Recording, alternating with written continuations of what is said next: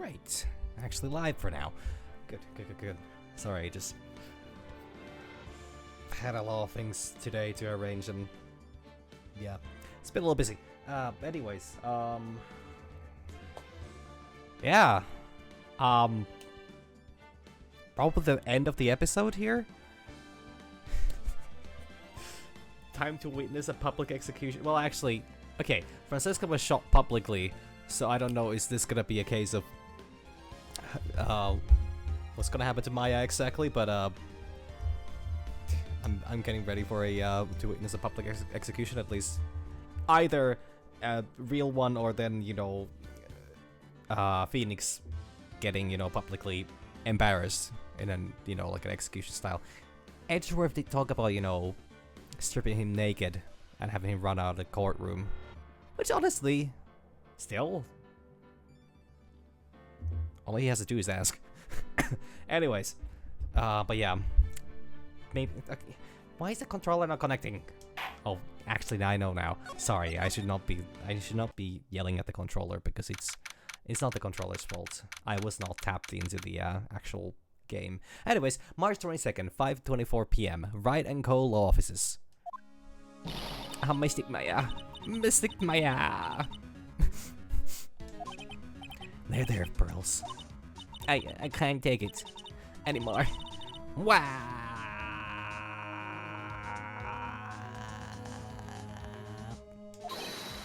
Look, it'll be alright. Everything may still work out.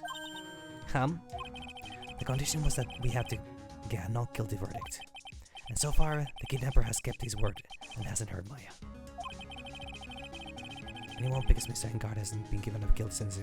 Oh yeah, so we're at the very end of, like, the trial ended. About 40 minutes. Admittedly. Sorry, I forgot to publish the VOD. Actually, I'll do that right now because it unfortunately doesn't do that automatically. Yeah, let me just go, that I remember. The idea, however, is that, we finish a court case. Why is this not... What the hell is happening? We finish a court case.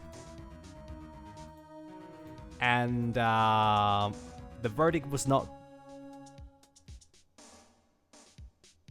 Yeah, I'm sorry, I didn't remember to, publish that. But... the... Long story short. Andrews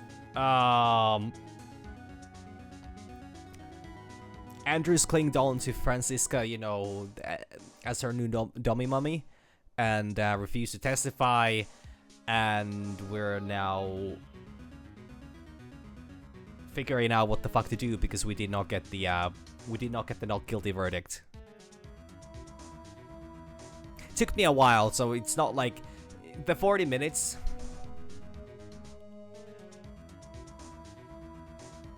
Understandable.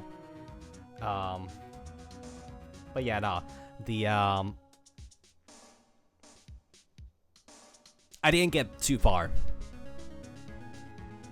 In that 40 minutes. It's just mostly about, you know, I was throwing things at the judge again. But yeah.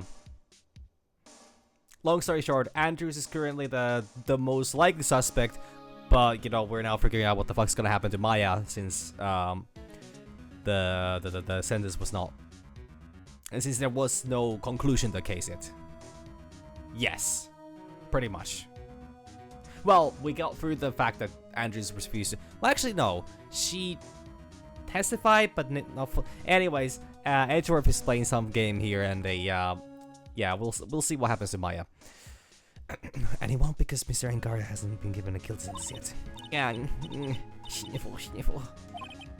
Cheer up, we don't have time to stand around crying. We have to get going. Phoenix, she's 9 years old, and she's fearing that her cousin is dead or dying, or about to be.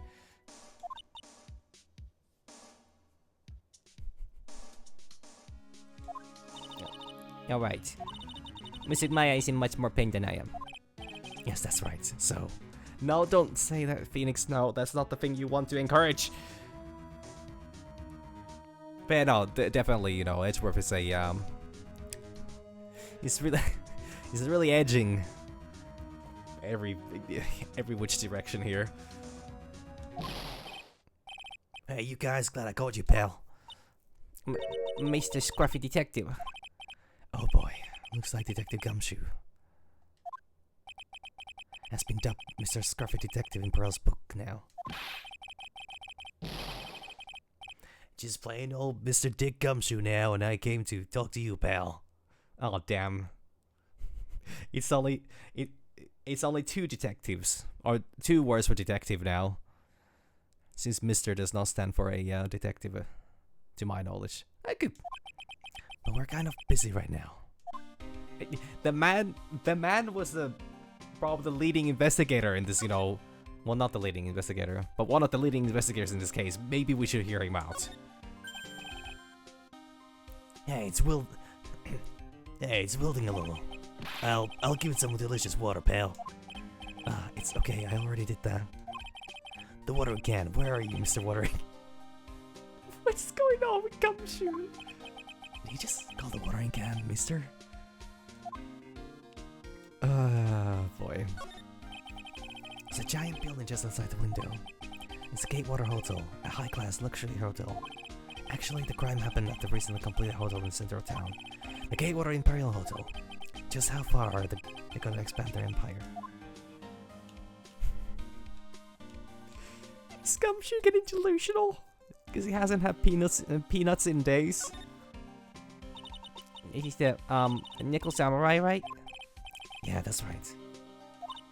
Mr. Nick, please take care of Miss Maya and be her Nickel Samurai, alright? No comment on that. Okay. They've got a look at legal books standing in a formidable row. They mock me. Oh, do you need me to look something up in one of those law books, Mr. Nick? Which book is it? Which book do you need? I can't read those hard books, and I can't read them either. But I can read, and I'm tall, pal. Please stop competing with an 8-year-old. It's disturbing. God damn it! Now we're responsible for 2 children. Oh, I really hope Maya survives. Not for Phoenix's sake, but for the sake of these 2 that need urgent care. My desk, since I don't have time to sit, is unusually clean. Oh, I cleaned it up even more for you last night. But I could get even more cleaner, pal. Yes, as for the toilet. What a mess, literally. Yeah, this is all around bad. Alright. So what are you going to do from now on? What do you mean, pal? Well, you've been fired, right? So, do you have a new job lined up yet? Oh, there. What am I supposed to do now, pal? I don't have anything coming in at all until my next payday. What are you talking about? You don't have another payday. The music fades away as the realization hits him. I guess it just means I'm just gonna have to work here at your place, pal. Alright, so we're gonna have Pearls living here. We're gonna have Maya living, hopefully, existing here. And then we're gonna have Gumshoe here. So when are we gonna be able to invite Edgeworth over? We can share a bedroom to save up space. Say what?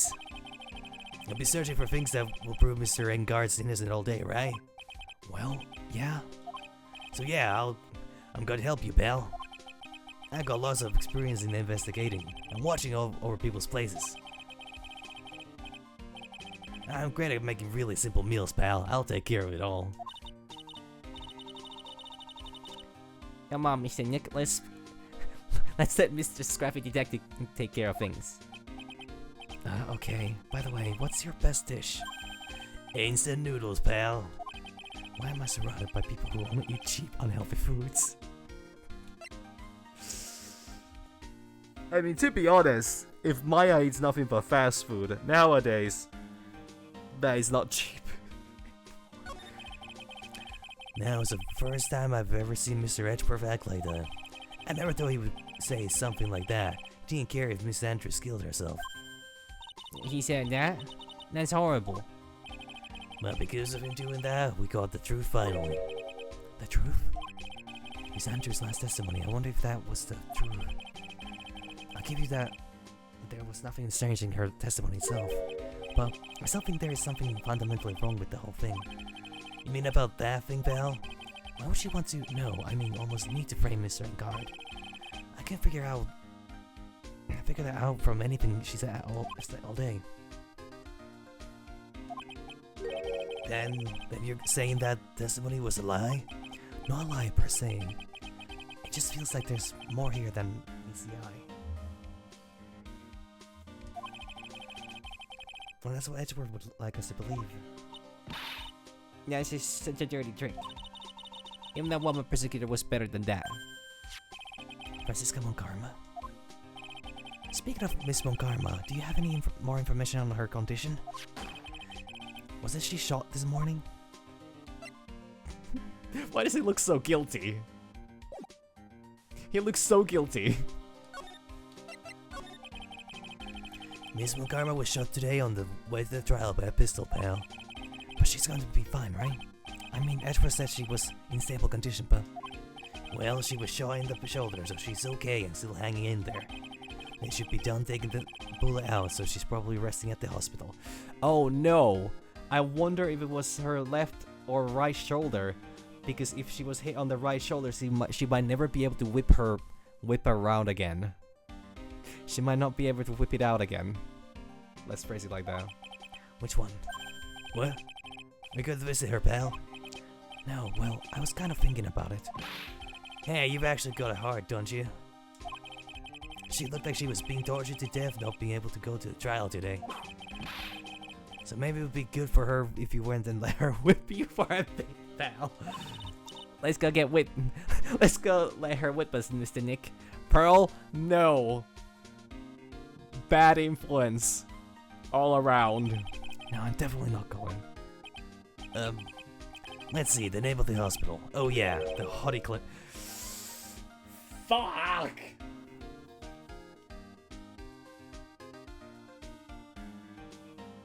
Okay, sure.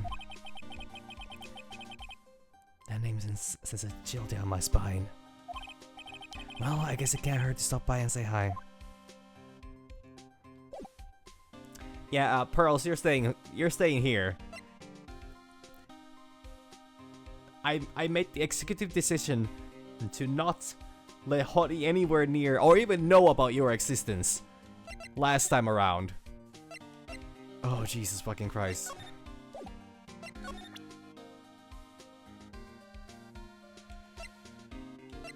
Okay, first we'll show you my badge. Look, it's my attorney's badge. Oh, it's a little tarnished, don't you think, pal? Don't worry, I'll make you all sparkly shiny again. I'm really touched. You heard anything from the kidnapper? No, not yet. I'm sure once he hears what happened at the trial today, he'll call pal. But remember, you can't provoke him when you get to talk to him. Okay. Wanna talk about the autopsy at all? Please take a look at this. Can't think of anything to say about this, pal. Why don't I make us some instant noodles instead? That's okay, really. Well, I don't think I'm gonna get much out of a gumshoe, to be honest.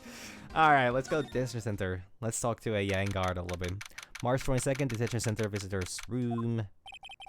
Oh, what the card told me. It sounds like along with Mr. Engard, Miss Andrews is also being detained here. Yeah, we should talk with them since we're here. Yeah, but both of them are still in questioning. And we don't have time to waste. Yeah, visiting hours are almost over. Damn, that's kinda rough. Scarman is the visitor's room, catching a few Z's while he's standing. Now that's a good way to spend the free time. Okay, the guard has some kind of concept for existence. He sleeps. Smile, you're on candid camera. Well, of the Criminal Affairs Department, apparently. I don't know why I'm here exactly, but alright. March 22nd, Police Station, Criminal Affairs Department. Wow, everybody looks really busy with something or another. They're probably strengthening the evidence for tomorrow's trial. Hey, hurry up with that, will ya? Pass that victims list around. Oh god, they're kidding me. There's over 100 people in here. Mr. Nick, is Mr. Engard really that big and bad of a criminal? Actually, Pearls, never mind. It sounds like they're working on a different case. This must be Chief of Detectives here. He's glued to his computer screen. Oh, looks like Garma was shot in front of the courthouse. Who did it? Who shot her? You know, actually, she was shot in broad daylight at 10 a.m. in front of the courthouse that was getting ready for a big court case, and nobody caught the shooter? Or even has, like, any leads on them? I have a sneaky suspicion that even Gumshoe could do this guy's job. Interesting. Oh, he's kind of cute. Mr. Nick, why is this stuffed animal's name? It's a blue badger. It was my idea, I meant it. It's his precinct's mascot, you know. Oh, wow. I'll get him a signed mascot of every police station if it's the last thing I do. I'll be succeeding your mission, sir. Fantastic. These are detectives' desks. There are computers and files in each one. Funny, they're a lot tighter than I expected. Detectives don't spend a lot of time at their desks. Has been the same dialogue since the, well, the Blue Badger case. Actually, no, since the first time you enter this place, and that's the... I think that was the DL6 case, actually. It must be one of the detectives. He's mumbling something to himself. Very well. Now, why do you want to work for our company? Well, that would have to be because I feel I would like to help this company grow. Must be doing image training for corporate interviews. Oh, damn. Even he's looking for a new job. Did they have like a mass layoff here, or...?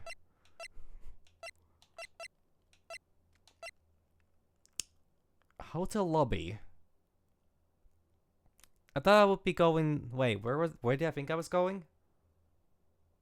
Oh, see Francisca. Nah, we'll hold off on that a little bit. March 22nd, Gatewater Hotel lobby. Alright now, Mr. Nick. Let's go look for clues. We have to for Mr. Green's sake. You shall not pass! Miss Oldback. Not to value my name and turn it into a ghastly, spiky-headed pettifrogger. Fogger, actually, not Frogger. Because of you, I've been made to look like the bad guy again. Although I did get a piece of gum from Itchy Boy, just as he promised.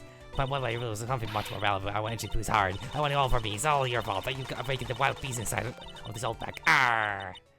What the fuck? Mr. Oldback. Keep your hands off of me. This helmet is airtight. No air gets in and no air gets out. Then why do you keep putting it on? Not thinking you can get me to move with silly questions. Not gonna have to defeat me if you want to get by. I'm not hearing this. What in the fuck? You know what? Never mind. Hey, I said no restless loitering and no touching. You're interfering with my watch, and that's a no-no. Looks like in order to search around here, I had to first get this kooky alien to go away. Wait, I thought this was an astronaut outfit, not an alien outfit.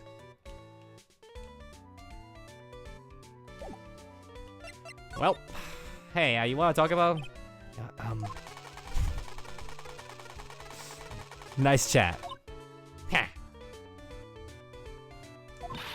You're a million light years too early to be asking me questions, whippersnapper. Looks like the only way I'm going to get any investigating done is to first do something about this kooky alien. Okay, yeah, got it. I just need to. Hey, damn, did I have like a whole bunch of items from Edgeworth during the Blue Badger case? I bet I could bribe her with any of those. The knife, picture of his car, the Prosecutor of the Year trophy, Literally anything would work. But Phoenix, of course, in his infinite wisdom, did not keep any of them. Like, good God. Alright, let's... I cannot... Huh.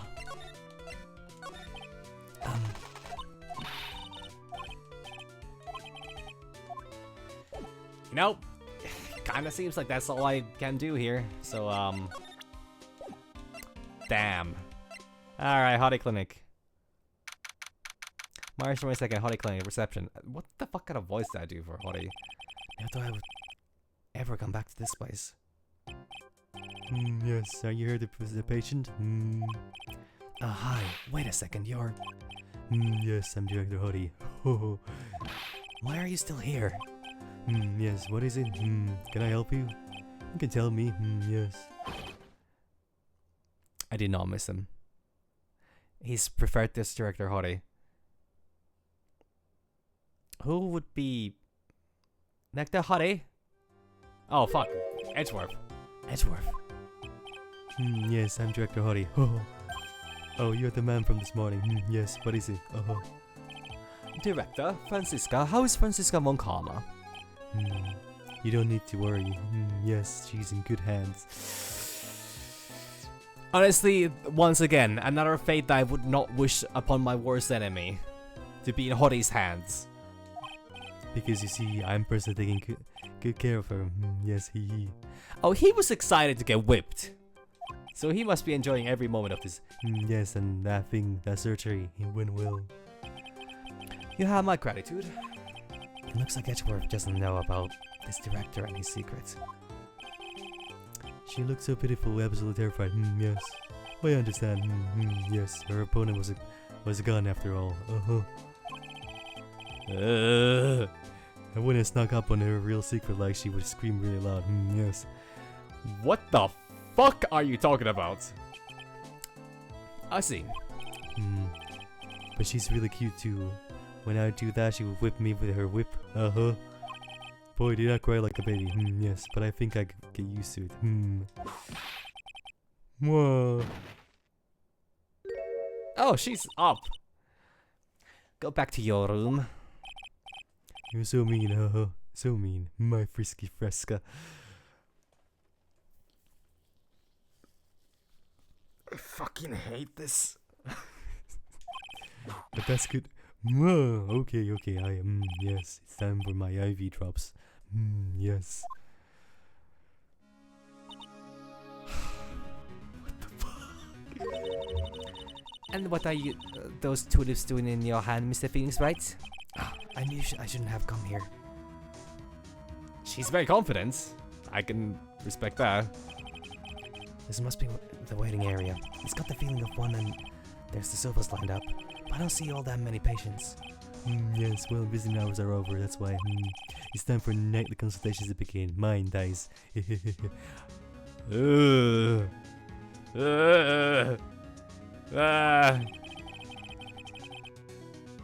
there anyone keeping an eye on this guy? How do I file a complaint about this? I feel like it's my civic duty to, you know, not let any of this go on any longer. I wonder where that door way down there leads to. Oh, that's the X-ray room. Yes. How did you know what I was thinking? Yes, well, yes, that's the X-ray room. Yes. There's something very peculiar about this guy. Because I know it's not me.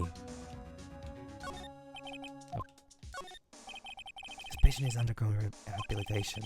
Was that patient standing in the exact same spot the last time Wasn't that patient standing in the same spot the last time you came to visit? Does it look like they moved any closer to the reception desk, huh? Is this clinic really doing anything? Is that patient really getting better?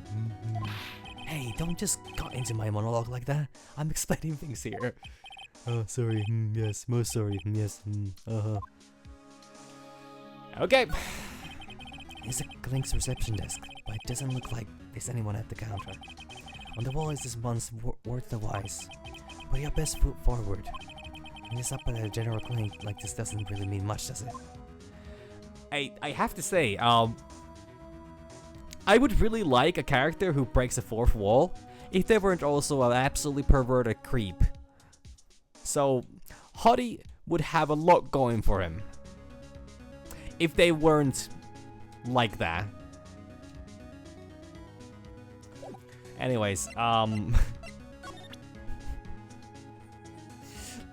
let me introduce myself. This is my badge. I guess that's all I get. Well, introduction's done. I know we've never seen. Well, actually, that's not true. We have met multiple times outside of court. The shooting. I was shot in front of the courthouse in my right shoulder. That is no big deal. This sort of thing happens all the time. What kind of court cases do they have in Germany? No, wait, but that's... No, actually, she spent enough time in America. It's probably very... I think it's more American, to be honest. I even had full intention of running the trials this morning. But that would have been too much for you. There's no need to act tough in front of us, you know? Regardless, I was dragged here by that man over there. He was so unyielding, one has to wonder if he was simply interested in stealing my case. It was the only logical course of action given the bullet was still lodged in your shoulder. But by taking over the case, I found myself having to clean up after you and that irresponsible deal you made. I think I know what deal he's referring to. Miss Von Karma, you made a deal with Miss Andrews yesterday, didn't you? I don't know what you mean. In order to make sure you've got your guilty verdict on missing guard, you told Miss Andrews to not testify in court today. I don't know what you're talking about. Do you have proof that I made such a deal? You're denying it? It looks like you were lucky, Mr. Phoenix, right? If I had been in court today, this trial would already be over. Oh well, hiding Miss Andrews' own crime? That isn't my problem, whether she had tampered with the evidence or not. I have only one objective, to find a guard guilty of murder. The end justifies the means, Mr. Phoenix, right? The end justifies the means. Miss Von Karma, Adrian Andrews believed you when you said, if you don't tell the truth of what really happened, then Lingard will be found guilty. And what does that have to do with me? Because of that, she's now in danger of being found guilty herself. All because she believed in your words until the very end. Unfazed. Completely unfazed. Without a fucking care in her face. That still has nothing to do with me. She's just a weak person, that's all. We had to know she was. Ow! I think visiting hours here are about over. So if you'll excuse me. I have patience to be whipping. Why, Swan? Why did she suddenly cut you off? Probably because she thinks I had the advantage in that argument. Edgeworth. Okay! I love the transition! I'm just like... Edgeworth is standing to the side. Just like listening to, you know, the discussion. Watches Wright get whipped. Francisca leaves the room and just like ominously approaches Phoenix. Being like... Alright, what about... What happened today at the trial, Edgeworth? That was not like you at all. I mean, I know you knew about Miss Andrews' condition. You could have made her testify as many times as you wanted, but to go that far... Oh, but she wouldn't testify about that until I said something. Listen, Wright, the courtroom is a garden of judgment. I am putting myself on the line when I stand in there. And that's why I made the witness to do the same. It's only natural. Adrian's card. By the way, Edgeworth, you were really angry in court today. That's rare for you. Witness. That card, give it to me, hurry! Do you have any idea what you have stupidly yet inadvertently done? This, I can't believe you hid this from me all this time. That card, what in the world is it? You mean this? Listen, Wright, this is top secret information. You absolutely cannot leak this. Don't say out here. Hottie hears everything. He's inside the walls, in the floor, in the ceiling, in every restroom stall. Don't say it here, please. A special investigations team has existed for a number of years, but few know of it. Yeah, exactly. Like, he can hear Phoenix's thought as well. I understand. Their task is to find the owner of this card. A man called Shelly the Killer. And just as his name states, he is a killer, an assassin, the best at that. An assassin? Picture card added to the court record. Was placed next to the victim at the time of the murder. Miss Andrews was carrying it. The fact that we have more things added to the court record imply that there is a second fucking trial here. Oh, Jesus Christ. So who is this Shelly the Killer? The Killer is the name of the long-standing line of assassins. Long-standing? I'm surprised she knows what an assassin is. And she didn't even question that. The name first appeared about 100 years ago, I hear. Shelly is the professional name of the third heir to the Killer name.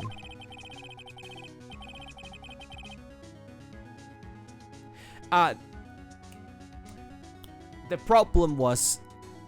Oh, actually, no, I guess I didn't know that there was gonna be another trial. I was just wondering if they can solve this thing without, you know... I don't know what the actual term for it is, but they had to call the trial off. Like, there simply was no chance to reach a verdict. So no verdict, which is why we're so worried, because the verdict was supposed to be not guilty on the first trial. On the only trial. So because his professional name is Shelly, he leaves cards with a shell on them. He has a habit of making sure to leave a card by the body of his victims. Why would he do something like that? We think it's a part of his duty to his clients. His duty? If he leaves a card, then his clients can be assured it was he who killed the victim. It also serves as insurance against any charges being pushed onto his clients. I see. The Killer values a trust between his clients and himself above all else. It seems that this is one honorable assassin with a moral conscience. I guess that even honorable assassins can exist. So you think this assassin, you think he's the one who did the killing in this case? It would appear that way. The discovery of the card basically confirms it, wouldn't you agree? Shelly the Killer, huh? Thank you. Thank you. Thank you, Phoenix, for finally talking about Maya. Good God, we've gone hours without mentioning the fact that she's most likely in grave danger. I'm just confused about things, you know. Well, that's what I was gonna hope. But I just forgot that, yeah, this got... I forgot some details, and yeah, no, I wasn't thinking clear. I noticed something at the trial today. You were behaving in a very strange manner. Is something the matter? I guess I should just tell him. Were you specifically instructed not to? I probably not to call the cops at least. Though your first instinct was to tell Gumshoe about it. Which, you know... To be honest, he's no longer a cop, so in that sense, you didn't even break any rules on that. And Edgeworth is also not a cop.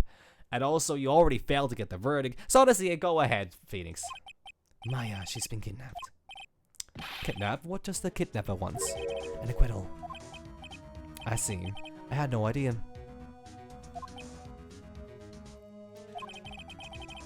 I will prepare a rescue team as soon as possible and resolve this by tomorrow. Really? Did you hear that, Mr. Nick? Mr. Edgeworth is going to... Stop trying to console me, Edgeworth. I don't need your pity. Mr. Nick?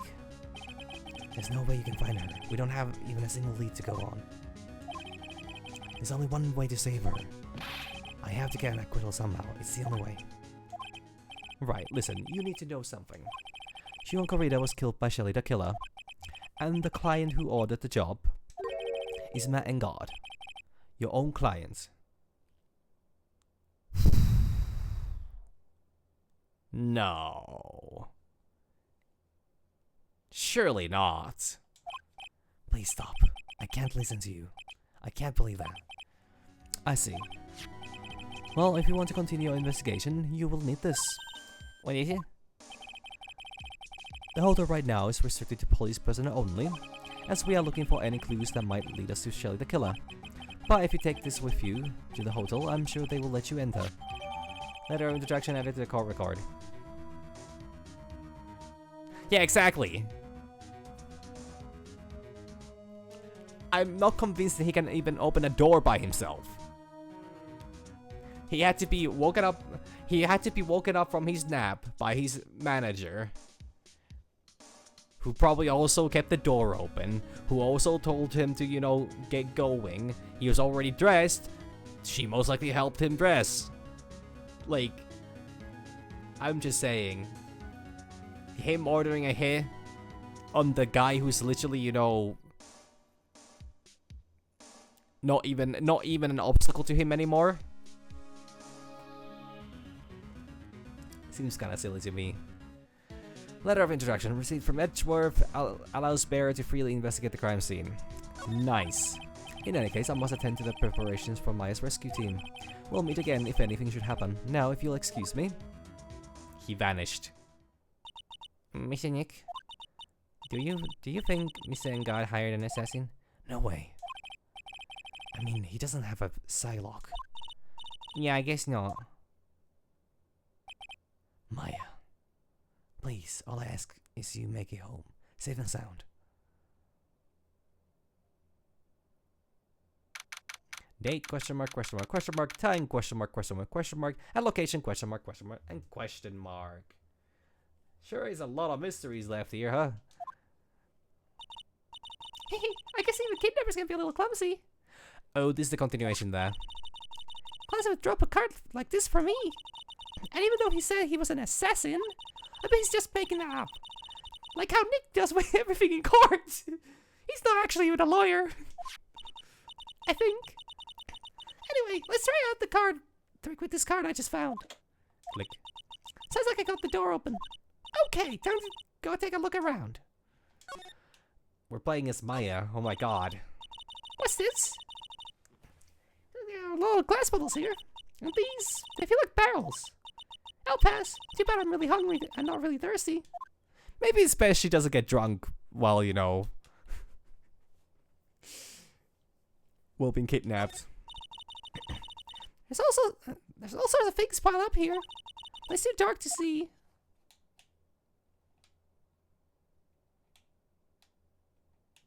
Alright, door time. I unlock the door with this card. Should probably go and take a look around.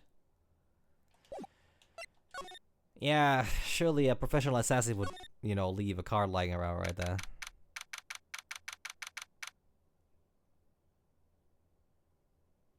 Date, question mark, time, question mark, and location, and question mark. Jesus Christ. What's this place? A saddle dish, digital broadcasting? What the fuck? There's a bear over there.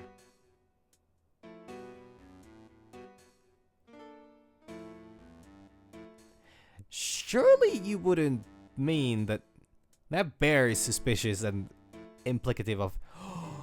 No. I think I recognize the person on the photograph. Maybe, I don't know. Honestly, it is weird playing as Maya. I did not expect to be in anyone else's shoes than a Phoenix is for this game. So I apparently should have skipped lunch today to really get in role. What's this? What is this place? I got a feeling I'm not in the hotel anymore. Are those videos over there? Well, I'll worry about that later. For now, I should be looking for clues. That way I can show them to Sis and maybe get out of here. Ah, yeah, because we're doing the whole spiritual channeling for a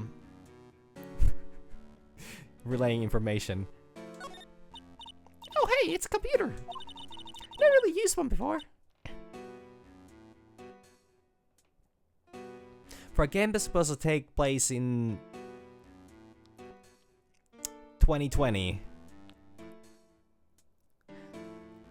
that came out, you know, early 2000s, I do have to say that consider how long exposure Maya has had to the, you know, outside of the Korean village life, her not using a computer at all is quite surprising. I have no idea where the power switch on this thing is. Drat! There goes my plan to use it somehow to get out of here.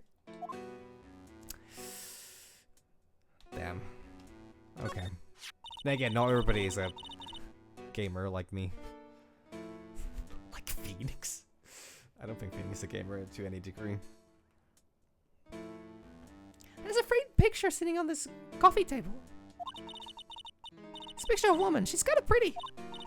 Hey, it looks like something written here. Let's see. Here we go. I think it says Swift Lab, Celeste. There we go. I bet this could be a clue. Locked, of course. Doesn't look like I can use this card to open this door. Could you fit through the... What's it called? The door? The dog? There's a term for that, but I can't remember what it's called. I'm sure they will say. A little hole at the bottom of the door. If only it was a little skinnier, then maybe I'd be able to crawl through it there. Never mind. What is this thing? An antenna, I guess? And this is a VCR?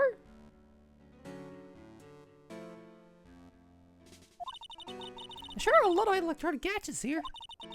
What is an antenna doing here? Wow, I've never seen a TV this big before.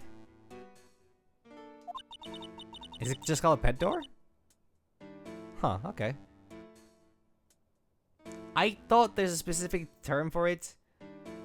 Then again, it could be for cats as well, so I guess having a, having like a, universal name for it, you know, does make sense. Because I've heard of a, I know there's a term for it when it's specifically dogs, or for dogs, I think. But then again, that could be like an American slang thing. There's a power button. Click. Phooey, it's busted. I would so die a happy samurai fan if I ever got to see Nickel Samurai on TV like this. Ah! I can't believe I just made a joke about dying, all things considered.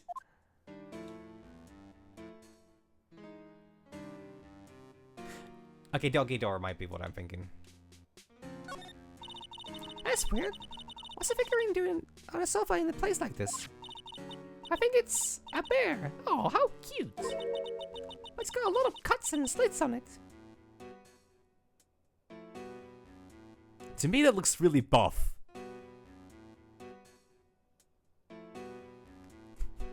It's a really muscular bear. I mean, those are stitches, so I don't know. It's... What if some kind of puzzle or something? Oh, this simply will not do. I cannot have you wandering around at will. Yeah. It seems that you, Mr. Wright, is truly concerned about you. He is? For now, I would suggest you remain cooperative. If you cannot, there are ways in which I can help you. Ways, you mean? Dead men tell no tales is how the saying goes, correct? Dead? I'm almost certain I told you on our first meeting. I am an ass. Ass. In. As in an assassin. No way! You're lying! I mean, an assassin? People are not always who they appear to be.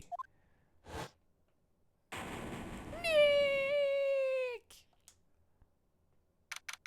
March 22nd, 7:04 p.m. Hottie Clinic, reception. I'm Mr. Nick. Oh yes, Pearls. Got caught up in my thoughts about my situation. Mr. Edgeworth has left, you know. I guess for now I have no choice but to believe in Mr. Engard. But I think I should listen to his story one more time. Alright, let's get going too. Okay. Alright. Want to talk about anything? Nope.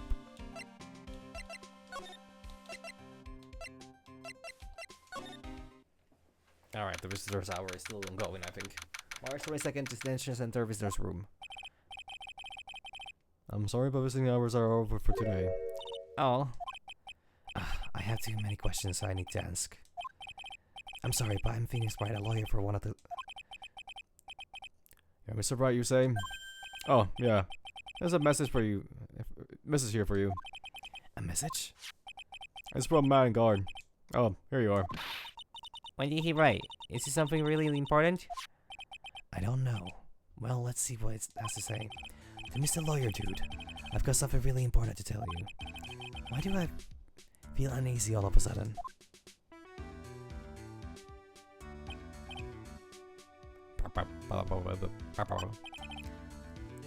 Mr. Wright? So actually, I have a favor to ask of you. I have this cat named Shu. I didn't put out a lot of food when I left the house, so he's probably pretty hungry. You think you could drop by my house and feed Shu for me, dude? My house is just a little ways down the road, right? Honestly, mad respect. Fuck, he's capable of thinking by himself. He's got a cat? That man has a cat? Oh no. Well, I mean, honestly, now I'm really torn. Maybe he's capable enough to hire an assassin. If he's able to take care of a cat, he needs some level of, mental fortitude for that. It is terrible. Let's hurry. We have to feed this cat. I'm sure poor Shu's stomach is growling by now. Well, he's been gone for about 2 days now, which honestly is quite long. Okay, if he did leave a lot of food in the bowl, then yeah, we absolutely should hurry up. Yeah, I guess. Matt's now jammed into that pocket.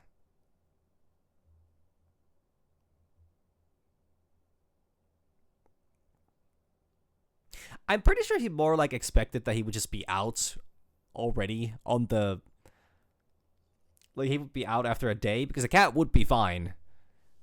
As long as you leave a cat with food and bowl, they survive, like, what is it? They're perfectly fine for like 3 days. Though I think Sweden recently, set a law about only allowing you to be 24 hours away from your cat. Okay, that is also a fair point. He could have probably said about this earlier. So he has some level of like a mental activity going on there.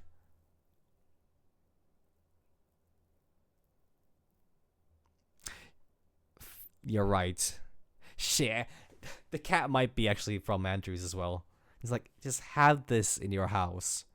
Try to take some responsibility. Always down from the hotel. A client's request is a request. Guess I should go check up on his cat. It would be quite funny if it turns out that he actually doesn't have a cat, and this is all just a ruse to get us into the house.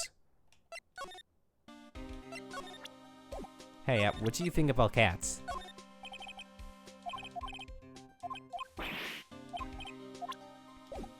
Nothing. Okay. That's fair. Oh yeah, are you gonna let me through now that I have this? Maybe if I show her a letter I got from Edgeworth. Miss Oldback, if you would look at... Wait, you want me to look at this worthless piece of... Etchy poo? Is that her perfume pheromone DMO I smell? Ugh. Let's see here. Would you please allow this unsophisticated young person to conduct his investigation? Yours truly, Miles Edgeworth. Edgeworth has a way with words, apparently. Yours truly? That man's good at fiery. Fine, but only because Etchy Poo said so. You understand? Letter of introduction given to Miss Oldback. I just thought of something I have to do. Remember, no messing around. If you do anything bad and I won't let you off the hook. That works! It looks like she has strong feelings for Mr. Edgeworth. That may be, but nothing's gonna come out of it. And show me, Mr. Nick. Feelings are meant to be told and shared. Ow. Every time we talk about love, I always end up with a handprint on my face somehow. So anyway, let's continue our investigations. Okay. The fuck? Being shot again. What now? One little thing before I forget. You can't go into Engar's room today. Why? The police main investigation team is going to be in there all day, you hear? I wonder if they're the team in charge of investigating the killer. So now go in there. Set one foot in there and you'll face the wrath of Wendy Oldback. Oh yeah, she needs to eliminate the competition here. She saw how, Phoenix and Edgeworth were, exchanging glances during the trial. Alright, let's go to the living room. Okay. March 22nd and Guard's mansion. Living room. Sure is dark. I'm going to turn on a light.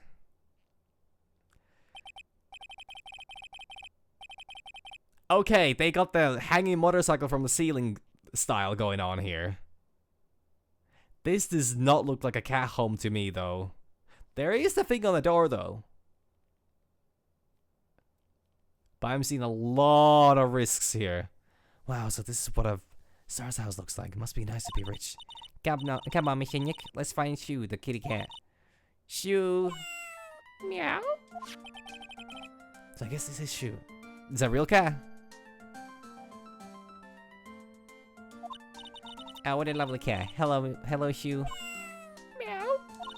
The cat seems to like pearls.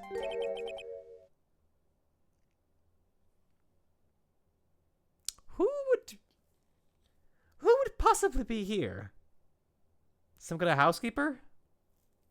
He's rich. He's in guard. Pardon me.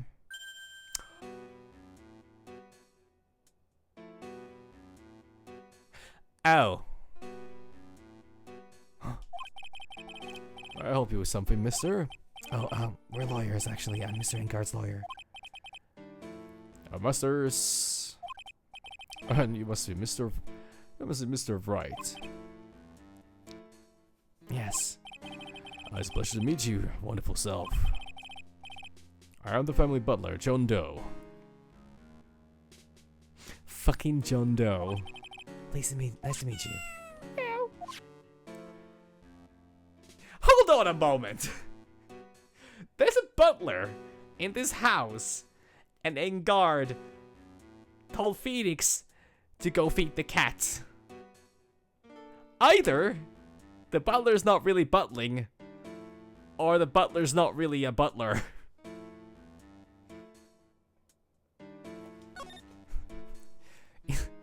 This ain't no butler, it's a buddy. It's a very comfortable and spacious lounge set. I wonder if famous stars drop by and sit around and have a good time. In any case, I don't really belong here, do I? Why is me and feeling inferior today? Huh? It could be all the people that keep, talking down on you and making you feel like shit.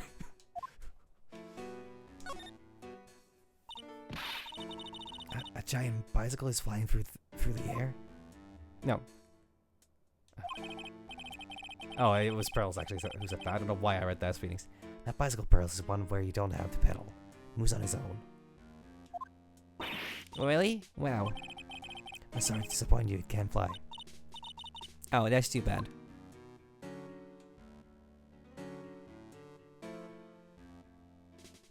Oh, she's never seen a motorcycle before.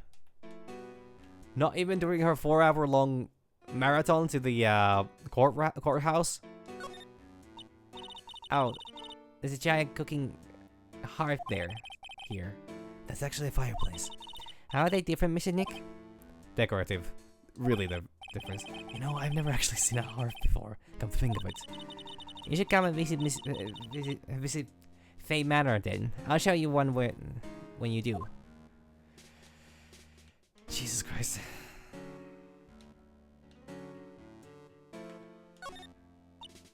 Ah, there are masks here. Yeah, that one in the middle is a steel samurai. The ones next to that are the Pink Princess and the Evil Magistrate. We fought many battles against the backdrop of Neo-Aldi Tokyo. Wow, you really know a lot about the Steel Samurai, Mr. Nick. I don't know whether to laugh or cry that I know you know more about that show than a kid. There's another door over there. You shouldn't go wandering off over there, Mr. Nick. Yeah, it would be quite rude. Yes, Pearls. Now I know how Maya feels when I tell her to stop playing around. I can't believe that Pearls has been the most sensible individual here. Actually, no, I can absolutely believe that. Never mind, I'll scratch that statement. Alright, fella, Mr. Chondo. You must know all sorts of things about Mr. Engar, right? What is it, sir? I don't believe my master is capable of such a foul deed as murder. And, anything else? No, not especially. It's not appropriate for a lowly servant to speak of the master of his affairs. How typically butler-like, as it were. Alright, your name is John Doe?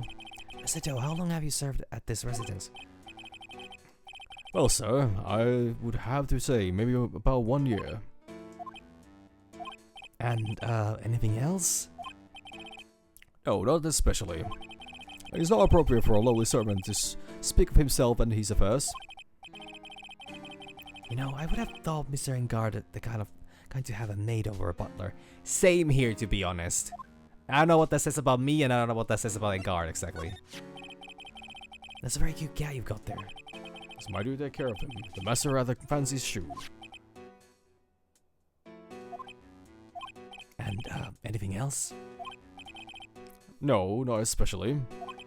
It's not appropriate for a lowly servant to speak of the family cat. Well then, I guess I don't need to speak of scrap paper anymore. Man's not crumpled into a ball and then thrown away. Phoenix!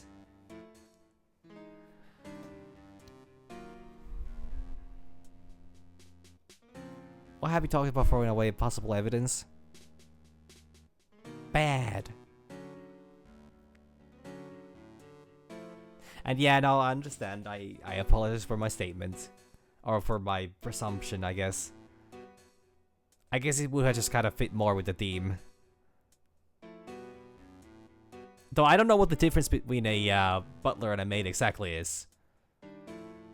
But I thought butler, well, I guess a gender. But it's also really hard to grasp the, I don't know. I guess a butler does the same thing as a maid does. Huh. So I guess that there's really nothing else here. There's really no difference. Well, I'm afraid I must take my leave for you now. Oh, we should probably get going ourselves. Ah, so young, and yet already so accomplished, a master of law. There's also a lot to be proud of, being a butler in charge of the house and all. Thank you for the compliment, sir. People are not always who they appear to be. Now, if you'll excuse me. Meow.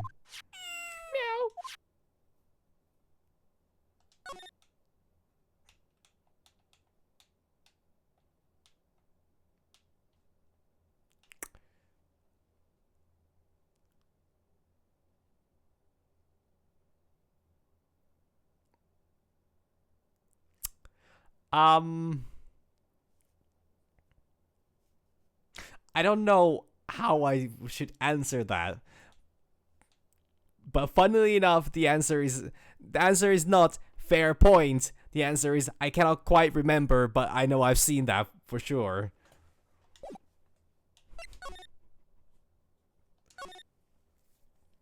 But admittedly, it must have been a lot longer time than a like a sexy maid outfit. So, yeah. And I guess even, damn, I guess is definitely more of a we're trying to have the anyways. But yeah, people are more leaning towards the whole stereotypical sexy maid outfit, even regardless of one's gender or like that. I guess a butler outfit would be like really specific. Anyways, no time to get stuck in that. It's the stage they were going to use for the post-ceremony stage show. Of the show, there was supposed to be a press conference, but when that press conference, it was really the victim, Shionko Rita, trying to disclose something about Mr. Engard. But they're both heroes. Why would they do something so unheroic? They may look like heroes on the outside, but on the inside, they're only human.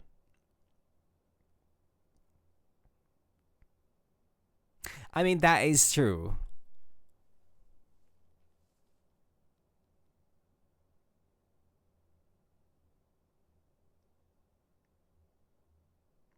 Like, yeah, I guess it's not a very unique outfit to dress up as a butler. Like, unless somebody has like a has a thing for monocles, you know. I don't know. What's really there to it? It's then you're just like, oh, like a sexy butler outfit is the same as like a any other like fancy suit. Just, you know, I don't know, replace some parts like assless chaps or something like that. So yeah. Anyways.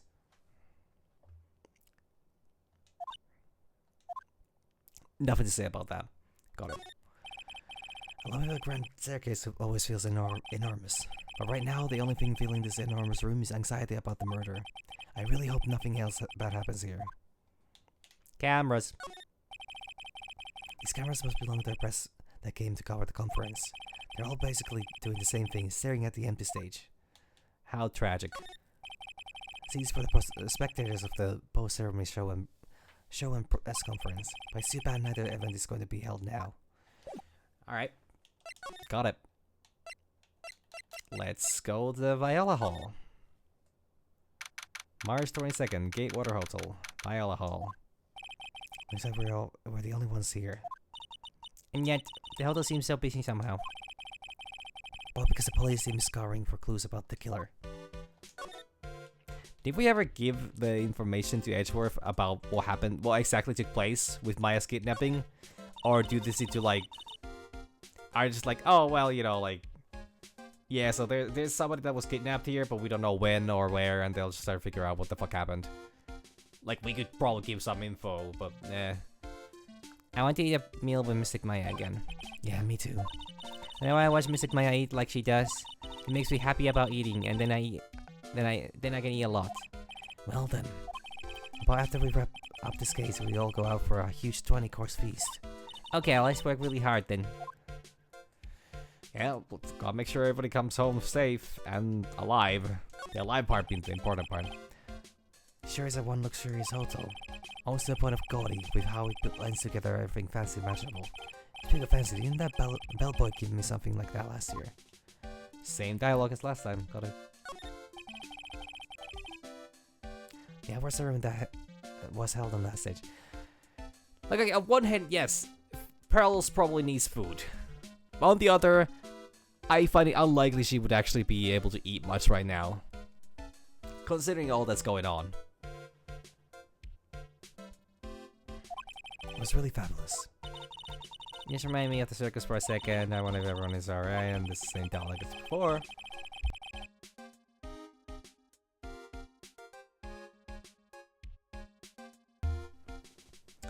At the very big circus, since we started holding breakfast again, I'm sure they're all fine, Pearls. Alright, Chandelier. It's such a beautiful sight. The chandelier? I don't know what the fuck I even said there, actually. Yes, but I can't believe it. Can't believe there's such a terrible murder happened under such beautiful lights. It's shocking. Okay. Are we ever gonna look at the hallway? There's a grass set of doors over there. Doors Maya followed the bellboy out of, only to disappear. If only we had all gone together. Still not really your fault. Couldn't have known. March 22nd, Gatewater Hotel hallway. Hey, city boy. Lotta, you're still here? Reckon, course. An investigative photographer eats or stars on her ability to snap up the scoop, yeah? And this hotel just has that aura of mystery. You know, like something always about to happen. But do you have a camera? Right, given. A photographer's gonna have a camera out the ear like corn to be a real pro, you know? So I'm hanging around here.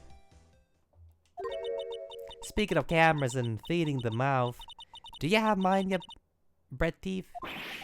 Why can't you drop that thief thing already? Can we tell her that we know? Okay, we might actually.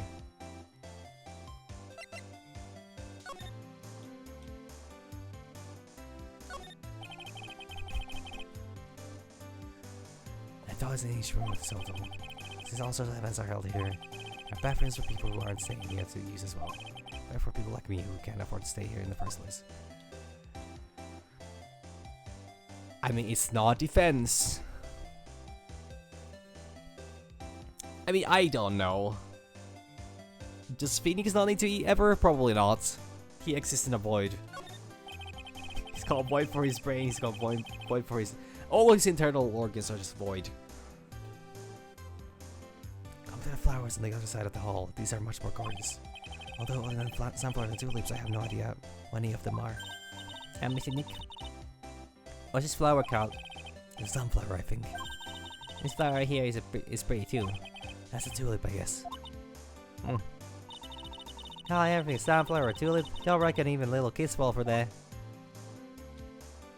I mean, I reckon there's a couple roses there. Oh, how lovely. The teddy bear looks happy to be surrounded by so many beautiful flowers. Buzz really seems to like teddy bears a lot. Then she must be having a thrill whenever we investigate the murder scene. I wonder if Lotta also. I didn't touch him. Wasn't me, I tell you. I gave you my word. Or do I get the impression that Lotta helped herself to one of them? Don't know. Piece of paper taped to the door that says Hugh and Corita's room. That's the scene of the murder, I reckon. I know something going on that night. Party and never think it was murder. Well, she never even mentioned about what her camera actually witnessed. I mean, we know what was on the camera, but like, the fact that she didn't say a single thing is actually kind of weird. To Mr. Engard from the Global Studio staff. It would be nice if lives got flowers too. Something like, to Mr. Wright from all your grateful clients. Yeah, well, we'll see about that. Piece of paper tape from the door that says Matt Engard's room. Your lady told us about this, didn't she? That we can't go in this room today.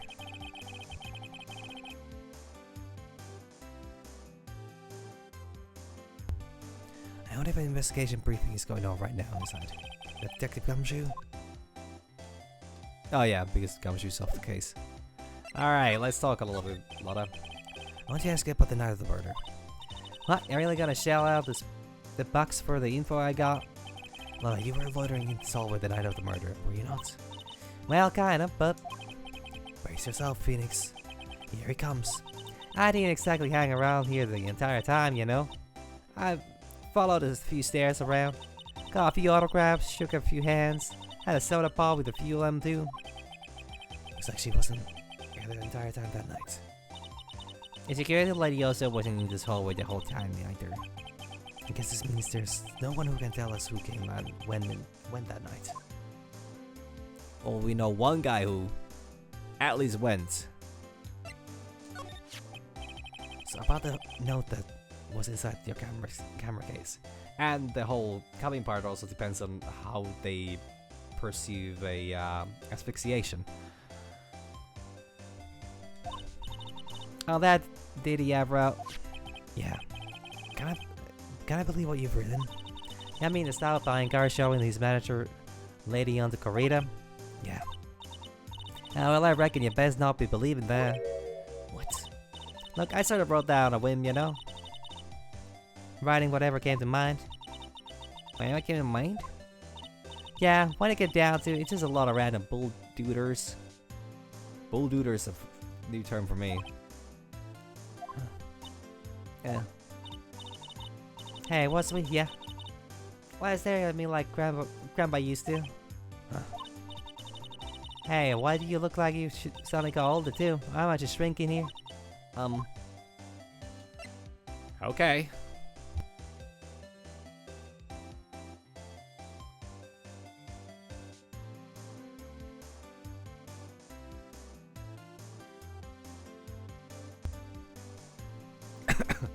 My voice is getting a little weak.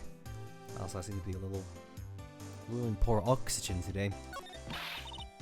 Ah, my baby. My $1,600 baby. Once with that red-coated prosecutor anyhow. The guy told me it was evidence and refused to give it back to... Oh, okay. So Edgeworth stole the camera now. Well, that's kind of how it is. Hey, you're the red coat's friend, ain't ya? Well, for now. So put in a few good words for me and get me back my camera. You want me to do what? Listen, knock the guy real good for about 5 hours and I guarantee he'll give it back. Why don't you do your own dirty work? Well, I reckon it's time for me to get going. Tablet photography without a camera it's just a tablet, huh? Yeah, I guess so. Keep yourself together out there. You hear? I'm coming to see you in court tomorrow. Okay, I'll see you then. And you too there, little one. Keep up the good work, huh? Okay? Good. That's not how to do pearls, was it? What the fuck is happening? Don't be picky about your food now. Okay. And make sure you do all your homework, you hear? Okay. Pearl's gonna ask what is homework. And if you happen to find yourself a camera, make sure you bring it right here to me. Would you please just leave already? Damn, Phoenix. Harsh. But fair. Picture paper. Yeah. Yes, not any idea.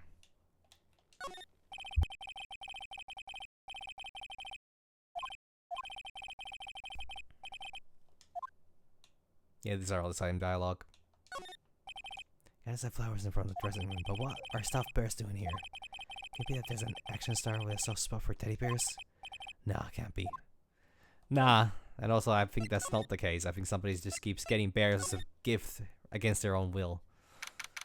Mars 32nd, Gatewater Hotel. Corridor's hotel room. Oomph, oomph, oomph, oomph. Un. Mason Nick. What's with that otherworldly ghastly moaning? Un.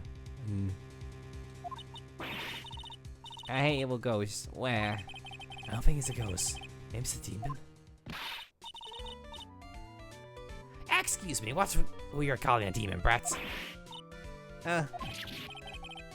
Zoink, Scoop! It's the alien! Why are you calling an alien?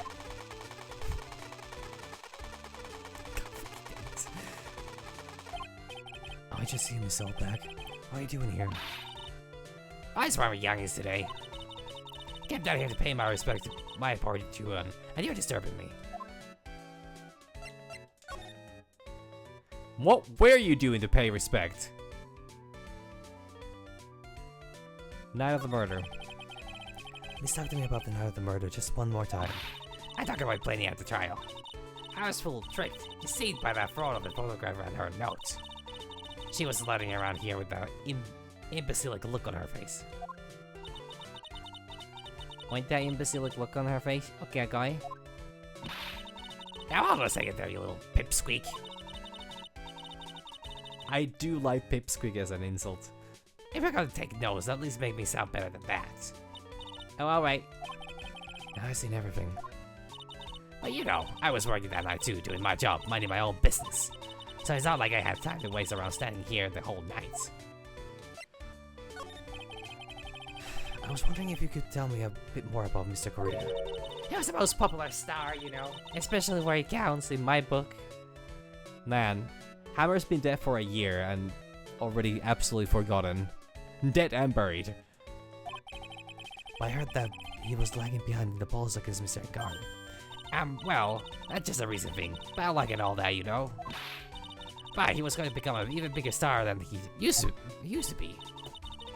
Just look at this mountain of presents. Show the mountain of feelings all his fans have for him. They all thought he was in the Bears? Yeah, the mountain's pretty high and certainly nothing to shake a stick at. Mr. Nick, What is it, bros? the presidents, they're all bears, right? Just got a point. There isn't a single thing in here that isn't a bear.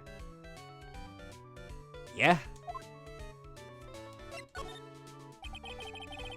All of Mr. Carter's presents from his fans seem to be bears. Oh, that's because he can't think of Huan without thinking about bears. Well, what I've seen, I definitely could think of him without thinking about bears. Bears? Why bears? I don't know. When a man is hairy enough and big enough build. Actually, never mind.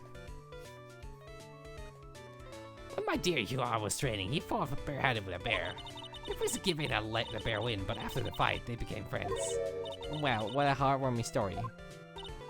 Look, it's just like in those young people's dramas. I can see those two tuckered out. Down by a river going, heh, you sure can fight, you too, bub. You too. Alright, we're really writing bear romance here.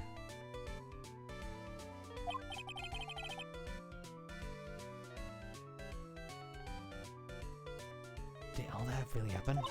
It's in his biography, bub.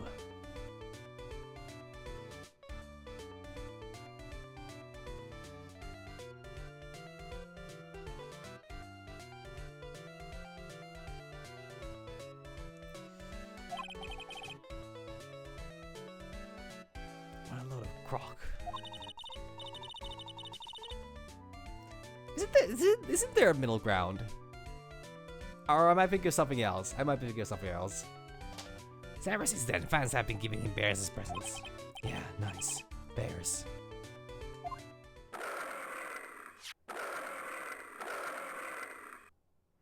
I'm Uncle Bear, and I say it's barely 8 o'clock.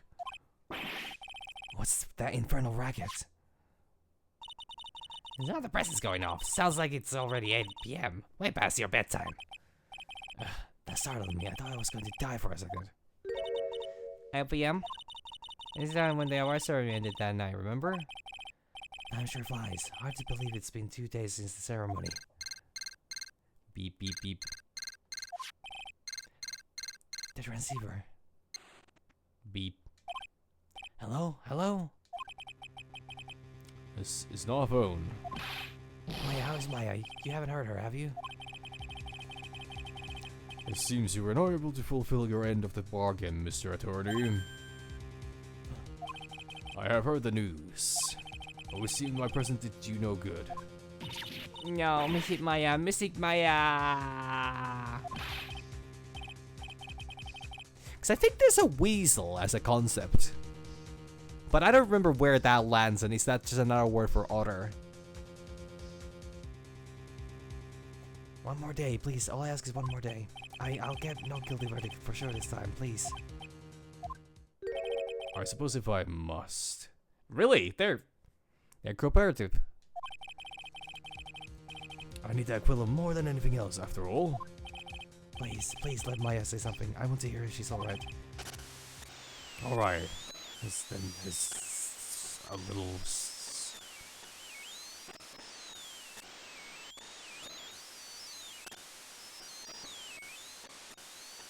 Okay. Sure. No middle ground. What's with the static all of a sudden? Hello? Hello? It seems his bounce is... Oh no! Damn it! The transceiver just suddenly break. Oh, excuse me. Beep. What happened? I don't know, all of a sudden it became nothing but static. Mystic Maya, Mystic Maya. Why did the transceiver suddenly break like that? There's gotta be some old technology jargon I'm not gonna be familiar with. We should probably have an electronics expert look at it. Sooner the better. Who here knows electronics?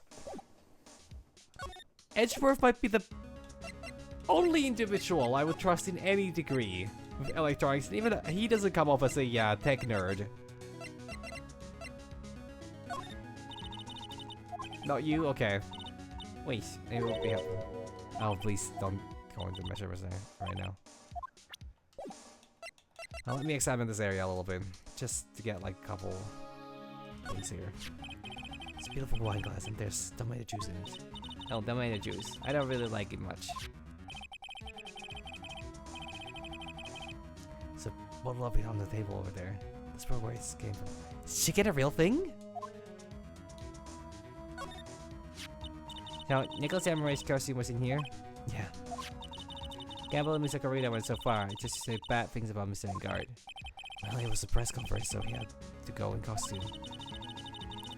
Now, why are Mr. Engard and Mr. Carita friends? They weren't friends. They could be friends because they were rivals. So a rival is someone who is a strong enemy? Bells is really fired up over this, and I don't have an answer for her.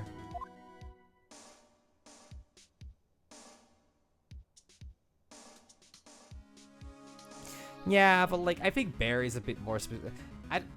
To my understanding, Barry is not doesn't have a lot in implications on the age.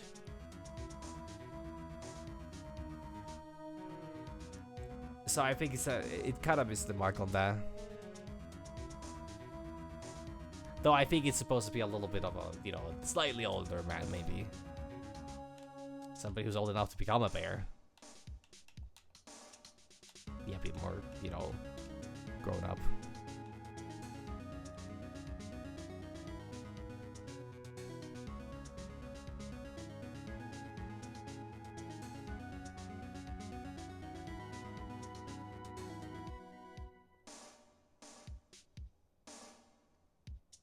Yeah, that's what I was thinking. Like, Huan really does not give me the bear vibes. In the slightest. But also, what the hell is that? You know, maybe it's better I don't know.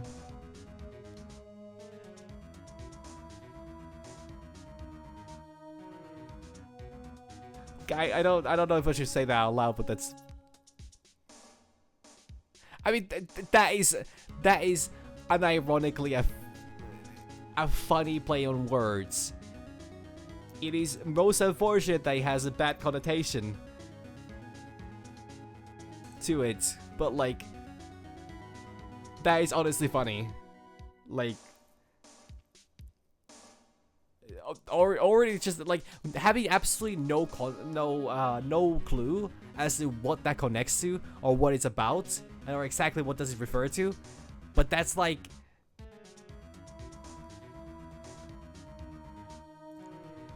to me that sounds more like a euphemism than a slur.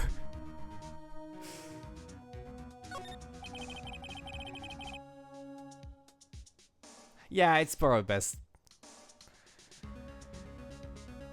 It looks like Mr. Carter had dinner that night. It's tomato juice. A lot of food at that workshop that night.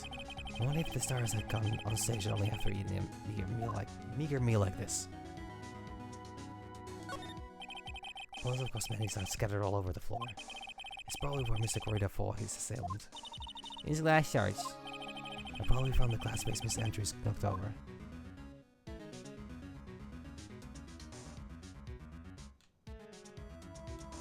We're not gonna touch the... Okay, we're not gonna touch the phone still. So that's a bed. Yep, it's big, but it's a bed. Admission is so soft. Honestly, children are entertained. Alright, let's go through all these bears one at a time. There are all sorts of things in this refrigerator.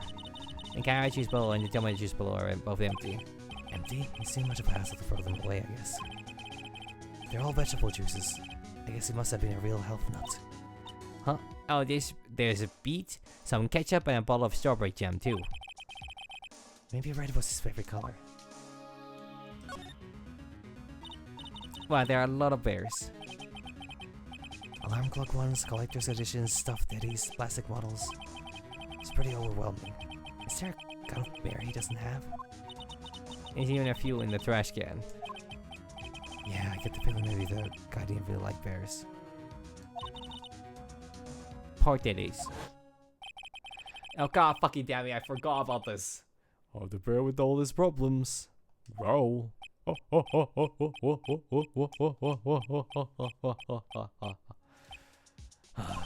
don't think I want to bear with the drama that last case caused me.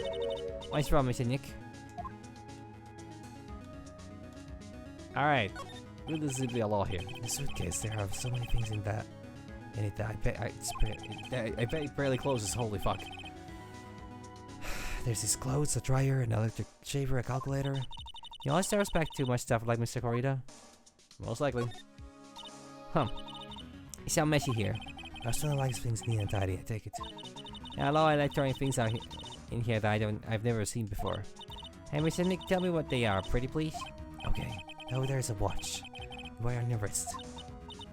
I know what a watch is. Oops. For a second there, I forgot I was talking with Pearls, not Maya. Cannot explore the laptop. No information on that. Got it. Now the question is there a significance to the fact that the alarm went off at 8 p.m. or was that just to announce the time? Did I talk about everything? I did talk about everything. Yeah, so I need to find the transceiver thingy.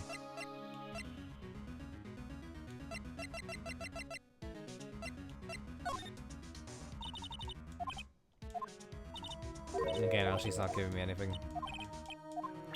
I don't think I'm gonna be getting anything out of her.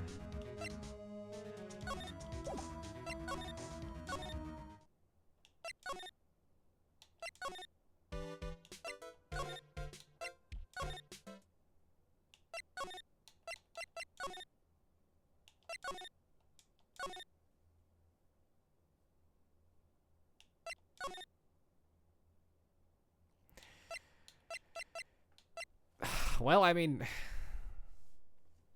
sure. I'll participate in a pop quiz. But I will straight up say that I'm gonna do very, regardless of what the topic is actually gonna be, I'm gonna do very poorly.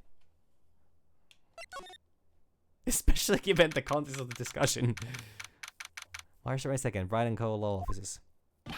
Hey, welcome back, pal. Thought I'd make you a little something for dinner. That's nice, thanks. A rich man luxurious full course meal. Out of a can, Days. I'm sorry you went through all the trouble to cook, but I don't have the time to eat. Oops, look like you don't have can opener, pal. You've got to be kidding. And here I thought he had already whipped something up.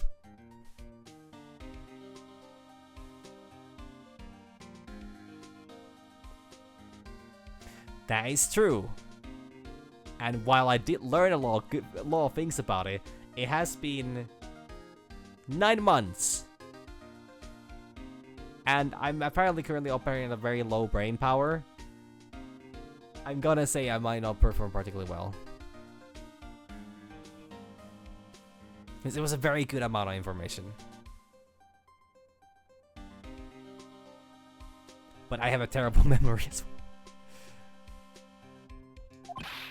Oh, I know. There's one way I know how to be helpful. Ask me about anything you want, pal. Go ahead. Well, since he's here and offering, I should try asking him about. I know. You know how these things work? You have one of these. No, wait. I know who has the information about this. Receiver? Oh, Mr. Nick. You know, we should ask Mr. Scruffy Detective about that thing. What thing? Oh yeah, this thing just up and broke all of a sudden. It broke, pal. Lavender Marriage was... That had something to do with... Like, I remember it being connected to lesbians. Specifically. But as to... What was it exactly? Because Lavender was a like a big thing, like a symbol.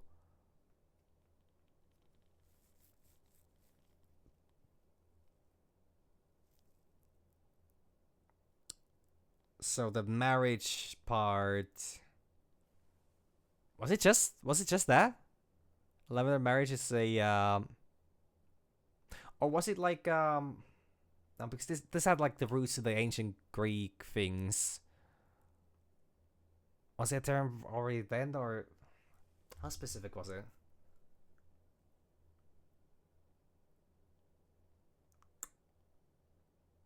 Fuck. I don't know if I remember the exact definition of what the lavender marriage is. I remember he had something to do with, you know, a cause I keep thinking of like a beard situation. I'm so sorry. I'm just terrible with these. Like, I can't for the life of me remember exactly what was the exact context for this. When I was talking to the kidnapper, it just suddenly broke in static. Look, it sounded like this. Beep. Alright, static, pal. Huh? Maybe it fixed itself?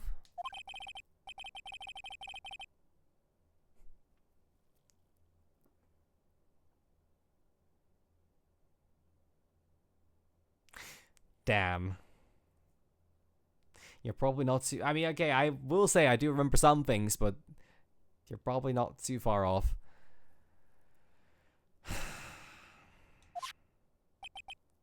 Maybe. Maybe what?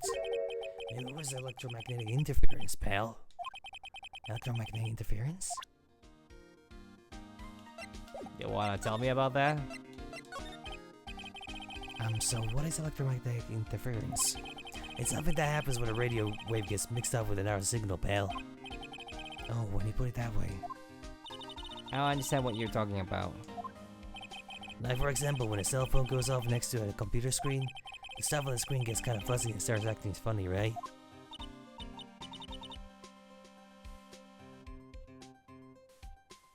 Yeah, I mean, I remember what beards are.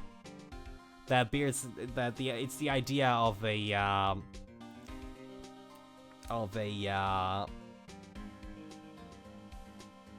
LGBTQ plus people marrying, or like it's what's the simplest way of explaining this where I don't go into way too long of an inconvenient ramble that most likely goes wrong. It's when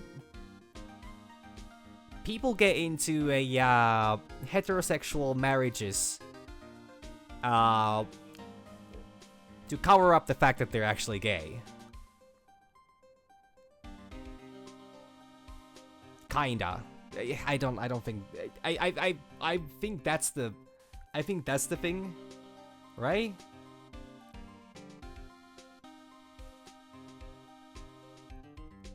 And then they, you know, to kind of like, oh yeah, I'm like, I would say that they're.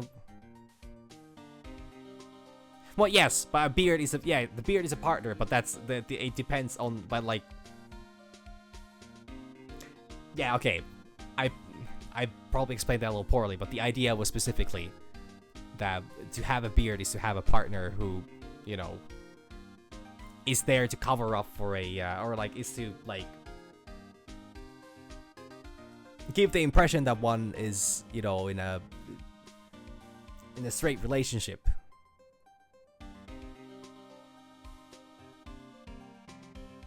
Yeah, exactly. That's what I should have said. That is not what I said.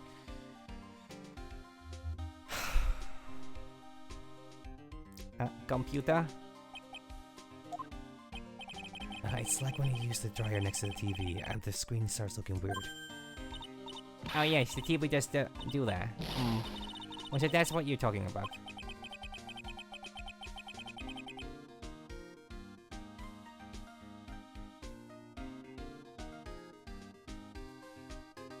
Oh, okay. So it is okay. So lavender marriage. Yeah, I remember the sapphic, you know, part of it. So I was just like, I wasn't sure. Was it like specifically, like, was a lavender marriage something that specifically refers to the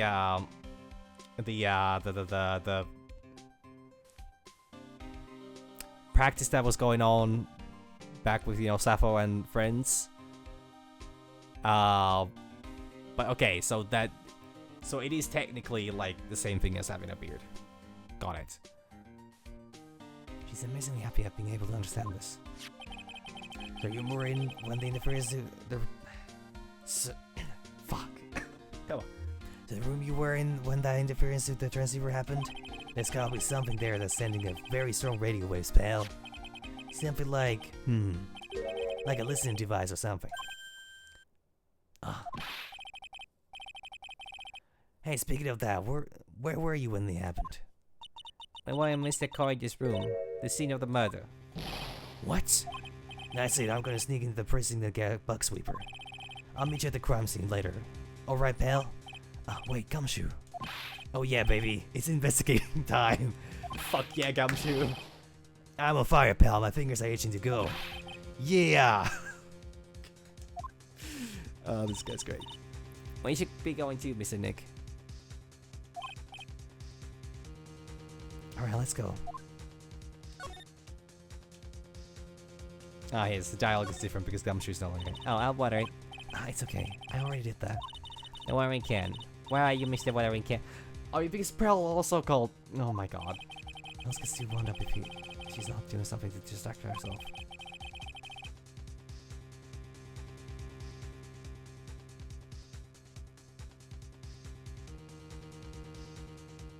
I hope Charlie can withstand Typhoon Pearls. Yeah, we'll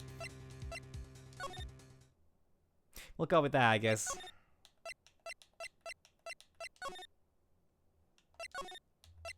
I'm always happy to learn.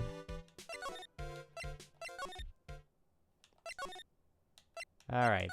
Let's see what's going on here. I half expected to, talk to Francisca about the whole transceiver because she uses one as well, but I guess Gumshoe knows her thing and that he's things. God. I'm too tired for this. Oh, hey, that's wonderful. Good for you. March 22nd, Gatewater Hotel, Cordas Hotel Room. Hey, you're finally here, pal. Sorry to keep you waiting. You have the, bug sweeper? Well, you see, I got buzzed trying to sneak in, pal. Then suddenly, I'm staring at the precinct doors. From the outside, I mean. So yeah, I couldn't get one of the police bug sweepers. Huh. What do you mean you couldn't get one? We need the item. Hey, calm down, pal. Didn't say I didn't get one, just not the police's. Wow, so this is a bug sweeper? Looks a little broken. Yeah, this was made when I was in elementary school, pal. Oh? By who? Me, of course. I see this sure brings back memories.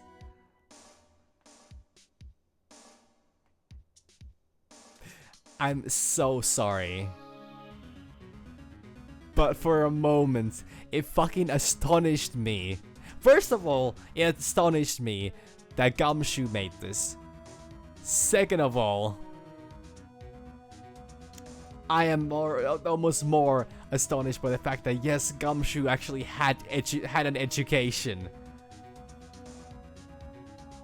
And honestly, he has a pretty good understanding of these things, so I should not be that shocked, but it just... You spend all day listening to, everybody, bad-mouthing. Oh, actually, that's a good question. I think, isn't he like 20 something? 31, okay. Oh, he might have been 29 at the end of the last game.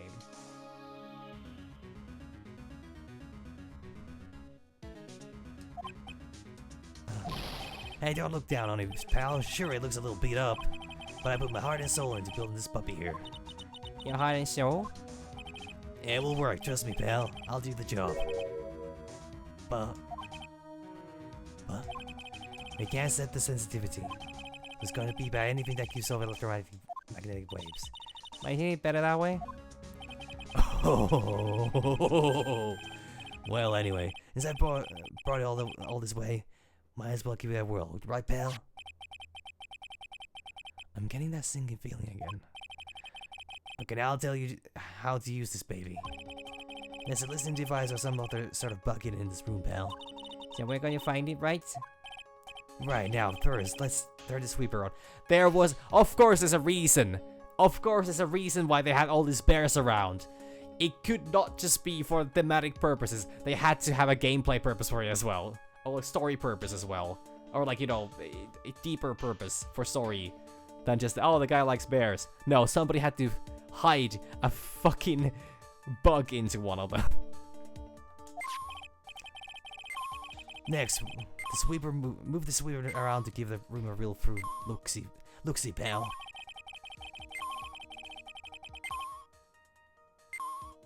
Well, I mean, I'm guessing that he's been starving. He's been a starving middle-aged man for as long as he's been a middle-aged man. Even though he's not really even middle-aged yet. He's just starving. I think that's the thing. I'm gonna let you know how strong enough a signal is picking up, so keep an eye on it, okay? Once you find something that's giving up a lot of radio waves, press A to log on to it. A? What am I supposed to press A on? A on this fucking switch, dumbass. I named it A so I know which one to go first. There's a lot of things here that's going to give off radio waves. So let's take a good look at everything that seems suspicious, okay, pal? Alright, I'm going to stand outside and keep an eye out. Give me a yell if you find a bug, got it, pal? Considering Phoenix has the right to investigate the area, permission given to him by, you know, Edgeworth, having an ex-cop standing outside the room might make this even more suspicious. But we'll do it. Okay. Well, the phone is the most common place for a listening device, I would say. Well, let's take the receiver apart first before we get ahead of ourselves here. Well, you know a lot about electronics, don't you, Mr. Nick? Yeah, I know tons, especially when it comes to taking them apart. It's my specialty.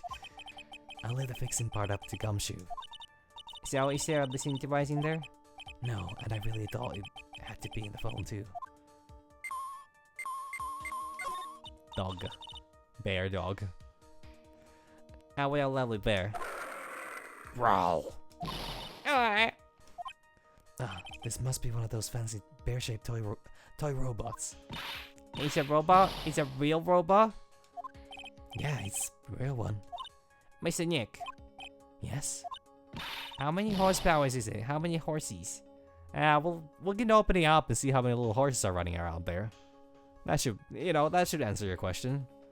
Then again, it's been stationed here for a while, so don't know how many of them are alive anymore. Well, you know, what better time to find out? Horses? Yeah. Well, she has an idea what a robot is. At least. Well, look, it's a bear, so... At least two? At least one horse. I don't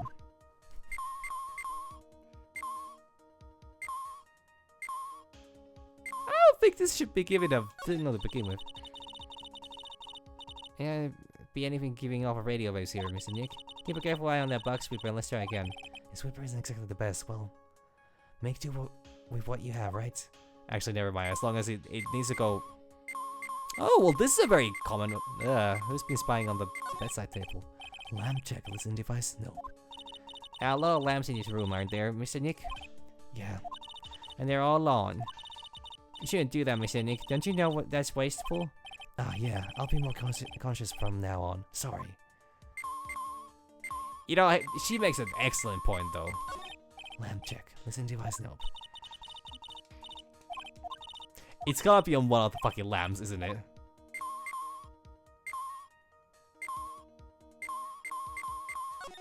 A cell phone? Nope, no box in here. A cell phone? What? Don't tell me you don't know what a cell phone is. I'm sorry, I've never seen one before. Then again, back in... Never mind. Never mind. I would have known what a cell phone is at the age of 8. Now that she mentioned it, my cell phone couldn't get any reception while I was staying in Korean Village. And Bells has never lived outside of that village, so... Well, I guess I can say it's impossible to live without one. Okay, she has been living with you for the last 6 months, and... No, but she... No! She would have been around for the fucking, amnesia case. I mean, she wasn't taking part in that case, but... Nothing in the case. God fucking damn it. Nothing on that either. Behind the mirror? Lamp check, listen device, no.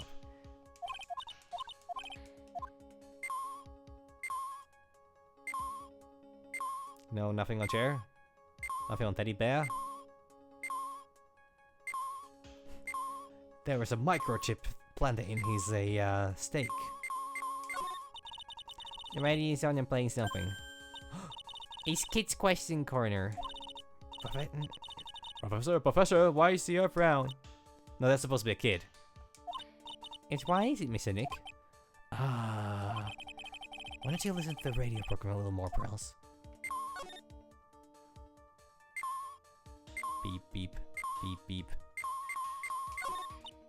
The water in this hot water pot has run out. I'll go get more water for it. Okay, sounds good. Looks like she's forgotten all about looking for the listening device. You're gonna let her run off? Ah, yes, the coffee maker. My Stacy sort of looks like a hot water. Oh, this is how we're gonna go through all the electronic devices. I was surprised that there was no line about that earlier.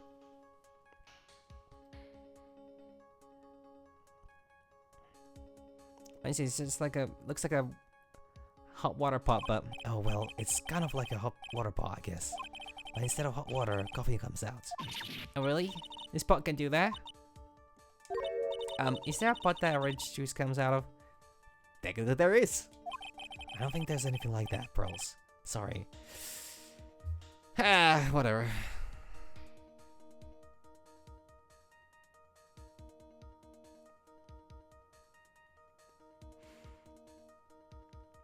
Yeah, you know, if this all took place in Discworld, that would explain a lot of things.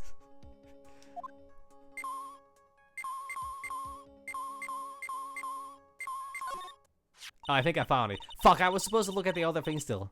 This is just a giant stuffed bear, right? It's the biggest one I have ever seen. Hey, so did you guys find it yet? The listening device, I mean?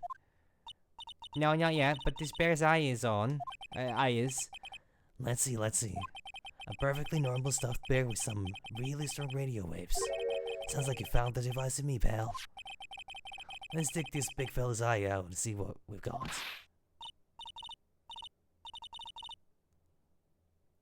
No, you can't. It's such a violent act. Oof. Rip and tear until it is done. No. Somebody was filming this whole fiasco.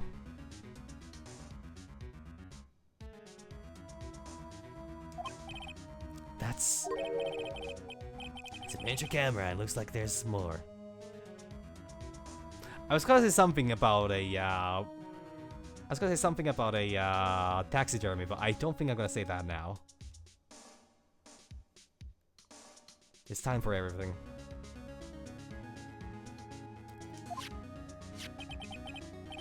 There's a transmitter and a timer.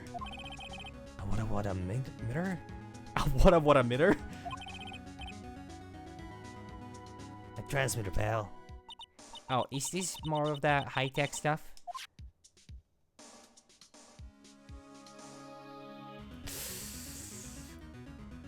I have nothing to say right now. Yeah, let's talk about the camera. So this tiny thing is a camera. Yup, it's a pinhole CCTV camera, pal. A small, high-grade video camera mostly used in security systems. So it's a video camera? Not a coward, just... Actually, a coward, yes. No, yeah, I'm gonna go with that. It's a video camera. It runs on battery, which comes with it in a set. But there's no videotape in this camera. This is only the camera part here, pal. The tape recorder with the tape inside is somewhere else.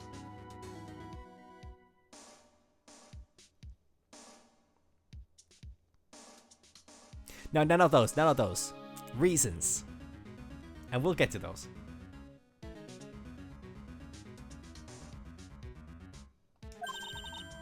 Somewhere else?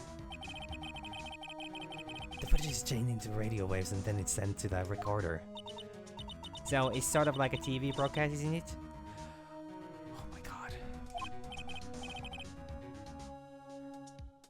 Yeah, you know, you're right. Spike and route it to the court record. Set to record the victim's room from 8 p.m. to 1 hour. Was running at the time of murder. Isn't it running right now? They know. No, but that was like an hour ago.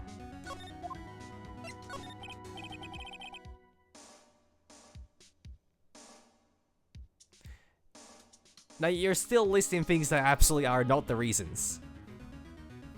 which I think is a point here, and message received. Just like this video recording. So what is a transmitter?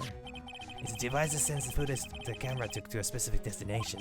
It's like a video version of a listening device, pal. It looks like it's attached to a small clock-like thing. Oh, that's a timer, pal. You can set it to turn the camera on and record at a certain time with it. You guys aim for a certain time? Yup, let's see. This looks like it was set to start at 8 PM and go for 1 hour. 8 PM? Was the time the hour survey ended? There's no day set, so it's been recording every night, I guess. Mr. Detective, how long has the bear been here? Bear been here.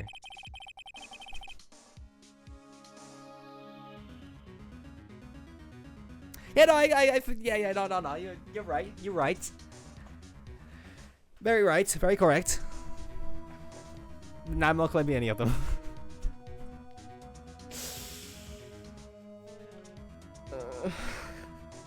Anyways. I'm pretty sure it's been here since the night of the murder. Yeah, then maybe. Maybe this camera caught the murder on tape. You know? Yeah, that would make sense. What? You think about the angle that Barry's at? It's bound to have a clear shot of the whole crime, pal. Transfer added to court record. Changes the footage taken by the spy camera into radio waves and transmits the data. Just like the interwebs, or something like that. Yeah, there was a camera in this bear's eye. It was disguised as a present. And I'm sure it was here on the night of the murder, pal. It's pretty big, so it stands out pretty well in my mind. But who gave Mr. Correa this present? I don't know, pal. But this means that someone out there has got video of what happened here that night. Is there any way we can find out who that person is? It's impossible, pal. Radio waves can be sent almost anywhere, so there's no real way to find out. Oh. Is there really no way to find out? Stuff bear added to the court record. I should have read what that says actually. I should not repeat the mistakes of my past. The spy camera was set in the right eye, found in the victim's room. Okay, exactly what I assumed. I got it. What? Hey pal, let me borrow this mini camera for a bit. What are you going to do? I'm gonna go around to the electronic shops and see if I can find out who bought this. But that's impossible, I mean, it's already 9 PM. Leave it to me, even if I have to search all night, I'll find your man, pal. Spy camera and transmitter given to Detective Gumshoe. Oh yeah, baby, it's investigating time. I'm on fire, pal, my fingers are itching to go. Yeah! God bless that man. Hey, Scott. Yeah. Mr. Scruffy Detective sure is a nice man. He pushing himself so hard, all for Mr. Maya's sake.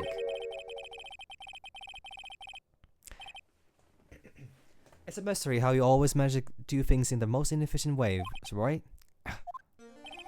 You'll have to excuse me, I heard your conversation just now. Ashworth, what are you doing here? A rescue team has been created and deployed. I can't say I'm optimistic, but we have to move forward one step at a time. I see, thanks. Don't thank me yet, we still have to find her. So there was a spy camera hidden inside the stuffed animal, huh? You're one lucky man, right? Do you know the stuffed bear, little girl? I have no idea. Of course not. The maker of this bear is a very expensive luxury brand from overseas. It's completely handmade and only a small number of these are exported here. Man, you know your bears, huh? What?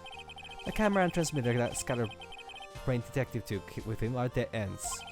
Things like those can be bought anywhere, however, this bear is different. By tracking how it got into this country, this bear can tell us who the buyer is. Can you really do that, Mr. Nick? Can he really? Oh well, I guess so. It's 9 PM. I think I can still make it in time. Huh? I'll be taking this from now. You're gonna take the whole bear? I'm sure you have other things you have to do. Like take care of a child? Yeah, probably. Stuffed bear snatched up by Edgeworth. See you soon, Wright. Fucking casually strides out of the room with that bear. Just takes it with him. Bear the size, twice his size probably.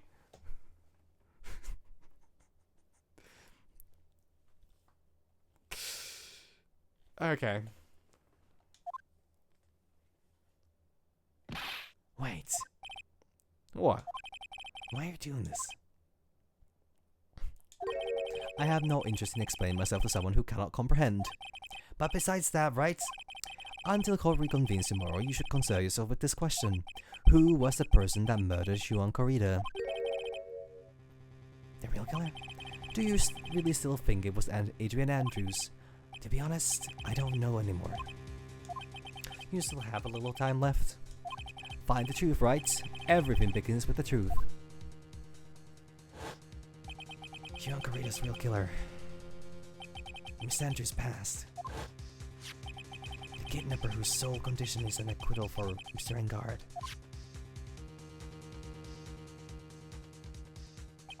And this card, Shelley the killer. Maya. The only way I can save you now is find all the answers to this case tonight. I understand what your real intentions are, Edgeworth.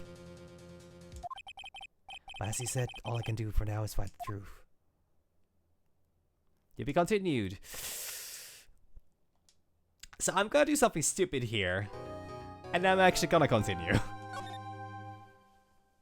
If it's more investigations, I don't think it's gonna take much longer than an hour.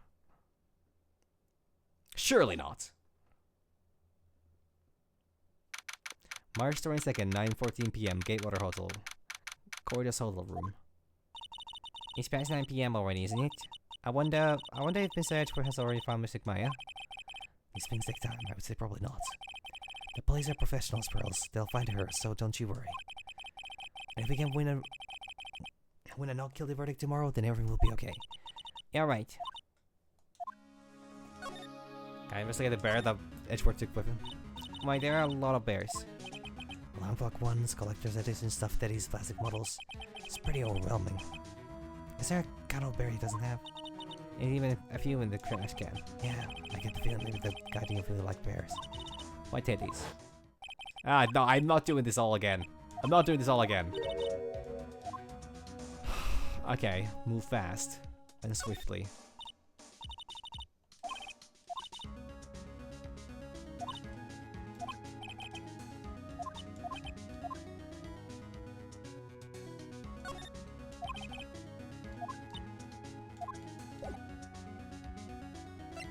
I have this feeling I'm probably not gonna get much out of this room anymore.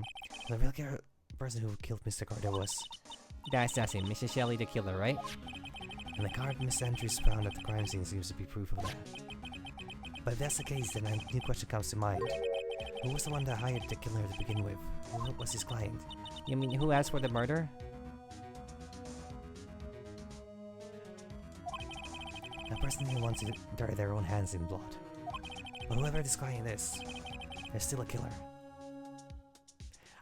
She has already slapped Phoenix once. At least once today. Who could have hired the assassin?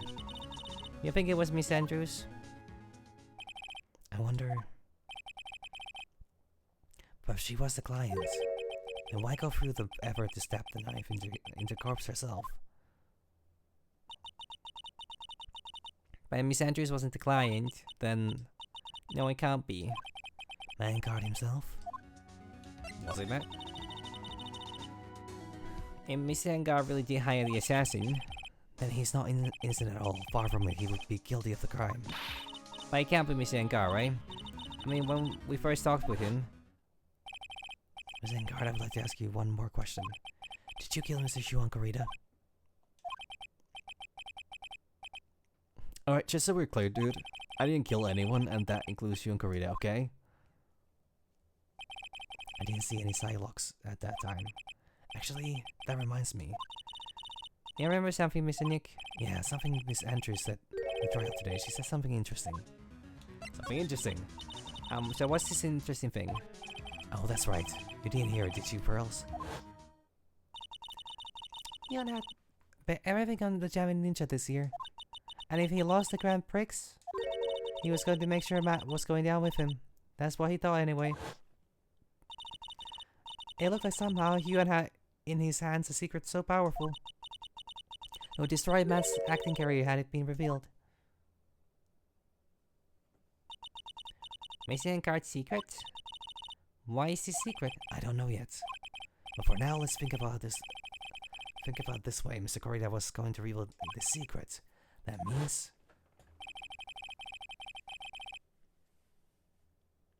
I mean, yeah, but then we're getting into technicalities. You would still, like, we're on a spiritual level here. You would absolutely feel the guilt of killing somebody. And the Magatama would know. If he had hired the assassin. Mr. Engard had plenty of motive to have Mr. Corrida silenced. I suppose he had to meet with Engard. There's no way around now.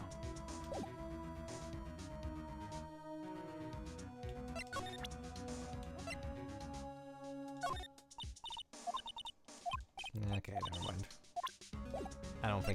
I think that's all we can get out of displays. I don't know if we're gonna get even more. March to my second gay water hotel hallway. Why, it's really getting late, isn't it, Mr. Nick? Yeah, it's past 9 p.m. already. He still has some things to prepare for tomorrow's trial. Are we gonna break into... Are we gonna break into, you know, Engard's, you know, prison cell and talk to him there? Break him out? Call him? Oh, yeah, he does have... Oh.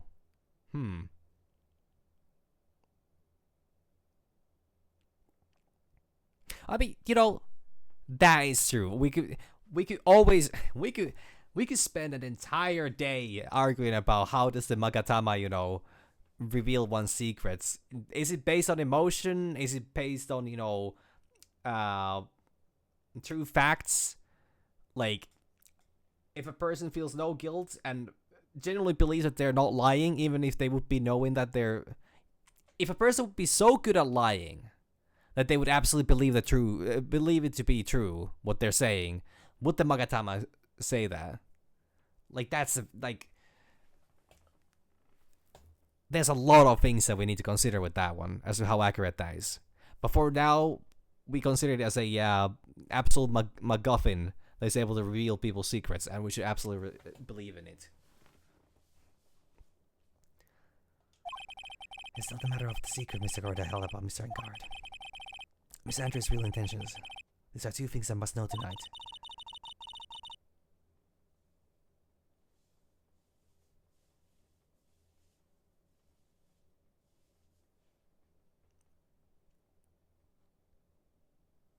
I mean, okay, to be fair, he did phrase that in a way where it kind of does leave the whole, like, oh, wow, I mean, I didn't kill anyone. So, like, fair.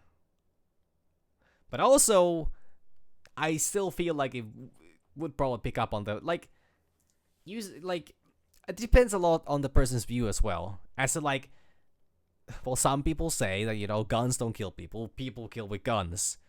But then again, the arguments that they normally throw after that are not very sensible. But, like, if you kill somebody using an assassin, that's still you killing them. It's your fault that they, you know, died. That is technically your kill. Though, if he really doesn't... I don't know. I don't know the inner workings of that man. If he has any. I'm visiting hours over at the detention center. I'm sure we'll think of something, Pearls. Don't you worry. This honestly has turned into an absolute, like, a... This has turned from, you know, crime investigation into a drama show. Oh! Thank you, Random M4, for the raid.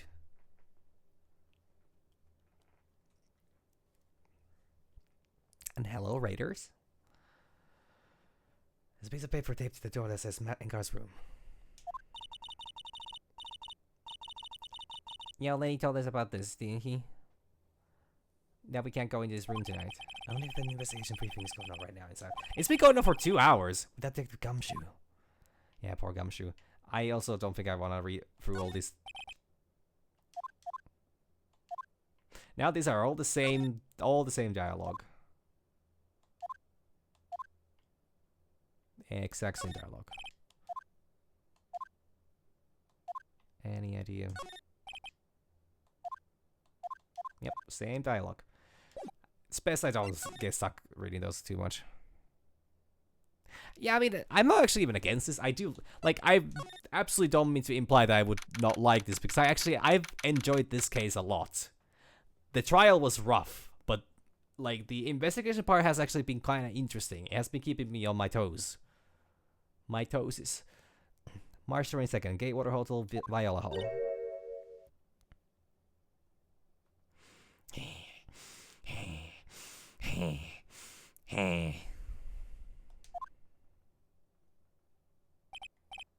Hey, wait. What is it, whippersnapper? All I know is nothing that has anything to do with you is ever good. Like just now, I was handed this strange device for who knows what reason. And I was told to use it to search the whole hotel. That's the bug sweeper, isn't it? The one Gumshoe made?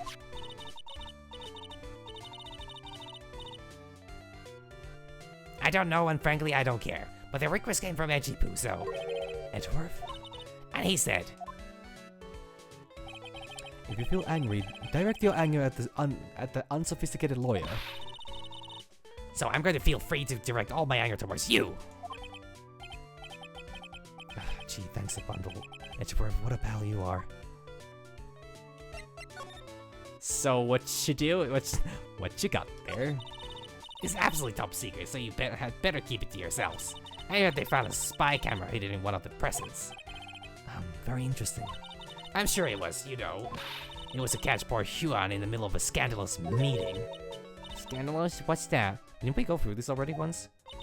It may as well, you know. That gossip has been going around about my dear Huan. Oh, you mean that thing about Miss Andrews? I mean, hey, now. Wait, why is that weakness number 2? I shouldn't get stuck on that, but I will just say, I remember things very vaguely. I don't completely forget things, I remember them very vaguely, as in like tidbits here and there. Like I remember something about every earlier case. The first case was the whole statue thing. My lack of observation skills. Or stubbornness, I'm not sure. Those kind of like... Stubbornness is strength to some degree, but it also makes me really, you know... It really exposes some weaknesses for me. Or it puts me at risk, I guess. But the lack of observation skills, that comes at no benefit. So I'm guessing that's the number 1. But I'm sure she must have had some reason for getting close to Mr. Corina. I'll let you know another secret, youngin'. I know who planted the spy camera. It was that obnoxious, puffy-haired photographer girl. The nerve of some people. Spying on people by herself, as if I wouldn't want to see it for myself, too. Wow, the alien actually admitted her true intentions for a change. I don't know what you're thinking exactly, but I can bet that it's nothing good. But I didn't say anything. Huan and Adrian. So you want to know about Huan and that manager, right? Actually, as I hear it, they were something of a refreshing pair, those two. Oh? I tell you, Huan really welcomed that manager with open arms, I heard. That manager? Who are you talking about? You don't know. That manager woman Huan had. It's a shame she killed herself, though. Jesus fucking Christ. Okay, Pearls has already heard all these things. But dropping this directly to a 9-year-old in a conversation who's like, wait, who is this person? Oh yeah, that's some lady that just hanged herself a year ago.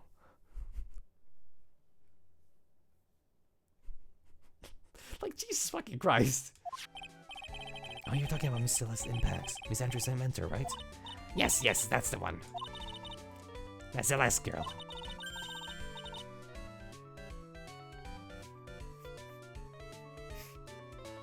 can make a joke about Celeste Girl, but I better not. I haven't played the game yet. She was supposed to get married, you know.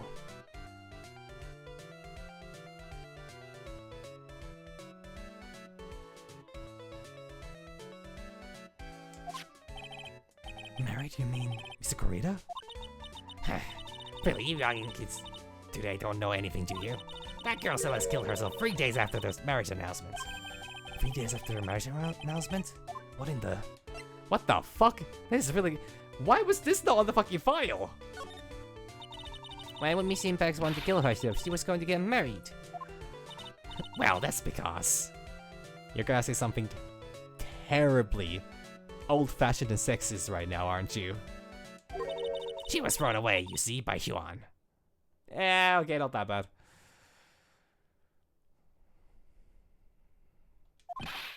What?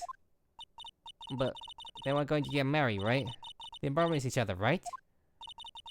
They had a grand announcement session, but 3 days later, Huan suddenly cancelled their marriage. Is that true? It was in the weekly magazines. But why did he do that? That was not in the magazines, unfortunately. I see.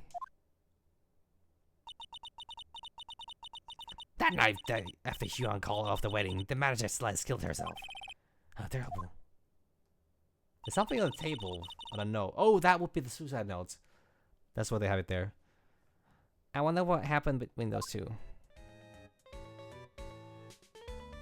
So stubbornness is only number 4? Man, I'm not nearly as stubborn as I thought I was. I can only dread at the concept of what the third one might be. I mean, I have a couple good guesses, but hey, you know about the guitar case? I don't have anything to say about dealing with like you. She's gonna have like the old clown cheese. Nah, this is the same measurement line again. There's nothing new? Yeah, nothing new.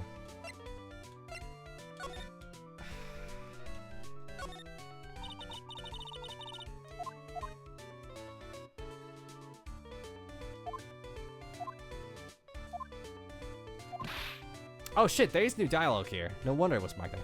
My mind's like a steel trap, so I'm going to hold you to that. I was not talking to you. Oh god, we're inviting the old bag with us on the fucking meal. He sure is one luxurious uncle, almost to the point of gaudy, with how blends together everything fancy and matchable. Speaking of fancy, didn't that bellboy give me something like this last year? No dialogue there? Okay. I guess it changes because, alright, I guess it's shown as new because of the fact that old bag's here.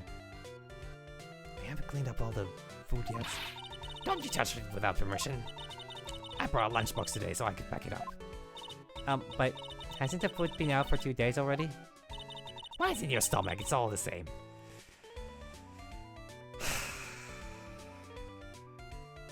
The older generations really were built on different things. Like lead paint. Yeah, that's about as much as I can come up with. Wow, the digestive powers of an alien are wondrous. The award ceremony was held on that stage. It was really fabulous. These remind me of the circus for a second. I wonder if everyone is alright. Yeah, the very big circus just recently started holding performances again. I'm sure they're all fine girls. No line about that. Chandelier. Yeah, it's such a beautiful sight. The chandelier? Yes, but I can't believe it. And when such a terrible murder happened under such beautiful lights. It's shocking. Nothing from old bag. There's a grand set of doors over there. Just might have followed the bellboy out, only to disappear. If only we had all gone together.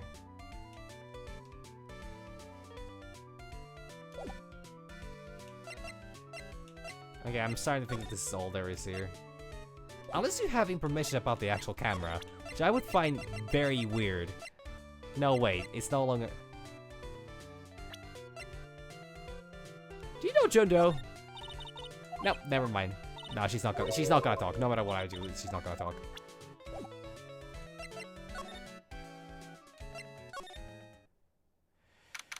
March 22nd, Gatewater Hotel. Hotel lobby. On the night there must have been at least a few hundred people here. I guess the police are down with their questioning and investigating. Looks like things here in the lobby have finally calmed down. Some new things.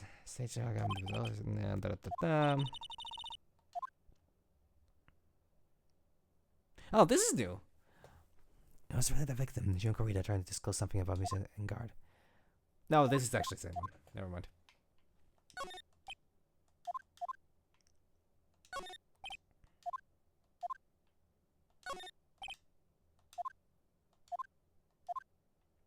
Alright, nothing here. Wait, what was that? Yeah, whoa. No, I just paused there. Okay, got it. Alright. Let's get back here. I don't think we have anything to do anywhere else. March 22nd, Wright and Co. Law Offices. It doesn't look like Mr. Scruffy Detective is here. Well, he's out there with the camera asking around at all the electronic stores. Then I'll make some salad for him for dinner. The like Pearls really appreciates that what Gumshoe is doing for us. Mr. Nick? Yes? Where's the lettuce? I don't think I've ever bought lettuce before. Oh, I guess I have to give up on making a salad then. Guess a lack of lettuce is kind of a problem. Phoenix has never eaten anything green in his life.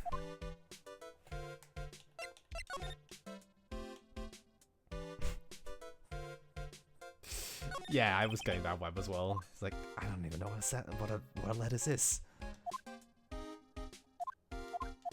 It's the same. These are the exact same dialogues.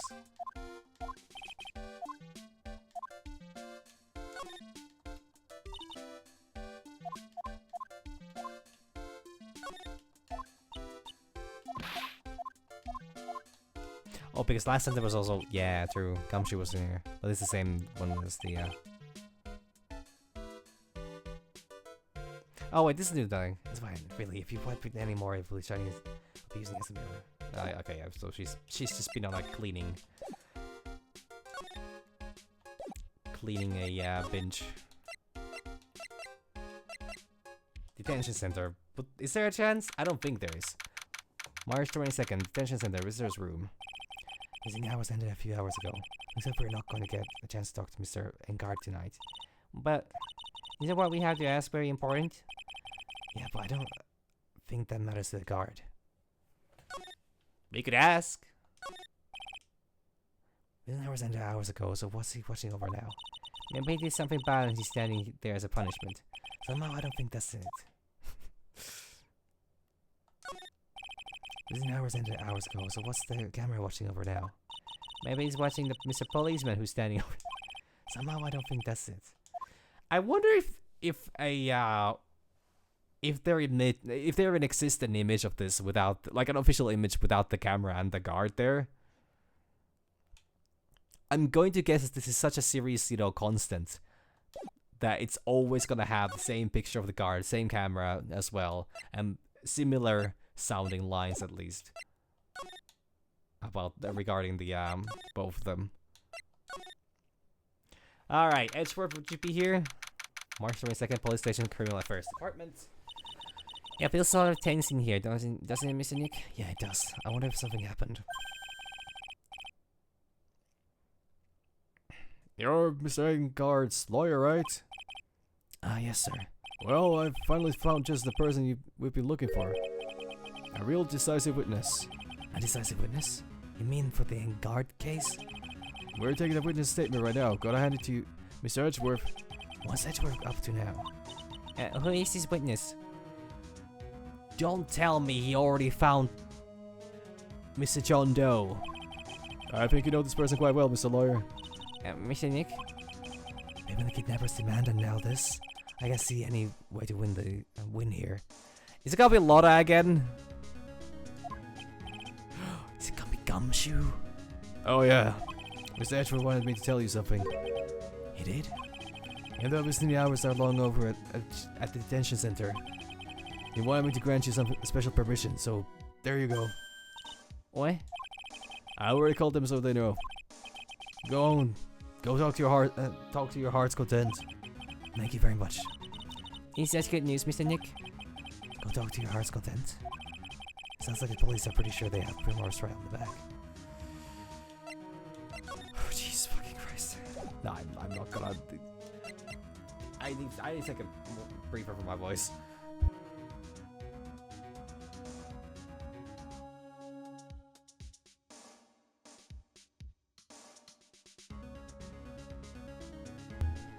Okay. Mr. Engard. Maybe Andrews as well, actually. March 22nd, Detention Center Visitors Room. Sure, they must have transferred Miss Andrews here by now. So that means that both Mr. Engard and Miss Andrews are in the detention center. Now then, whose story do I want to hear? I do need to know about... No, from...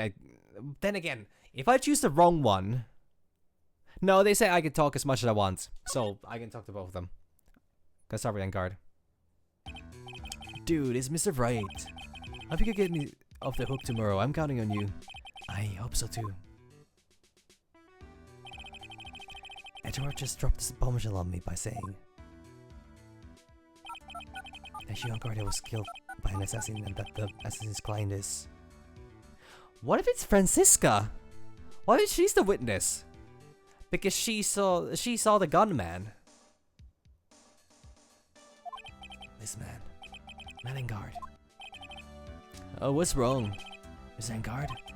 There's something I must know with 100% certainty. You seem kinda different. You're totally not like your usual lawyer dude self. Nah, I'm not. At this point, it's no point. Mad secret. About the press conference. You mean the one where Huan was gonna dress up as the Nickel Samurai? Yeah, I heard a little more about it from Miss Andrews. It looked like somehow Xuan had in his hands a secret so powerful that it would destroy Mass Acting Carrier had it been revealed. Could you please fill me in on what the secret is, please? Oh, the Magatama moment. Holy shit! I knew this was coming. Mr. Nick, don't tell me. Psylocks. Is there a secret, right? But I don't have any idea what it is. Do you, dude? Okay, I'm gonna take a gander and I'm gonna be able to finish this today. Did you know about Mr. Corrida and Miss Andrews' relationship? Well, it's all over the tabloids, dude.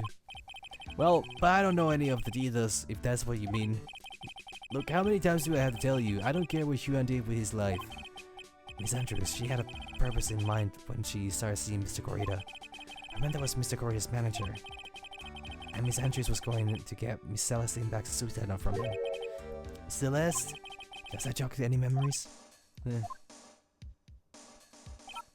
Dude, I suddenly just got totally hungry. You up for a pizza? My treat.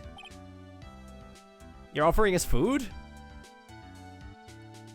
Can we get Gumshoe here as well? Just, you know, I think it would be just fair. I think it would be the right thing to do. The man's starving. He's been starving. He has never stopped starving.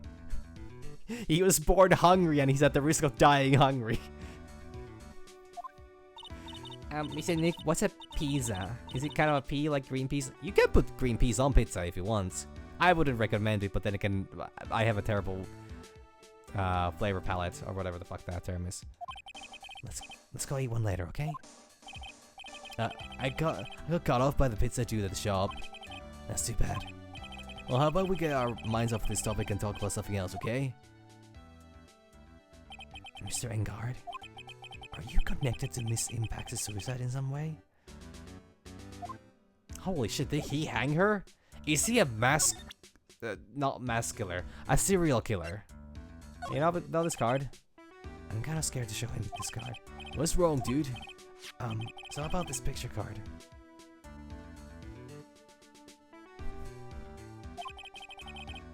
Have you seen this before? Nope, never saw it before in my life, dude. I don't think he's lying. Or is he? And again, he looked like he gasped just now. Maybe I'm seeing things. Huh?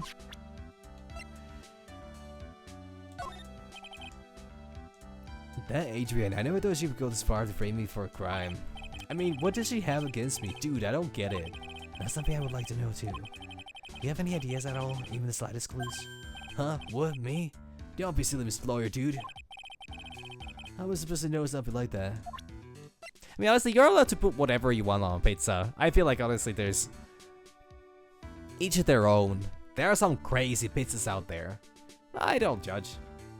Naturally, I'm a basic bitch who just eats pepperoni most of the time. So you know, my opinion doesn't really. My opinion is in the complete opposite spectrum of that. So yeah. Okay, these are all about Adrian. Autopsy report. Can you please take a look at this? May not seem wrong to you. No, it's not important, then I'd rather be in bed. Wow, you're not being very cool, buddy. If I don't get my 12 hours of beauty sleep, my skin's gonna wrinkle up like a poo dude. No, he's right, Mr. Nick. Your skin's kind of drying up here and there. God damn it, bro. Jesus Christ. I swear, after this case is over, I'm going to get lots and lots of sleep. Yeah, you're gonna go in that void of a bedroom that you definitely know exists. Zengard? Dude, I know I asked you to be my lawyer and all, but I don't think I have to tell you anything and everything. Brother. What do you mean by that? Just means I don't have to tell you anything and everything, dude. The more I talk to him, the more I like him. About this? Mr. Nick, you can't. Miss Andrews says she doesn't want anyone to know about it, remember? What's that? Oh, this, nothing. It's nothing, really. What about the button that was found in your pants? Never mind, we're not gonna talk about it.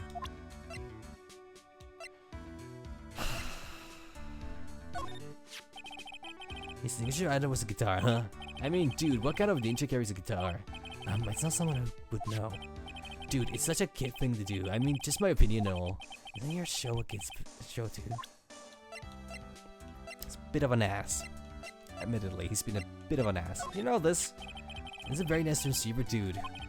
Kind of an expert in gadgety things. Why does what he just said give me a sinking feeling? Cameras. Just take a look at this. Now,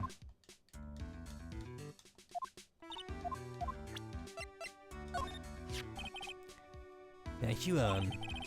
Was it someone else and trying to hold a press conference? And the person who set it all up was Adrian, wasn't he? That's what I heard. I can't believe. Why would she do such a thing, dude? I'll fucking know. Hey, please take a look at this. It may not seem important to you.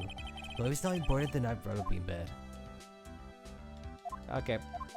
I'm literally going nowhere with you. How about we actually... How do I switch targets? How do I talk to another person? I don't wish to talk with you anymore.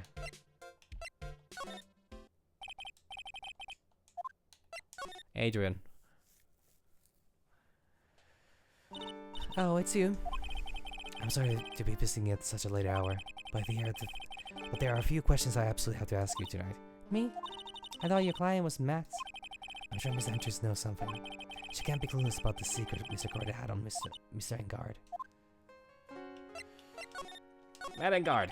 I'd like to ask you about Matt Engard, if you don't mind. Mr. Wright, you still don't know, do you? The real him, I mean. Huh? You seem to be a lot of resentment towards Mr. Engard. If that's the case, then why did you become his manager? And why would you become intimate with his rival? That has nothing to do with this case. Nothing. Sure, buddy. We'll go with that. About Miss Celestine Pax. I have finally put her death behind me, and now, thanks to you, it's all come back to the surface.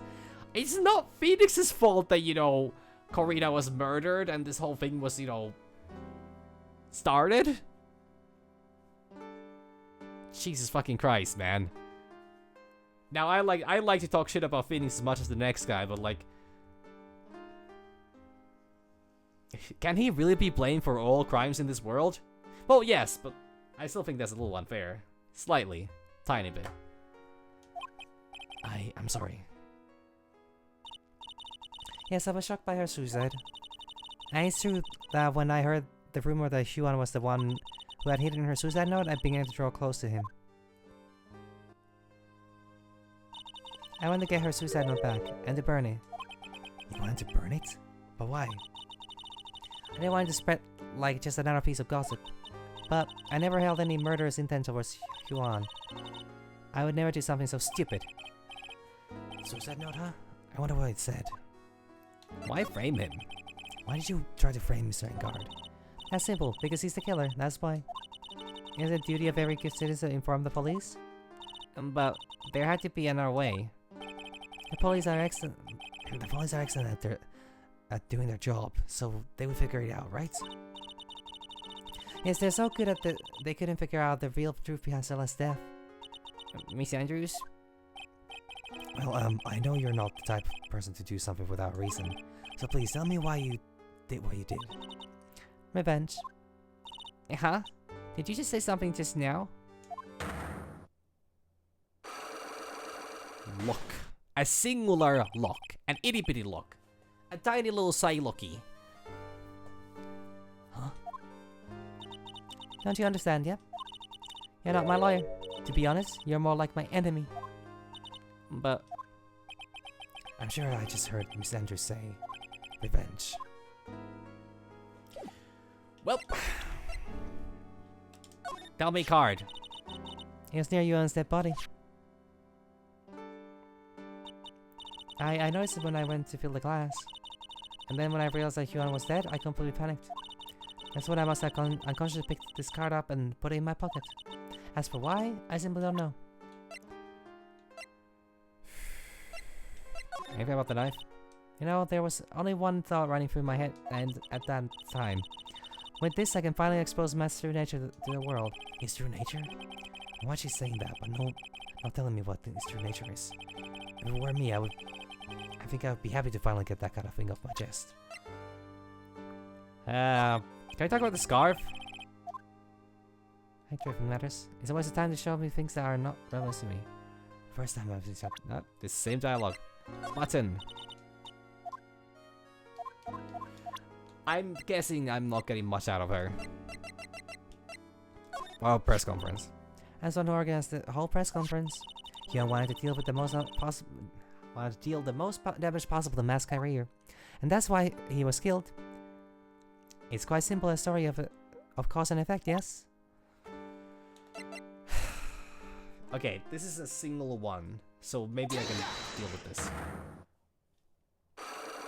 Also, my credibility is already at 0, so it doesn't really matter how poorly this one goes. Why frame him? Now please tell me why you framed Mr. Engard for the murder. Oh, I told you all this time. It's because I thought Matt was the killer. No, that's not it. I know you have a personal reason to dislike Miss Engard. Miss Andrews, you may think I didn't hear it, but I know you said something earlier. You said revenge. So you're saying I was taking my revenge out on Matt, and that's why? What an absurd idea. I don't have anything I want to take revenge for. Miss Andrews, a woman who lives by being dependent on other people. There's something or someone in her past that would make her take revenge. Well, gee whiz. I wonder who, could be such an important individual to her that would have that would shake her whole being to the core if something happened to them. I wonder. Celeste. There's only one catalyst that will cause such a strong feeling and even revenge. And that is Miss Impact's suicide. What are you trying to say? Celeste was Yuan's manager. Isn't it actually a little weird to get in with the or like get close to Huan?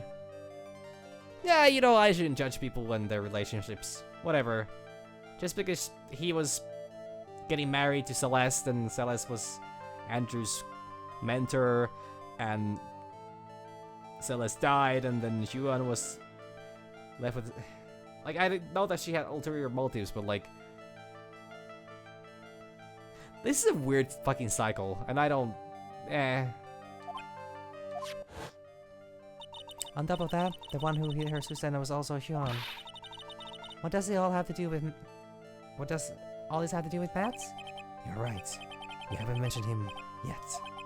But for you to hate Mr. Engard, it would mean that he must have had some relation to Miss Impact and her suicide. Can you explain to me this relation between Celeste and Matt?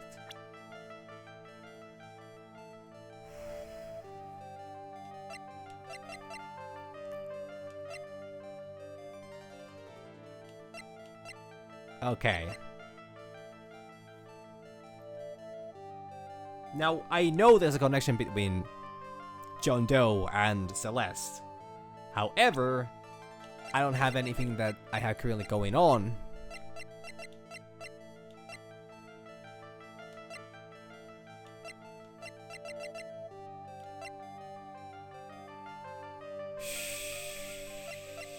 How much do I know about Celeste to begin with?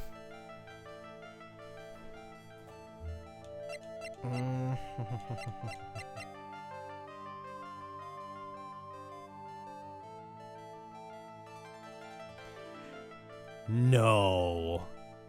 No. I just realized, what is the only connecting thing between these two characters? It's Huan.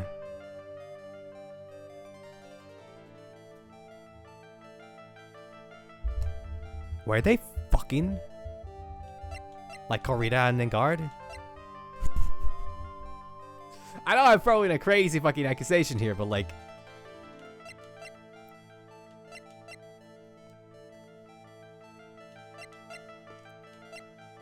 They were awfully close. And they had that whole rivalry going on. And apparently got a bit heated at times. I know I'm making that joke for the third time already, and I apologize for that, but I'm gonna say. Who did I go with again? And what was writing supposed to explain? Well, missing packs and Mr. and guards. Why you start, Mr. Wright? Who did I pick again? Oopsie. Sorry. I don't know if I... Did I take Engard or not? No, I was not supposed to take Engard. I was supposed to take Corrida. Okay, well, let's try that again, though.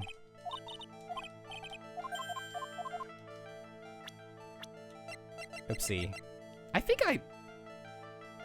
Sure, I went with Corrida.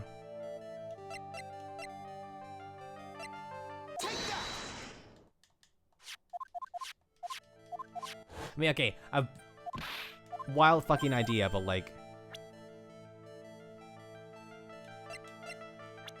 Alright, is there anything else that could be? I don't think it's anything to do with the Nickel Samurai thing. Or, well...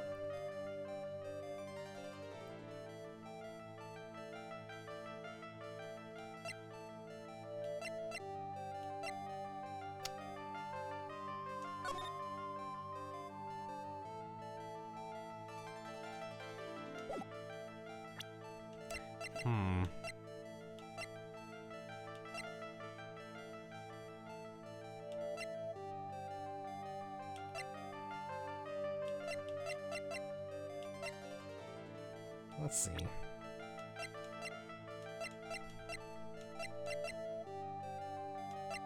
Probably not Wendy. Probably not Maya. Probably not Pearl.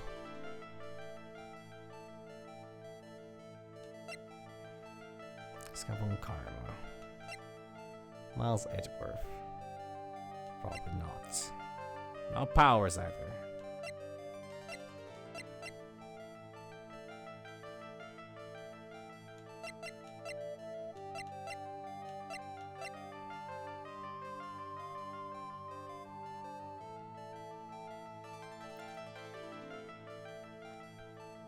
Do a lot of people want to shake your hands all of a sudden?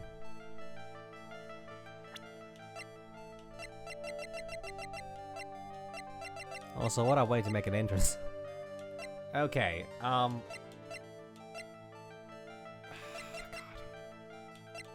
I don't know if I actually have the information for this.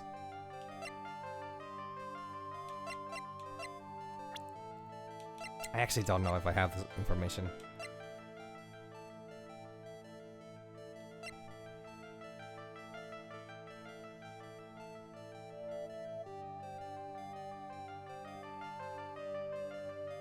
Did I not try Corrida? Not sure if I tried Corrida. No, it's not Corrida. Well, now I know for a fact that... Okay, I don't know if I know enough about that yet.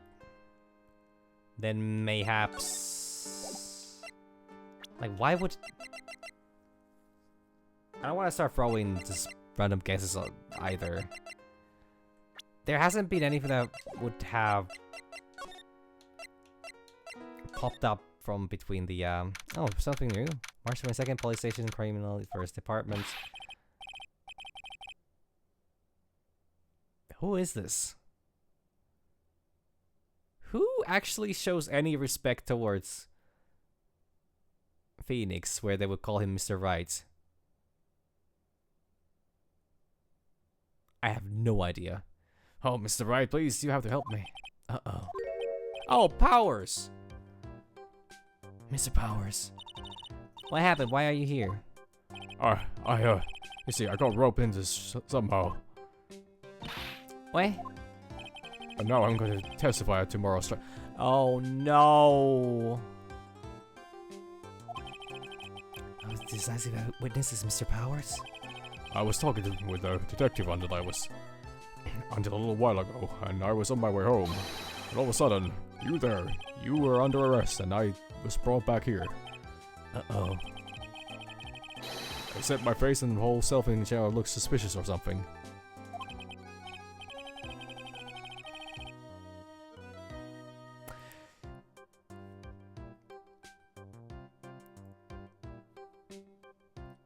Like, you're not completely wrong on that. On that question, because he is very much portrayed as the go-to bad guy in most situations.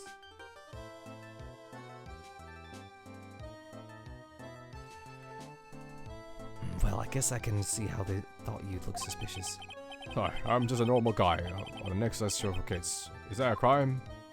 Well, I mean, I guess it can be. Moral testimony. So about this testimony you're giving, what are you going to talk about? Oh, I really don't know yet. Well, it sounds like I saw something pretty important from what they told me. You saw something important? What was it? Oh, well, the detective told me not to talk about it. You can't tell anyone, and especially not that lawyer, he said. And do you think that lawyer the detective was talking about? I'm going to take a wild guess to say it's me. Yeah, you got it. Mr. Nick. Mr. and myself are your only two allies in this whole world, but it's alright. Ouch. I don't really have a lot of friends, do I?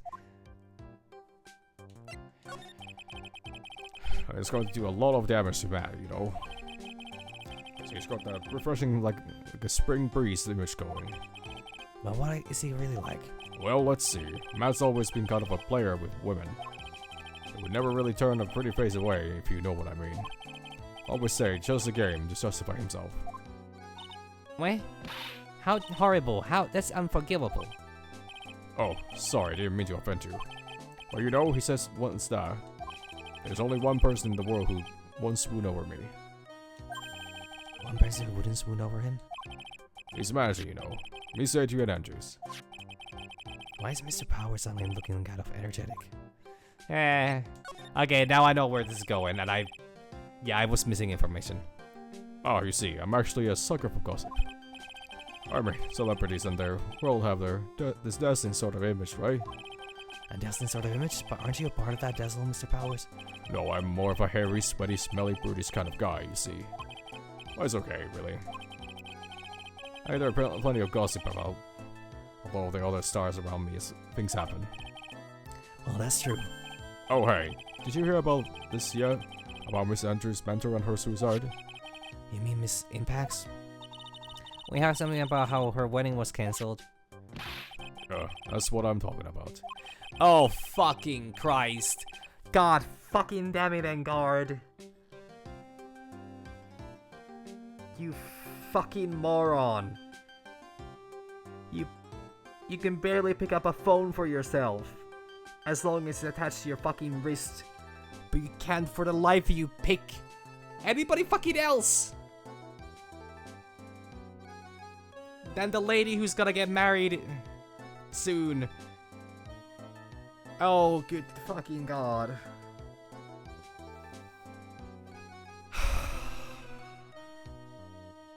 Thought about a little the other day, about the mysterious death. Hey, Mr. Wright. Why don't you ask me about that? Go on out, go ahead. Mr. Powers is so charged up. His skin is practically glowing with electricity. He's giving me Rajan vibes. Fuck.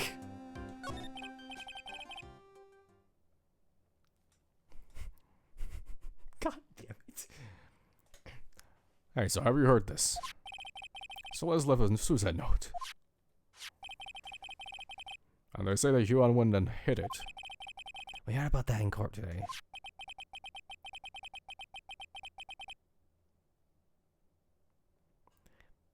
But there wasn't any actual proof that she had left the note. Well, this is what I think. I think that something bad was written on that note. Something bad for Yuan, that is. You mean bad for Mr. Corrida? Why do you figure so? Well, before she died, Celeste talked with a few of her friends. And she said, it looks like I got caught up with a truly insidious man. A truly insidious man? Did she mean Mr. Corrida by that? Well, there's no one else that fits the bill, right? That would be a reason enough for him to hide the suicide note. I see. Well, that's some good info. Thank you. You're welcome. Zangarn and Miss Andrews, they're both at the detention center right now. There are still things I don't understand or know about, I'm sure. I'll get the two of them to tell me everything.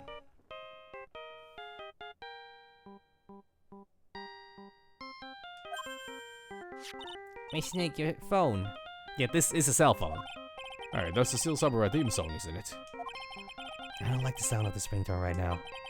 It sounds kind of ominous. Yeah, I know.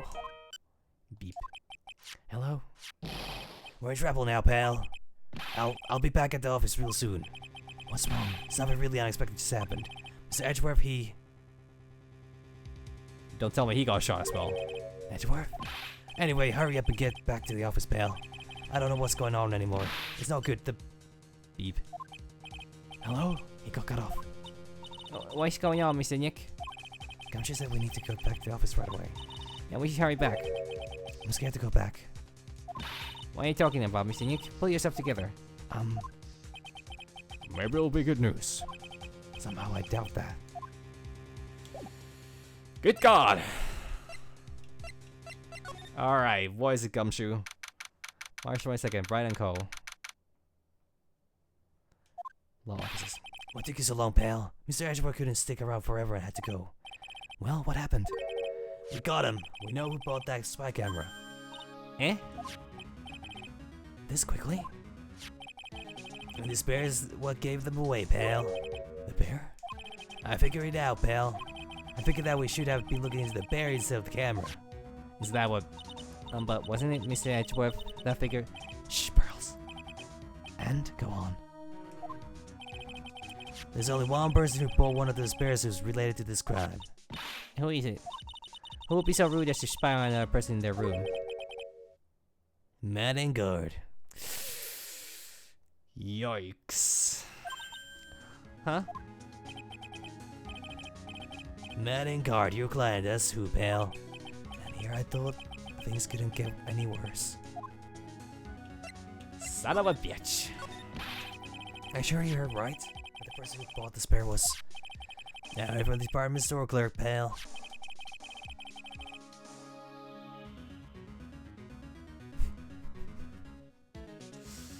Okay, this is giving me serial killer vibes. Oh yeah, let me just record myself murdering another person. I want to know how I look from that angle while I strangle this man. Jesus Christ. It's the credit card receipt for the purchase. It's for $3,800, pal. That's the exact match of the price of that stuffed bear. A receipt? That's all you have? Nah, it's not just a receipt, pal. The store clerk said so himself. He told me, I'm sure I sold the bear to Mr. Engard. I mean, the clerk even got Mr. Engard's autograph out of it, pal. So I'm sure the person that bought the stuffed bear was Mr. Engard himself. My sight is failing me. This can't be. Credit card receipt added to the court record. Receipt for $3,800. Proof Engard bought the stuffed bear identical to one in evidence. Damn, we have a lot of information that... What's this called? Dramatic irony. Where we as the audience know a lot more as to what's going on than Phoenix himself. So what about the spy camera we found? That was a dead end, pal. I mean, you can get this kind of thing from anywhere. But for now, I guess I can give this back to you to file away into evidence. Spy camera, transmitter, and stuff bears refiled into the court record. Took the record victim's room from 8 p.m. to 1 hour was running at the time of murder. No, you don't want to give up, pal. I didn't think it was possible. The person who put the spy camera in Huan Guard's room was Matt Engard. Why would Mr. Engard do something like this? And it was to catch Miss Andrews and Mr. Corrida in one of their rendezvous. I bet it's not good enough for me. I had to know the absolute truth behind this camera. I got to see him, Mr. Engard, I mean. Yes. I'm scared, Mr. Nick. I wonder what we will find out next. I'm scared myself, but I have to put on a good face for pearls. Matt Engard, what in the world have you done? Okay, so it goes on for a little bit longer, but this is probably the end. Okay, can I get any more information? Any more information? Isn't the Outback's here? Can you tell me anything about Celeste? No, you're gonna tell me fucking nothing like always. But out of all the characters that you know, well, okay, it is starting to make more sense as to why Matt has been such an uncooperative bastard this entire time.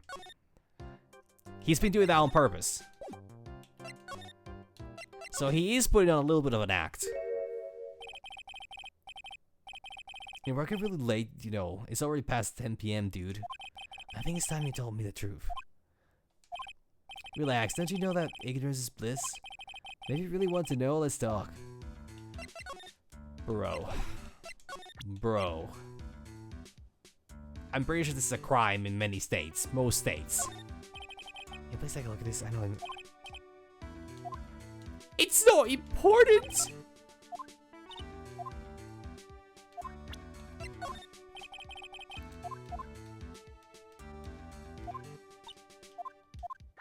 I'm fucking shattered to pieces. Mentally, emotionally, and all the other things. How?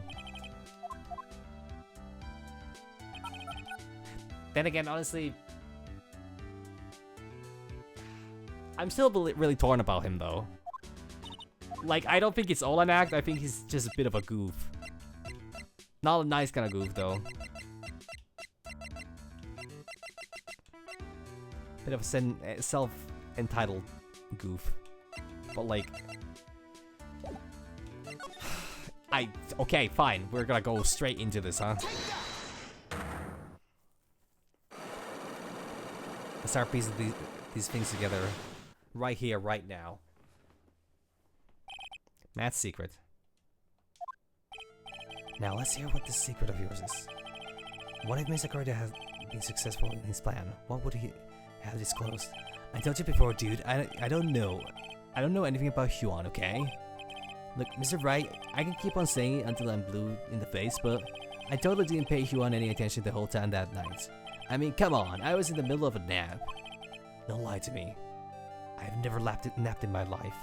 Except that one time. Phoenix absolutely has napped in his lifetime. That was the first case of this game. Huh? I know you pay close attention to Mr. Corrida, especially that night. Camera! Someone used this camera to secretly film Mr. Corrida's room that night of the murder. Secretly film? What? And then send the images the camera took with this transmitter.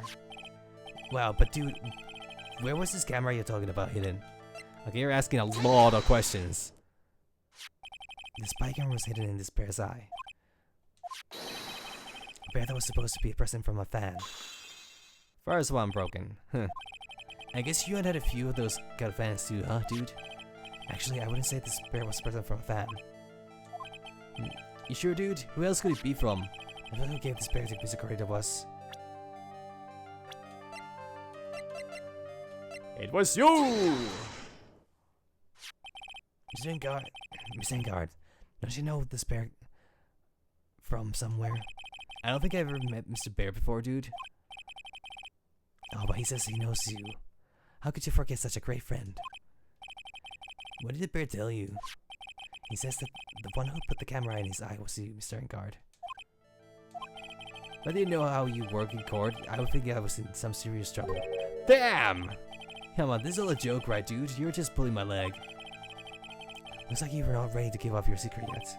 Well, do you have any proof you want to show me first? Here's the proof that it was you who put the camera inside the bear. Recita. I have here one credit card receipt, Mr. Engard. It's from when you bought the stuffed bear. Dude, all you can tell from this is that I spent $3,800. I got to that department store all that time. I go to that department store all that time, okay? This $3,800, this could be the toothbrush I bought that one time. Such a rich person attitude. How much could a single toothbrush possibly cost? $10,000? A $3,800 toothbrush? It's ivory, and it's got elephant hair for bristles. Ew, elephant hair? Is that what rich people use nowadays? Anyway, the store clerk clearly remembers you and your purchase. After all, you did give him an autograph, did you not? Dude, you should have said that earlier. So can I ask you one thing? Yes. You're my lawyer, right, dude? So if you are, then why are you looking into stuff like that? Because if I don't know the truth, I can't help you. Sounds more like stupid lawyer talk to me. Hey, let's stop talking about this, okay? No, not yet. I haven't asked why you set the camera up yet. And what your secret is. Of course, it could be strictly confidential. So, what are you going to do now? I'm gonna find out what I want to know, because I must. Once you hit this camera in Mr. Carter's room, I feel the secret is... Okay, shit. The way this is formed is difficult.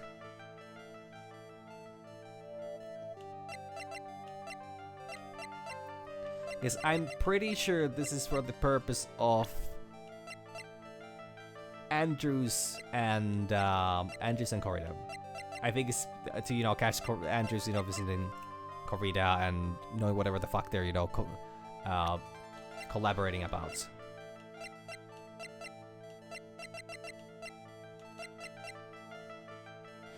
Or is it about the conference ticket?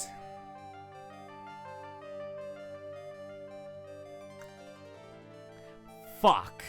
But I don't know which one the game wants from me right now. This question is a bit open-ended in that sense.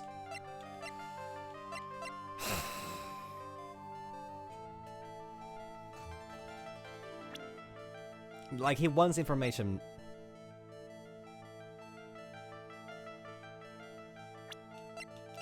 Is it gonna be article? Is it gonna be Andrews? I think it's gonna be Andrews. I think that makes more sense. And also, I can just skip here. Adrian Andrews? There's a rumor going around that Miss Andrews and Mr. Corrida were having secret meetings. Huh? You who was keeping tabs on Mr. Corrida? You're going to reveal this as fact and turn it into a scandal, isn't that right? Dude, you can't be such a moron. Huh? Oh man, Mr. Lawyer dude, that kind of scandal? That's the good stuff. That's why we in the industry call juicy. The good stuff? Juicy? Look, we can get publicity without spending a penny with that kind of stuff. I mean, if people stop paying attention to us, then it'd be the end, dude. Huh. Too bad that wasn't your intention. What are you talking about? I wish your reason for spying was something so innocent, but it wasn't. You spy on Mr. Corrida because of Miss Andrews. And there's only one reason I can think of ready to do such a thing. The reason you set up that camera in Mr. Corrida's room was... Oh, fuck off! Okay. Is it now asking me about the press conference? Or is it Celeste? No, because if he specifically wanted to, he specifically wanted to know about what took place after the, It's not for the murder. I honestly don't think he planned the murder. I don't think he's guilty of that. I really wanted to set up a spy camera. I wouldn't have set it up in Julian's room. It would be in your office, dude. Huh? My office? Although you always say really absurd things, right? Like any comedy channel. Nah, fuck. Gotta restart that. Damn it. It wasn't the fucking... I thought he wanted to know about the, what they're gonna talk about on the press conference. Apparently no. I guess he knows then, which actually makes sense.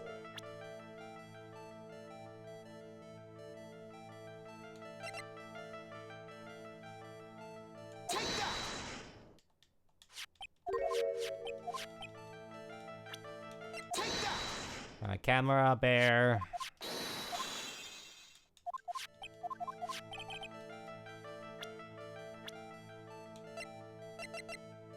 And guard.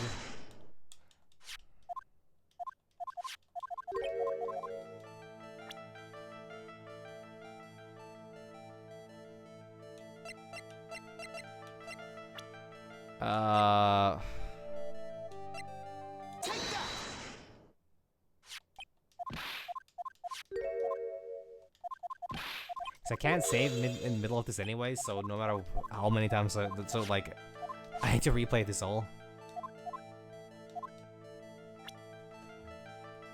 Okay, I'm gonna do this one again because I don't know if I need to do it here or not.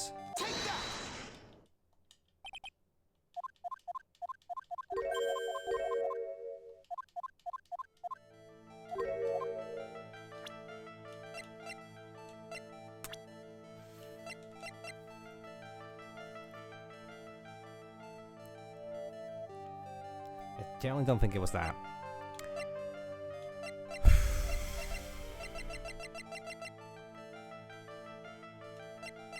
I'm surprised it wasn't this one though. I mean, Celeste is honestly a really good guess at this point, but I have a feeling that Celeste is gonna be later down the line. But also, what do I have to work with right now? That's the question. Unless I don't have all the information, but I'm pretty sure I have all the information.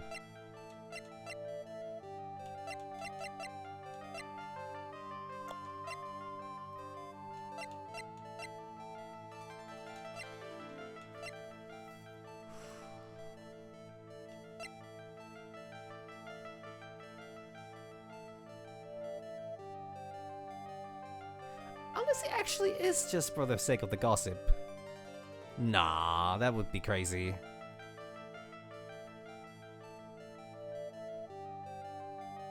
I'll try. Nah, it's not.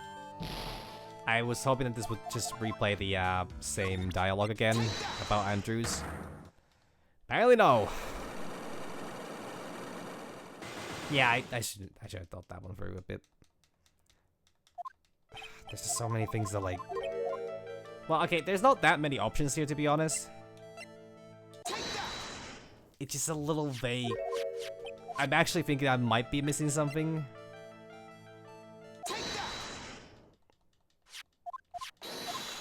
It kind of feels like this is not as clear as I was expecting it to be. Normally, if I have all the parts, I know exactly what comes and when. But this is like... Wait, fuck. Oh, fuck, I missed... Son of a bitch. Okay. Since I did that anyways, I might as well check, Let's make sure that there's absolutely nothing more about these. Yes, Mike, I'm in the victim's room. Yeah, I was regarded at the time of the murder too, pal. The fact that just that suspicious doesn't sound like coincidence to me. No, I mean, don't mind me. I didn't mean that way, pal. In what way did you mean it? Oh, the bear. Nope.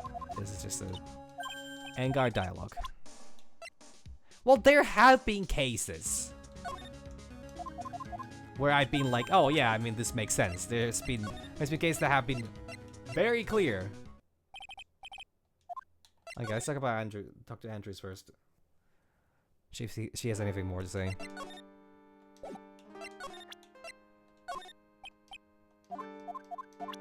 I don't think that has anything to do with anything.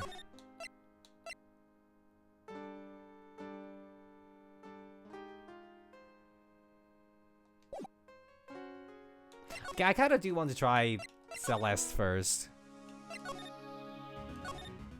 Because, like, I know that they had something going on, and... But it just seems like such a fucking... It seems like such a fucking, step too far at this point.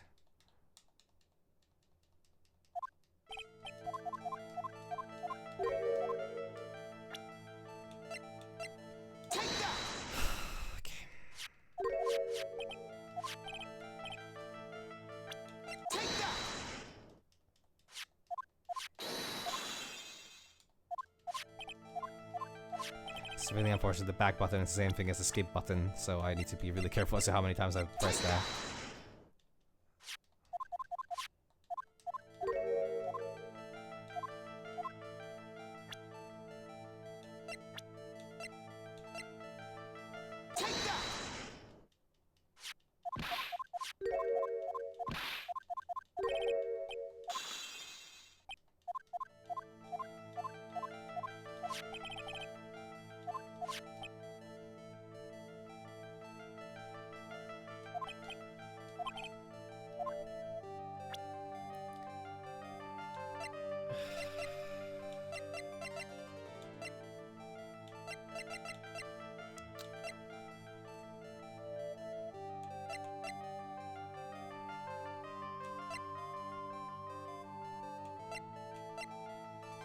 I'm surprised it wasn't this one, honestly.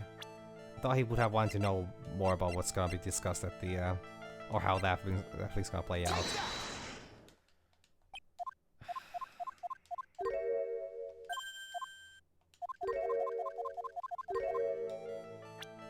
Then we try Celeste. No, it's not Celeste either. Okay. Then this is kind of giving me vibes that I'm actually not... I don't have all the details of the puzzle yet.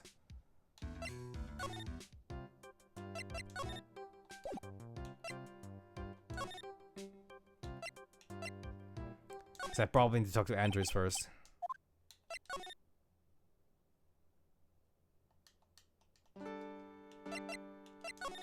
She's not gonna talk about any of those.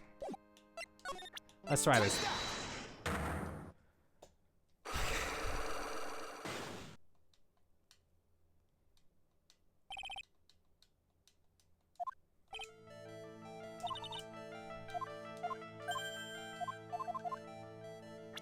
The problem is that I'm missing I didn't get any new evidence out of this.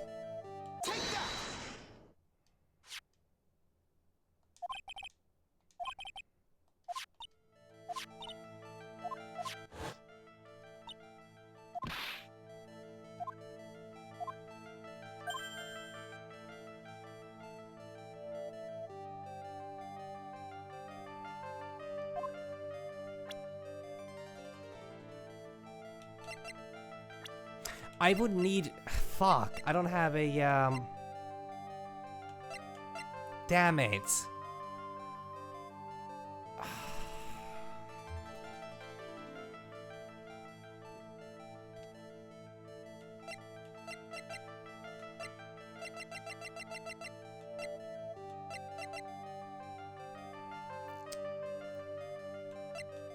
I would need something that would, like, hint them being together. I don't think I have anything. I feel like I'm missing a piece. I honestly feel like I'm missing a piece.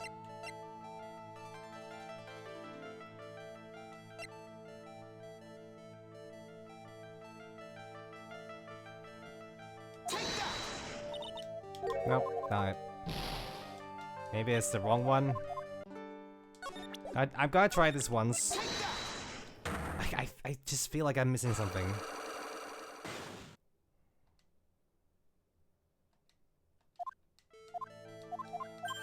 Like, I know why this happened. I just don't have the... I'm lacking the crucial piece of evidence here.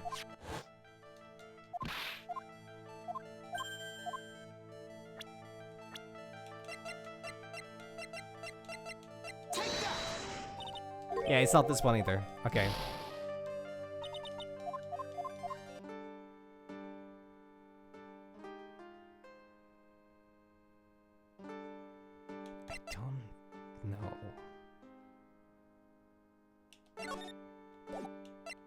Okay, so what have I gotten thus far? I've gotten these, but I haven't...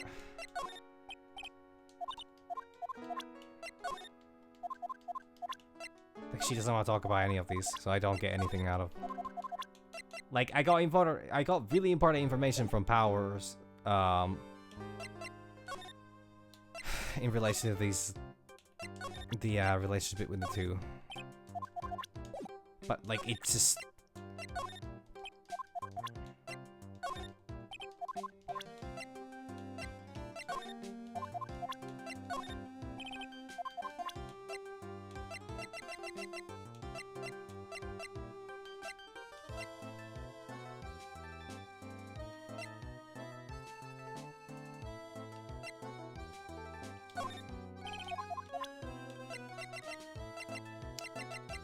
I still feel like I'm missing something, like, very important here. But I don't know who would give that to me and where I would get it from.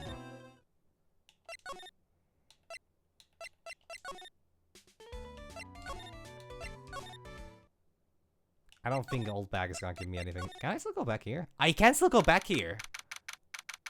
March 22nd, Engard mentioned living room. If no one is around. And what happened to that person with the stuffed teddy face?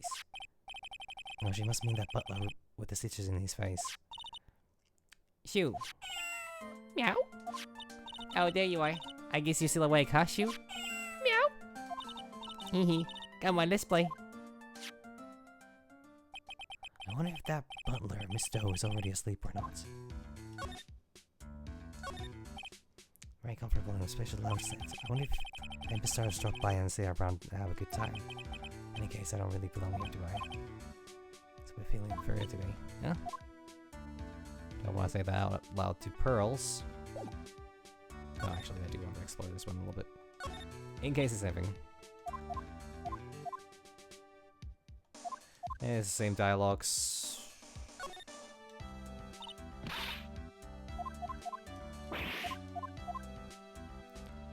Don't think... I was kind of hoping this was gonna result in something.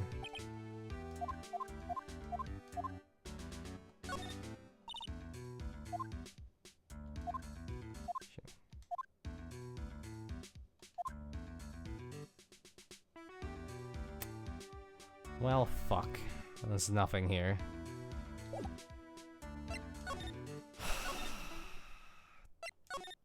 If there's anything I'm missing, it has to be here.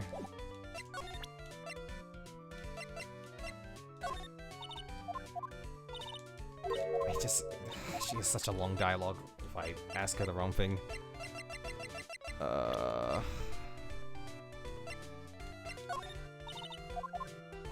Is she gonna ask?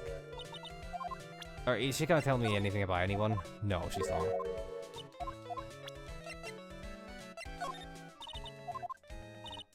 Nope. Sorry, I think that I have all the things necessary, but... Did I miss something while I was talking with Powers? Maybe I did. Maybe I just didn't read the text properly enough. Anyone want to talk about Edgeworth? Well, now I've seen it all.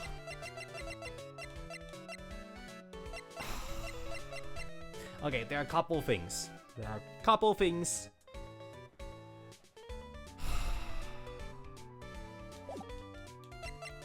here.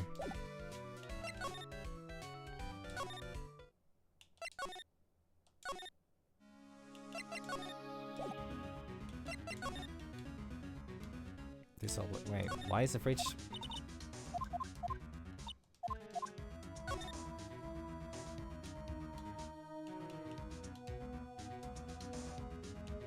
I'm pretty sure there's nothing here. Yeah, nothing here.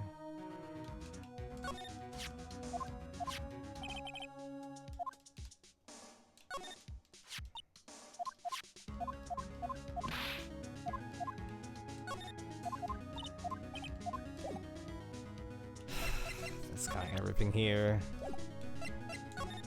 I'm starting to think that I absolutely should know exactly how this plays out. It just doesn't make sense for it to be the... No, she has nothing. She was literally nothing to me. Yeah, I can't go there from here. Okay. Pretty sure Andrews doesn't have anything for me.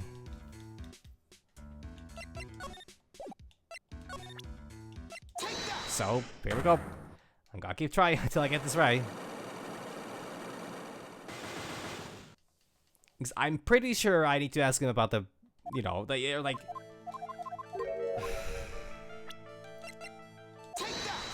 It's gotta be about the time of the murder, because it's the time, like, it's specifically set to record at 8 o'clock for an hour.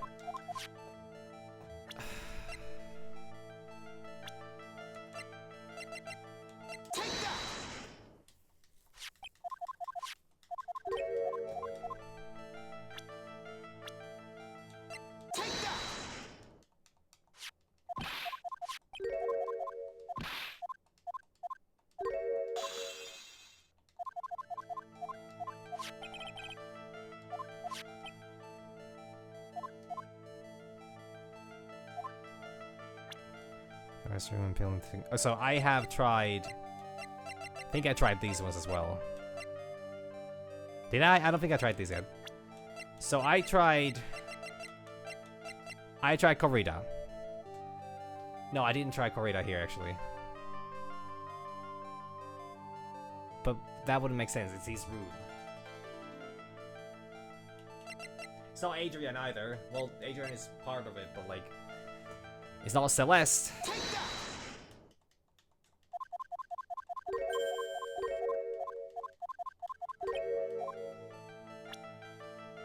It's not the rumors between them either.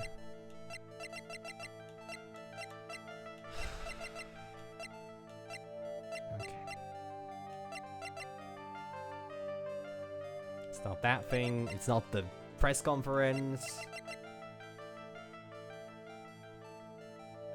I don't think it would be that either. Not this one, not that.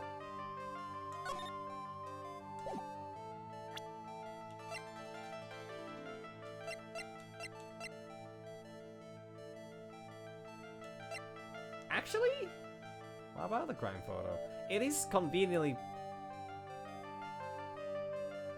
Like, he could not have known as to where does the, he could not have known where does the bear actually end up in that room. He would know enough that it would be, oh yeah, it's probably facing somewhere, like... It's facing somewhere where you can see something.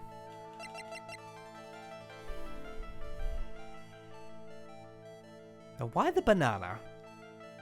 Why the banana? Okay, let's try. No.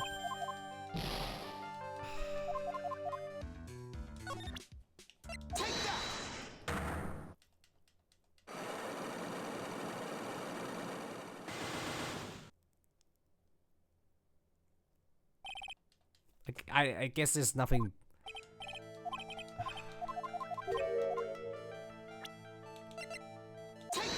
Like, I can get so far with this.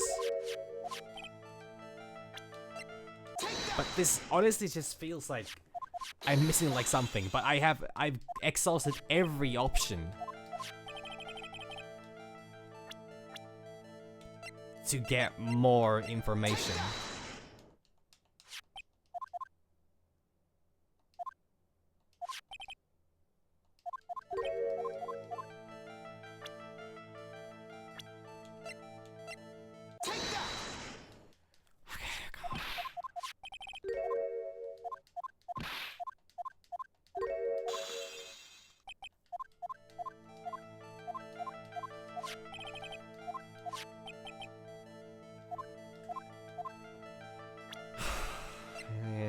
Room.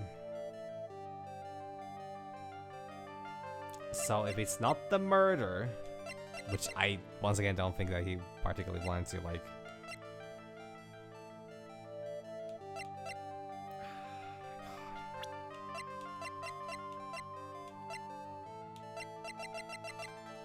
Like, it's not that many options even, so I can just absolutely exhaust them all, but this feels really fucking redundant because at this point, I don't know what I'm missing. If I'm missing something, then this is really bad because I'm gonna end up wasting an hour of everyone's time with this. It's not Adrian.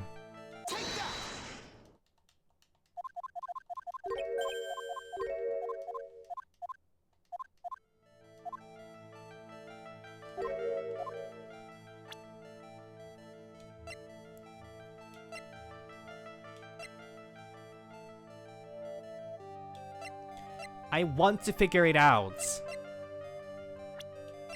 But right now I'm just unclear as is this a matter of like, am I missing information? Because I know what happened, I don't know if I have the things to prove it with. He wouldn't just hide that, like, is it really these? Is it really these?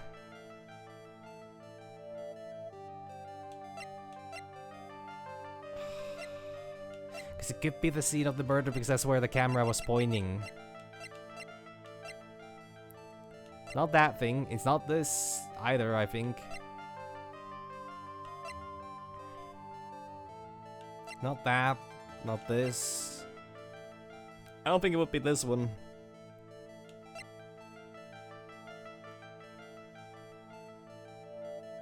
Okay, why would he set up the camera for... You know, actually, that's a fair point. I don't think I know why he would set the camera up. Let me think for a moment rather than trying things at the, Like, I figured it was to figure out what's going on in the room there.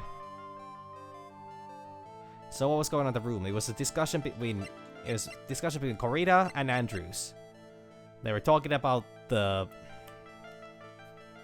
Would be about the press conference...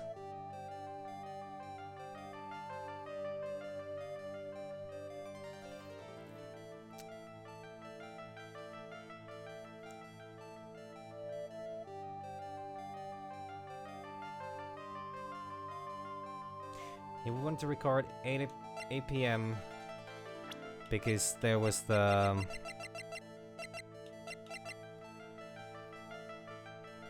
So... What would he want to... Yeah, because he specifically wanted... He wanted it recorded. He wanted to prove something. It wasn't the murder. It wasn't the discussion. It wasn't the fact that Andrews is there.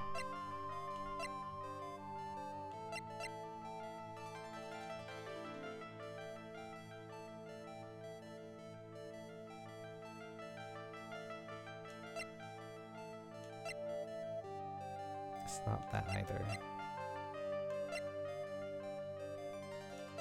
Not that. Not this. What if it is this? I mean, this is honestly a possibility that he wanted, like, but why would he record it?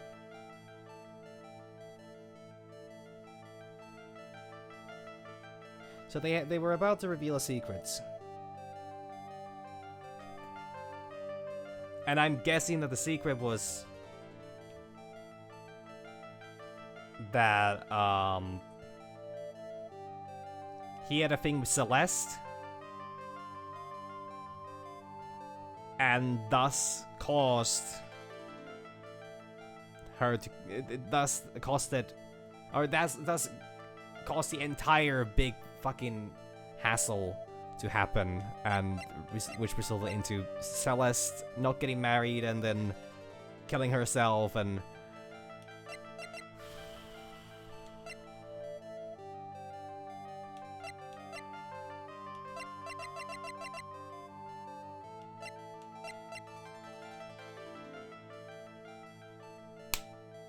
is it this fucking simple?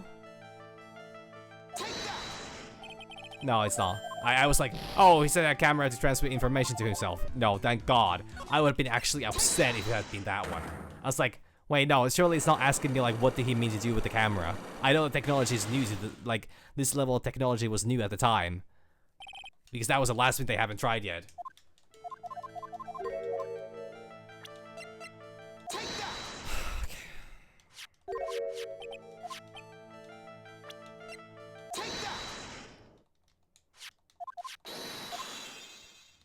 Okay, okay, okay.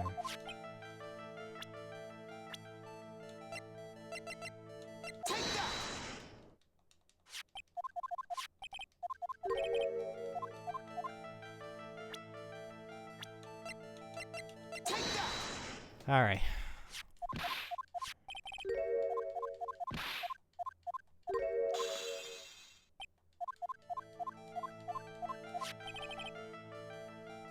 That's why I set the camera up, yeah. And what your secret is.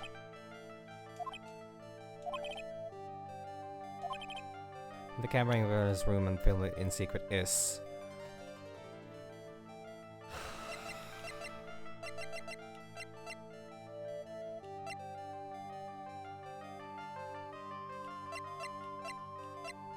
I should try Adrian here because I don't know if the game requires me to actually try this one first.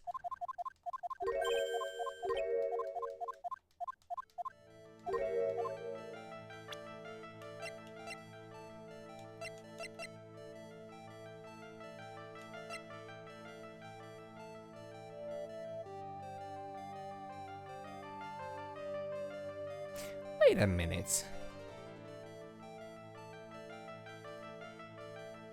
Hold on a moment.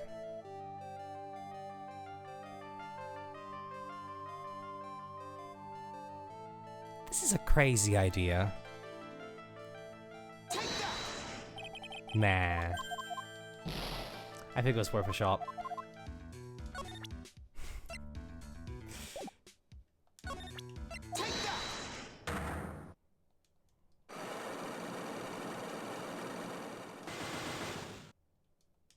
Go again.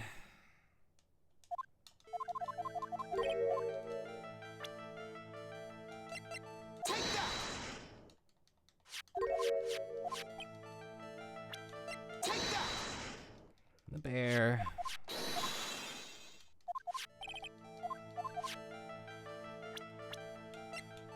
And then guard. It's kind of difficult having a single try at this because I need to... I cannot brute forces in an efficient way, but... Well... These ways...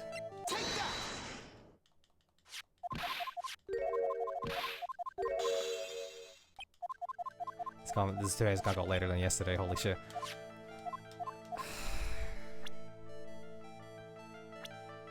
Okay, let's try first Andrews, because I feel like that's part of it.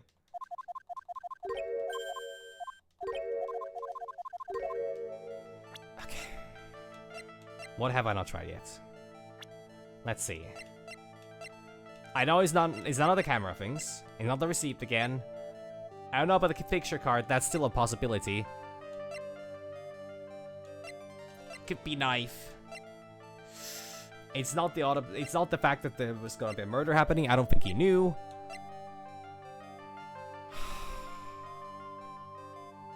Is it the fucking suicide note?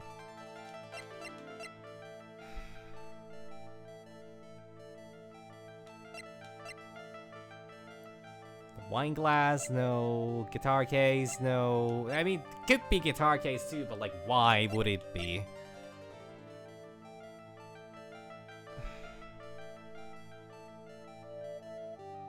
Well, okay, so if he knew about the press well, this is the thing. I figured this would be enough. But, like, the guitar case is possible because he might have wanted to have proof of the fact that, like, it's not actually... He might have wanted to have proof of the fact that it's not him on stage. That he wants to have a recording of them collaborating. No, it's not that. Then what the fuck was he... Like, I know what took place there. I know what was happening. They were supposedly preparing for the goddamn... They were preparing for the press conference.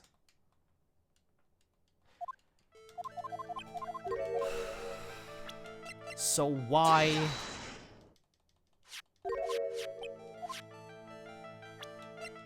So naturally, that's what would be recordable there. That's the thing that he would want to, that's the reason he would want to set up the camera. Especially if it's not Andrews. He would either want proof of the fact that he was not the one at the press conference, or then that, you know, Andrews is conspiring against him.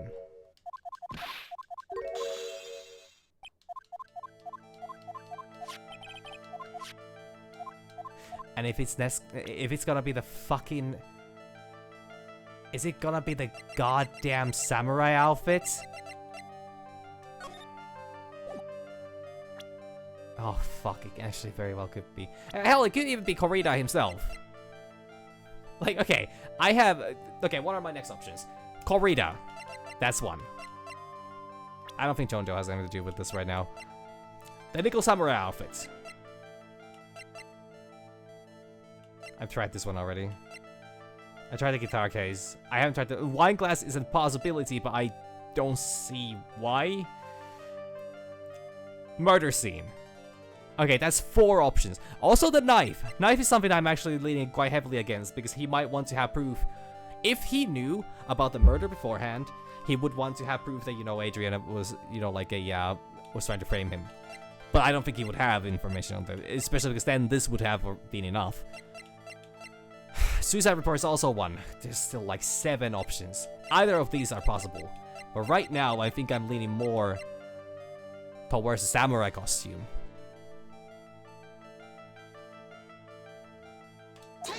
It's not the samurai costume either. It's the fucking samurai costume. Are you for fucking real? Vanguard? How about you take that bear home with you and talk to it? Sure. No, actually, that was wrong. Okay, not that one. So he has a different line for that one. Because it's a different stage. Got it, got it. No, of course it wouldn't. No, considering this is, it's the same question. So, I think I'm just skipping a beat with the, No,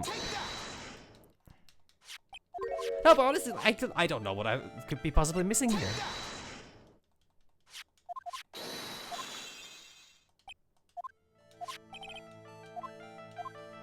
Like, I'm not wrong on this, am I? I'm not wrong on this. Everything I said thus far is correct. They were, there was supposed to be a meeting between the two, or he probably guessed there was going to be a meeting between the two to set up for the press conference.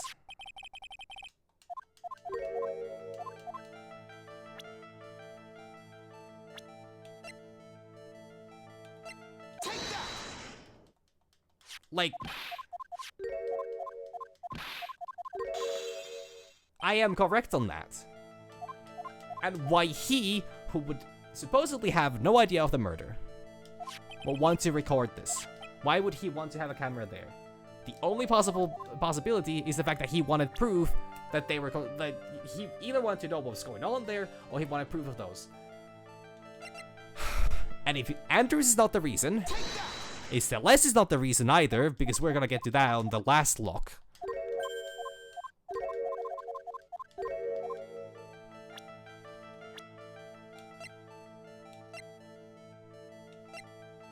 The picture card is so unlikely, because I don't think he would be...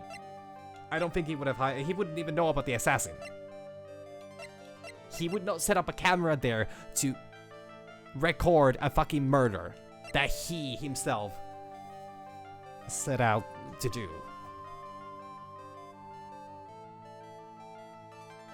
Unless that is what he... Unless he really wanted to catch the goddamn...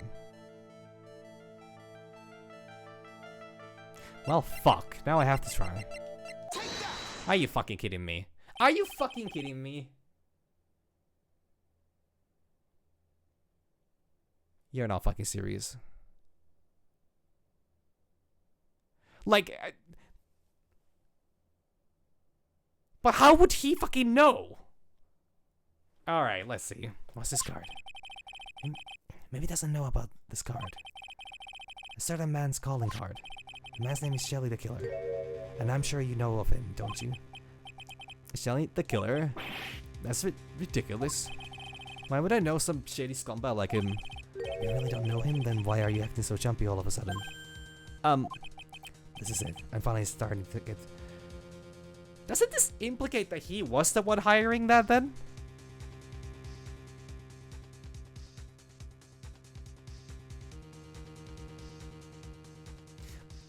This is fucking dumb. God damn it. Sorry if I can't afford to make any more mistakes now. Mr. Vanguard. Now you know what Mr. the Killer. It's because... Your hero of justice, you're his clients. Okay, we're going with this approach then. Since you're the one who set up that camera, that means you knew. You knew exactly what was going to happen in that room. Alright, fair enough. So, does this mean he actually... Are you goddamn kidding me? I thought this game was gonna... No, okay, you know, I shouldn't judge it yet. I'll see where this goes. Well, but like... I was under the impression that he would be fucking clueless. That he would have absolute... Like... This made sense. Like, the card was something I was considering for a while, but just... But he would need to know about it, and to be honest, I just didn't think he would. I generally did not think he would, because wouldn't that mean that he's guilty? That would mean he's guilty of hiring the assassin. Otherwise, how else would he get the goddamn card in there? Well, yeah, and the presumption this game sets out is the fact that it's wrong. That expectation is wrong, that he was not the one who hired the killing. Thus far, every single case has had the idea that the defendant is innocent. So I found it pretty fucking weird. Oh my god. But they're not gonna play like that, are they?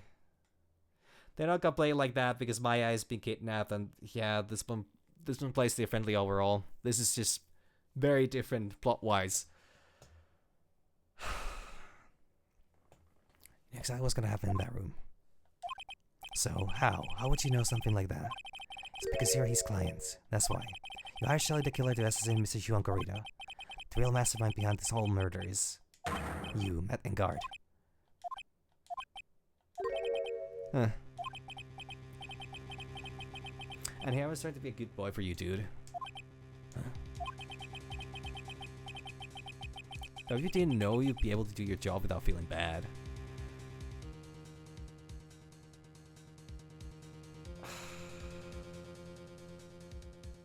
This is the last time I believe in the Magatama. Well, that's what I thought, anyway. Mr. Guard, you really did hire. Hold on a sec, I'm gonna consult myself, okay?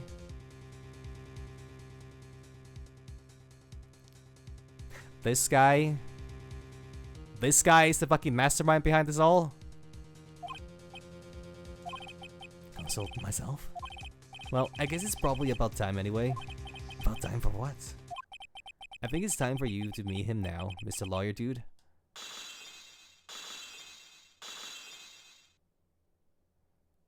Huh. How do you do, Mr. Lawyer? I'm Matt in Guard. And he's got a glass of... I don't know. Well, that explains why the vagueness. Fair. Well then, Mr. Wright. If it wasn't easy to gather as much information as you have. You really... so you are Shelly the Killer's clients? Do you really think I would dirty my own hands in this, did you? What do you mean? That woman, Adrian, was quite brave herself. Tried to stick the crime on me. I didn't think she had it in her. But all I care about is that June is dead. Isn't that right, Mr. Lawyer? Yes. You're lying. Wow, terrible.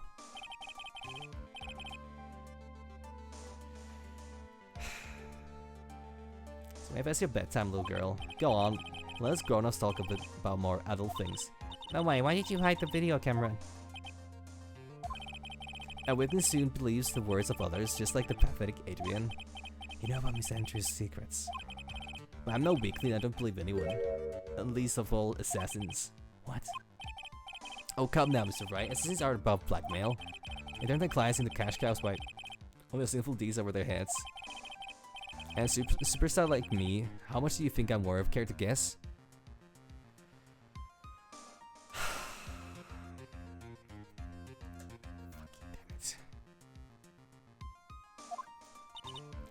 And that's why, that's where the video comes in. It's got his face and the crime scene recorded on it. It's preserved for all time. With that, I can keep it at bay and even blackmailing if I want. That's right, that video is my insurance. Isn't that what you call it, Mr. Wright?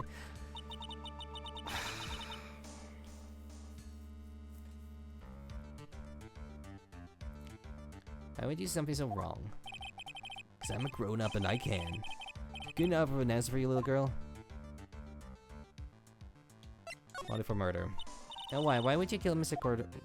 I don't know.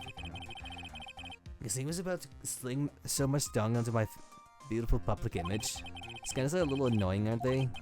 It's all because of that press conference, isn't it? And Mr. Korea had been able to give it, then Mr. Ingard's secret would have... Yeah, well, that's what we call taking advantage of the situation, you know? I had no interest in doing it, really, but bit by bit, it crept up on me. And then the situation just presented itself perfectly. How beautiful, I thought. And that's how Mr. Corita ended up dead. Let me tell you something, I'm not like Adrian, I don't depend on anyone. People are simply things to be used and thrown away. Put on a stew, innocent face, and people will swallow anything you feed them.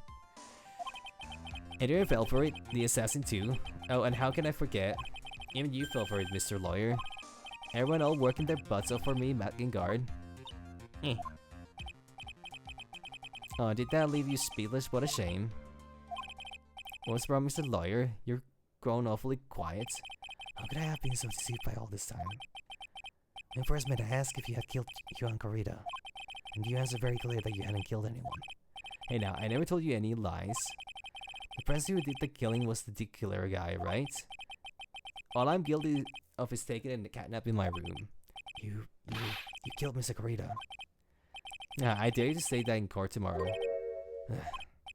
Oh, too bad, you can. You're my lawyer after all, aren't you? You always drop my case and refuse to represent me. How does that sound? Oh, but you can you? That would be the one thing you absolutely can't do. Mystic Maya! No, that's the wrong voice.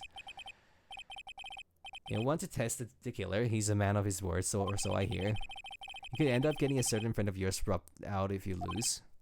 You scoundrel. So if I were you, Mr. Wright, Esquire, I think I would give it all my tomorrow. Remember, everyone likes a happy win-win resolution. I'll get you for this. And such a cliche phrase. Kieran says something just like that, if memory serves. Of course, well, we all know how well things turned out for him, don't we? Good night, Mr. Lawyer. Maya, what am I supposed to do? And now? Now you finally found it. No, hey, that's fucking Edgeworth.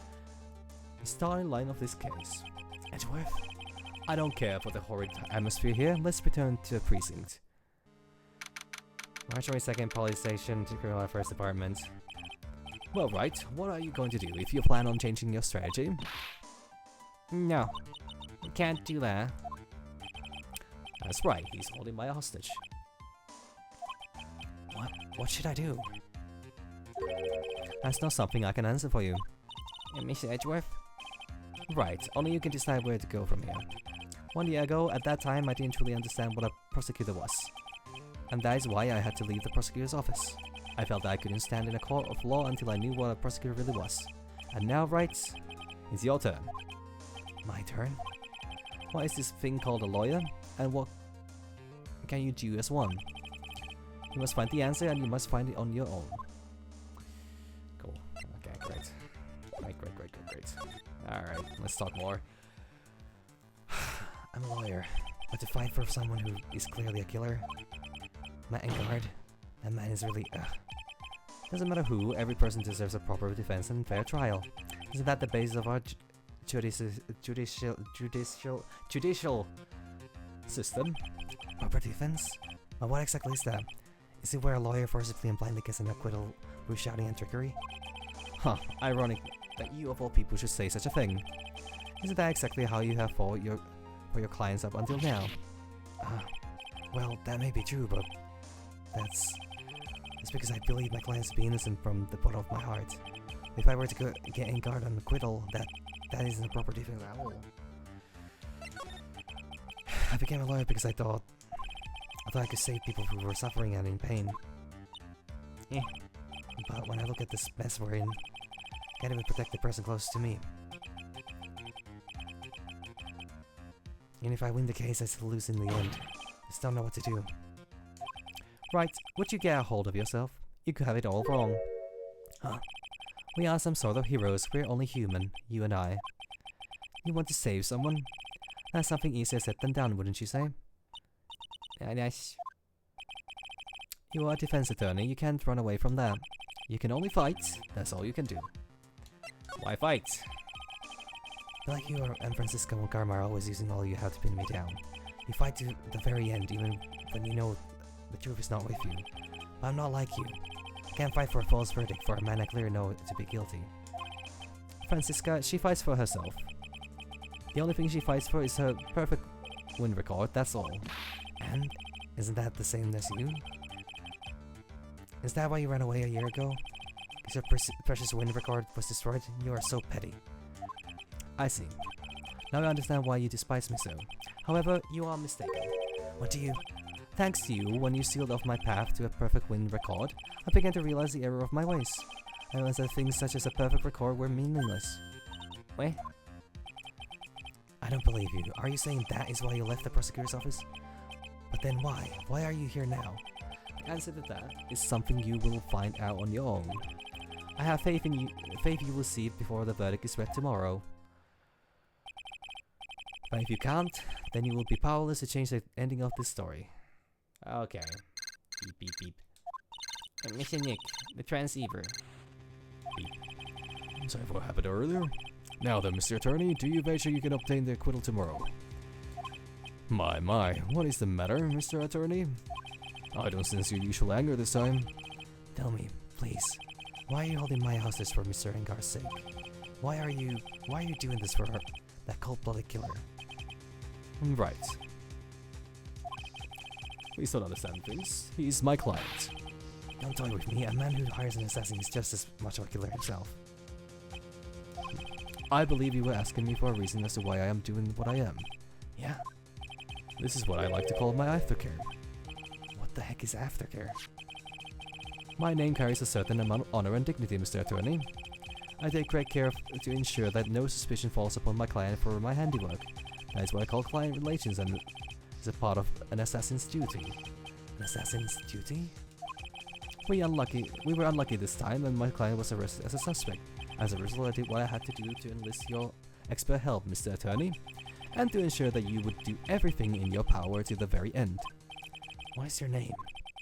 I believe I told you once before, however. You did, But my name is the Killer. Shelly the Killer. You're Shelly the Killer? I'm not keeping my voice anymore. Please keep in mind, you do not have as much much space maneuver with me. As the killer, I always finish what I set out to do. If you fail to keep up your end of the bargain, Maya, it would be my duty as an assassin to see that she receives a nice long nap. And no. Now then, if you'll excuse me. I have someone where to trace his signal back to me would be quite troublesome. Meow. Mystic Maya. I don't know what to say. Edgeworth. Huh? Did you hear that at the end of that transmission? Meow. Huh, oh, that. It sounded like a cat. A cat? It can't be. That cat. Can it? Where is it? I think I know where Shirley the killer is holding my hostage. Edgeworth, have all police agents head for Engar Mansion immediately. Alright. Alright, you hurry over as well then. Don't lose hope yet, Pearls. The fight has only just begun. Yeah. Jesus fucking Christ. Okay, so go through here. Hey, should you? No, actually, never mind. You're not on the case anymore. Wait. No, I go to the hotel lobby and then I go to the living room and there we go. That's why I could still return here. March 22nd, then Guard Mansion living room. This keeps on fucking going. Maya, His answer was Mystic Maya. we have this area completely surrounded. There is no way for him to escape. Assuming he's still in the area. I can't believe it. That butler, all this time, he was the killer. Yeah, you met him once. He and God were working together all this time. I'm sure they had worked out a contingency plan ahead of time.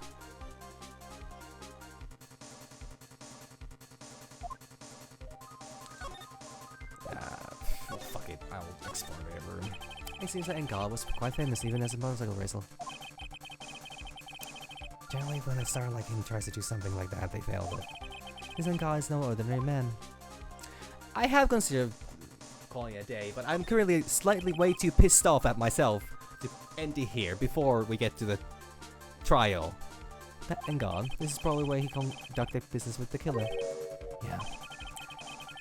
Sure, the killer values his client relations more than anything else, so I'm sure he must meet his clients in person to talk about any transactions. It's the first time I've seen such a large fireplace. I don't particularly care for large fireplaces. They remind me of my youth. That's right, you grew up in a really affluent household. Guess you're still not over that case, huh? Don't take this personally, but I really do not wish to remember anything from that time in my life. No, that already. Sorry, I was supposed to. No, there's no background there. Sengar's personal collection. I say it's a hobby of his to collect prop masks of shows related to his own. Isn't all sorts of details about Matt and Guard almost too many? He's a defender on this case, of course I would know about him. Yeah, I guess that makes sense. It looks like there's another room in the back. Leave that to us. I'm sure the investigation team is already doing its job in there. There's a bear on the front door. A small door at the bottom of the bigger door, isn't it? Should we have Pearl here? Ah, it doesn't matter at this point. And pays for the cat to use. Oh, you mean shoe? Oh, it's a figure of the bear. But there's a lot of cuts in it for some reason. Figurine. Wooden bear-shaped figurine. It's a wooden figurine, got it. It's covered in many thin cuts. Interesting. A bear? Isn't that more of a thing for Mr. Corrida? Why would something like this be here? Right, look down. There's a little pet door installed here. I'm sure that's for shoe. You think that this came through that little door? Huh. This door? It's locked. Well, I'm pretty used to breaking doors down by now. Let's go, Edward. Damn, all that, slamming that disc must have really, worked on those muscles. Ah, there's no one here. From the looks of this room, I would say this is God's private lounge. Do I get this right? An antenna for sending and receiving radio signals and a VCR. Check inside the deck. If there's a tape, it would be an important piece of evidence. If we're lucky, we'll have the moment the crime was committed recorded on it.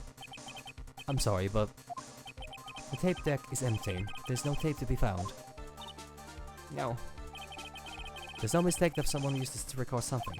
It looks like someone who took the tape we're looking for and escaped with it. Well, let's... Okay. It's in Car's computer. Maya, why couldn't you have used this to get help? Mr. Nick, where's the power switch? Oh, I get it. So that's what happened. She couldn't find the power switch. It's a VCR and an antenna.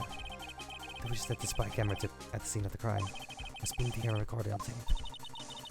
We had that tape, it would have been really helpful.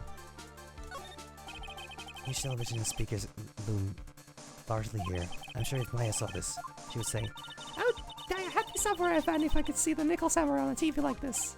Yeah, that's what she would say. I can't believe I just made a joke about Maya, all things considered. Wait a minute, there was a... No, I just... And a little door for shoe with this door, big door. I'm sure Maya used this door to shove this out here. I'm sure it was her. Every time you give me some piece of evidence, it's always the most crucial piece. This time too, I'm sure.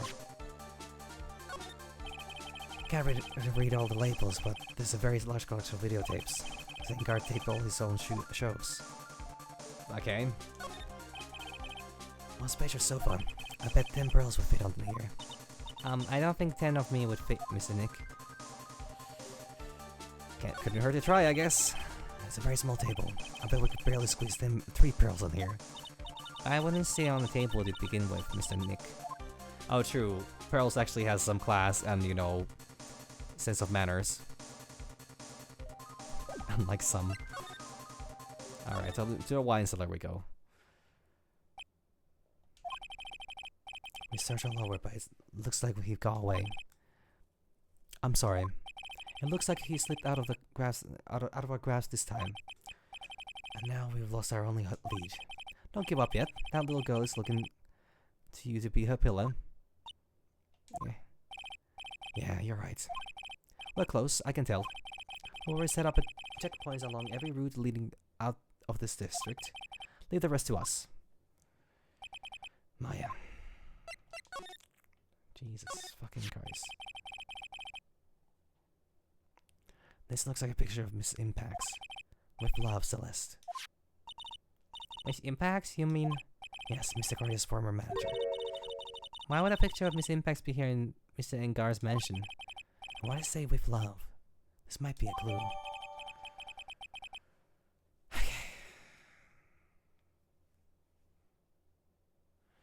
So that's what I added to their call record. What's wrong, Pearls? Please let me see that picture frame. What's so special about the frame? On the back. There's something written on the back of the frame. Maya. It's Mystic Maya. She left us a message. What?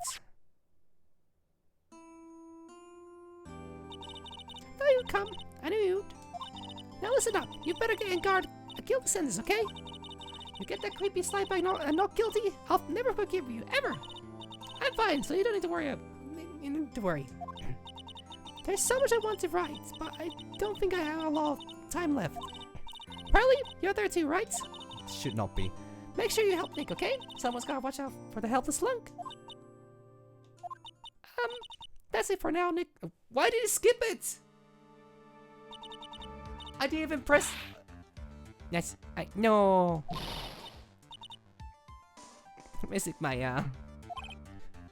Right. What's wrong? Why the blank stare? Oh, nothing. We searched the house and this is the last room. It looks like he eluded us. Edgeworth? Yes. As far as clues go, I think this is about all I'm going to get. But I'm still short of one last thing. And what is that?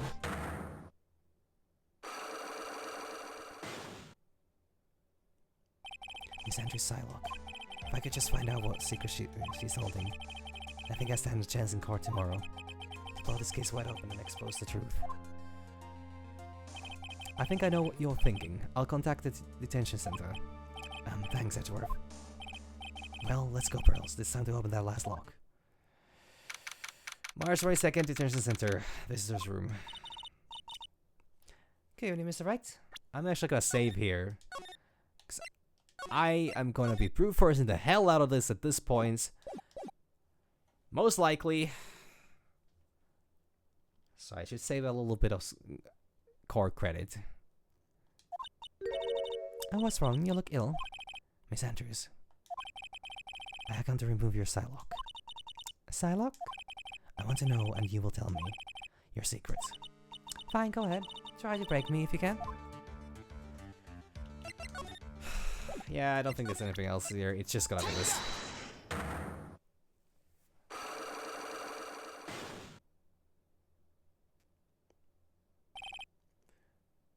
Why frame him? Let me just first... Yeah. Yeah, no, okay, yeah, that's the thing I needed. That's the thing I needed. So I was missing something, it just... Yeah, fair enough. You please tell me why you framed Mr. Engard for the murder. I already told you a couple of times. It's because I thought Matt was the killer. No, that's not it. I know you have a personal reason to dislike Mr. Engard. Miss Andrews, you may think I didn't hear it, but I know you said something earlier. You said revenge. So you're saying I was taking my revenge out on Matt, and that's why? What an absurd idea. I don't have anything I want to take revenge for. Miss Andrews, one who lives by being dependent on other people. There's something or someone in her past that would make her take revenge. Gee, I wonder who. Celeste, there's only one catalyst that could cause such strong feelings and even revenge, and that is Mr. Impact's suicide. What are you trying to say? Celeste was Yuan's manager. On top of that, the one who hid her suicide note was also Yuan. What does this all have to do with Matt? You're right. You haven't mentioned him yet. For you to hate Mr. Engard, it will mean that he must have some relation to Miss Impacts and her suicide. Can you explain to me this relation between Celeste and Matt? I can't believe that I needed the photograph with the "With Love" Celeste text on it, and not just I couldn't just use the information the powers gave me. But you know, whatever. This is a photo of Miss Impacts, correct? She looks younger than when she passed away, though. What? With love, Celeste. This is Miss Impact's handwriting, isn't it? Why did you find this? No, that's alright. It was a rhetorical question. Yeah, it is. I found this at Mr. Engard's mansion. And after all this time, a last remaining secret has been revealed.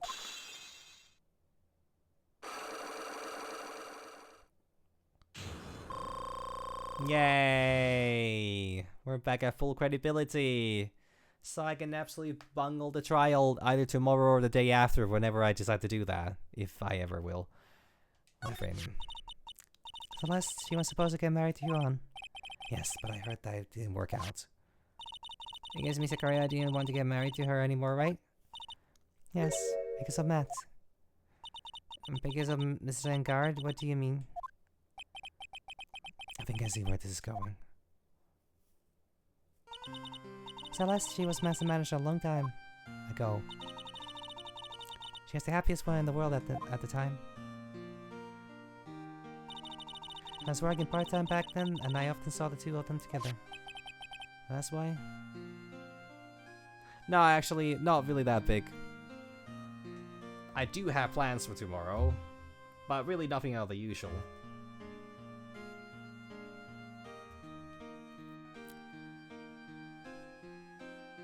That's why. With love, Celeste is written on the frame of that picture. They were a couple, weren't they? Wasn't anything as splendid as that? I'm not gonna go into specifics right now. I'm not for it. Celeste was being used. Toyed with until she was thrown away. That's so horrible.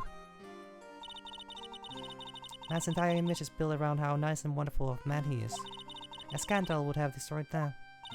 Which is why Celeste, in her kindness, moved over to Worldwide Studios. And that is where she met Yuan. She seemed really happy with him.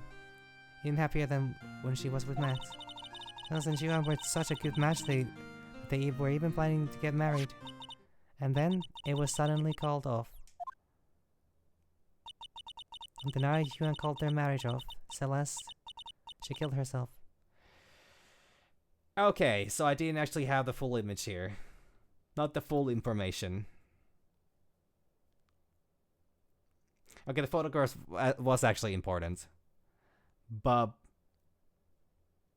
the information Powers gave me wasn't particularly accurate. Well, it's not like he said anything wrong, it's just I looked into it too much. And that's why I framed Matt. It was a rent for Celeste and for myself. Alright. I'm sure you can guess why Yuan called the wedding off, right?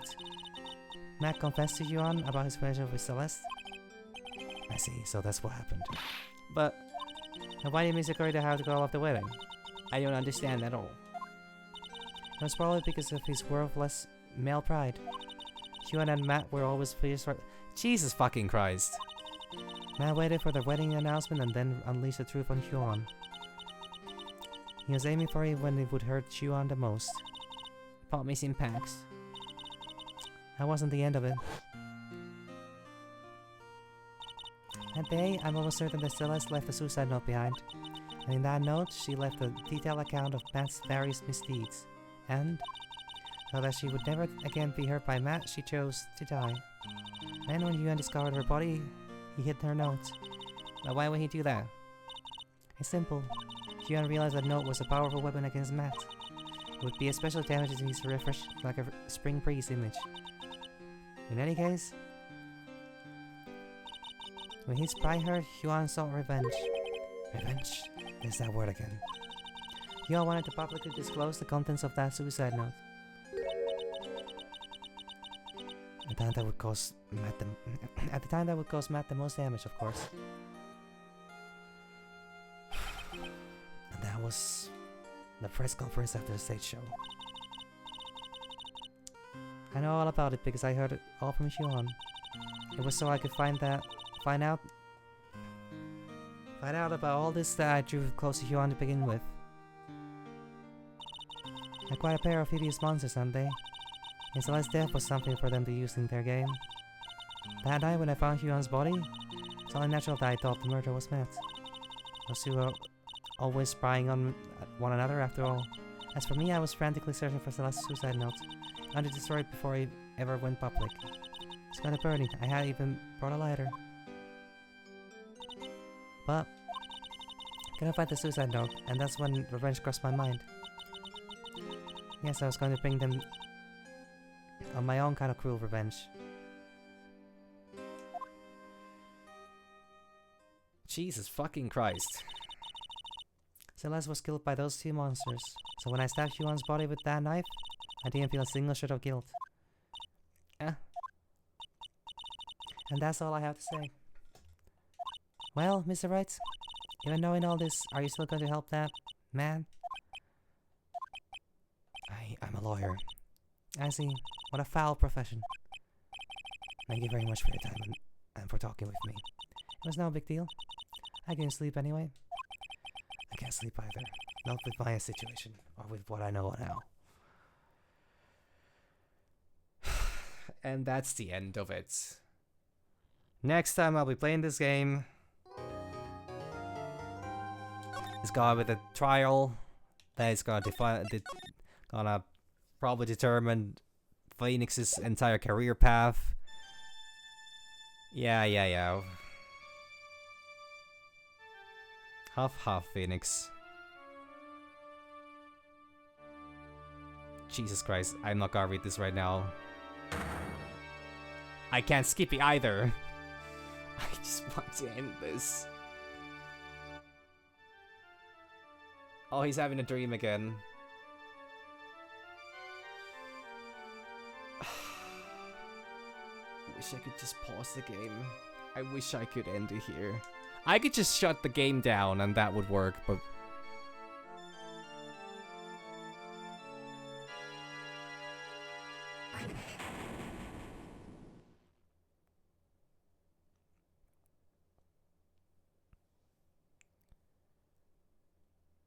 Yep, that would be familiar for a reason.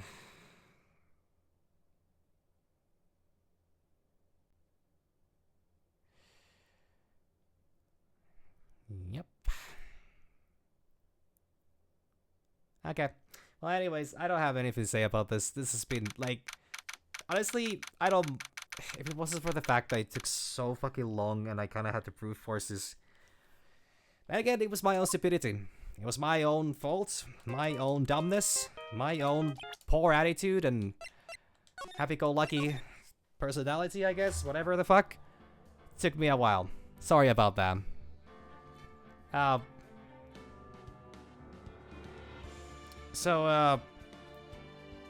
Next stream is gonna be nothing special. Just gonna, you know, do some hunting in wilds. That's it. Thank you all. Bye, Z's.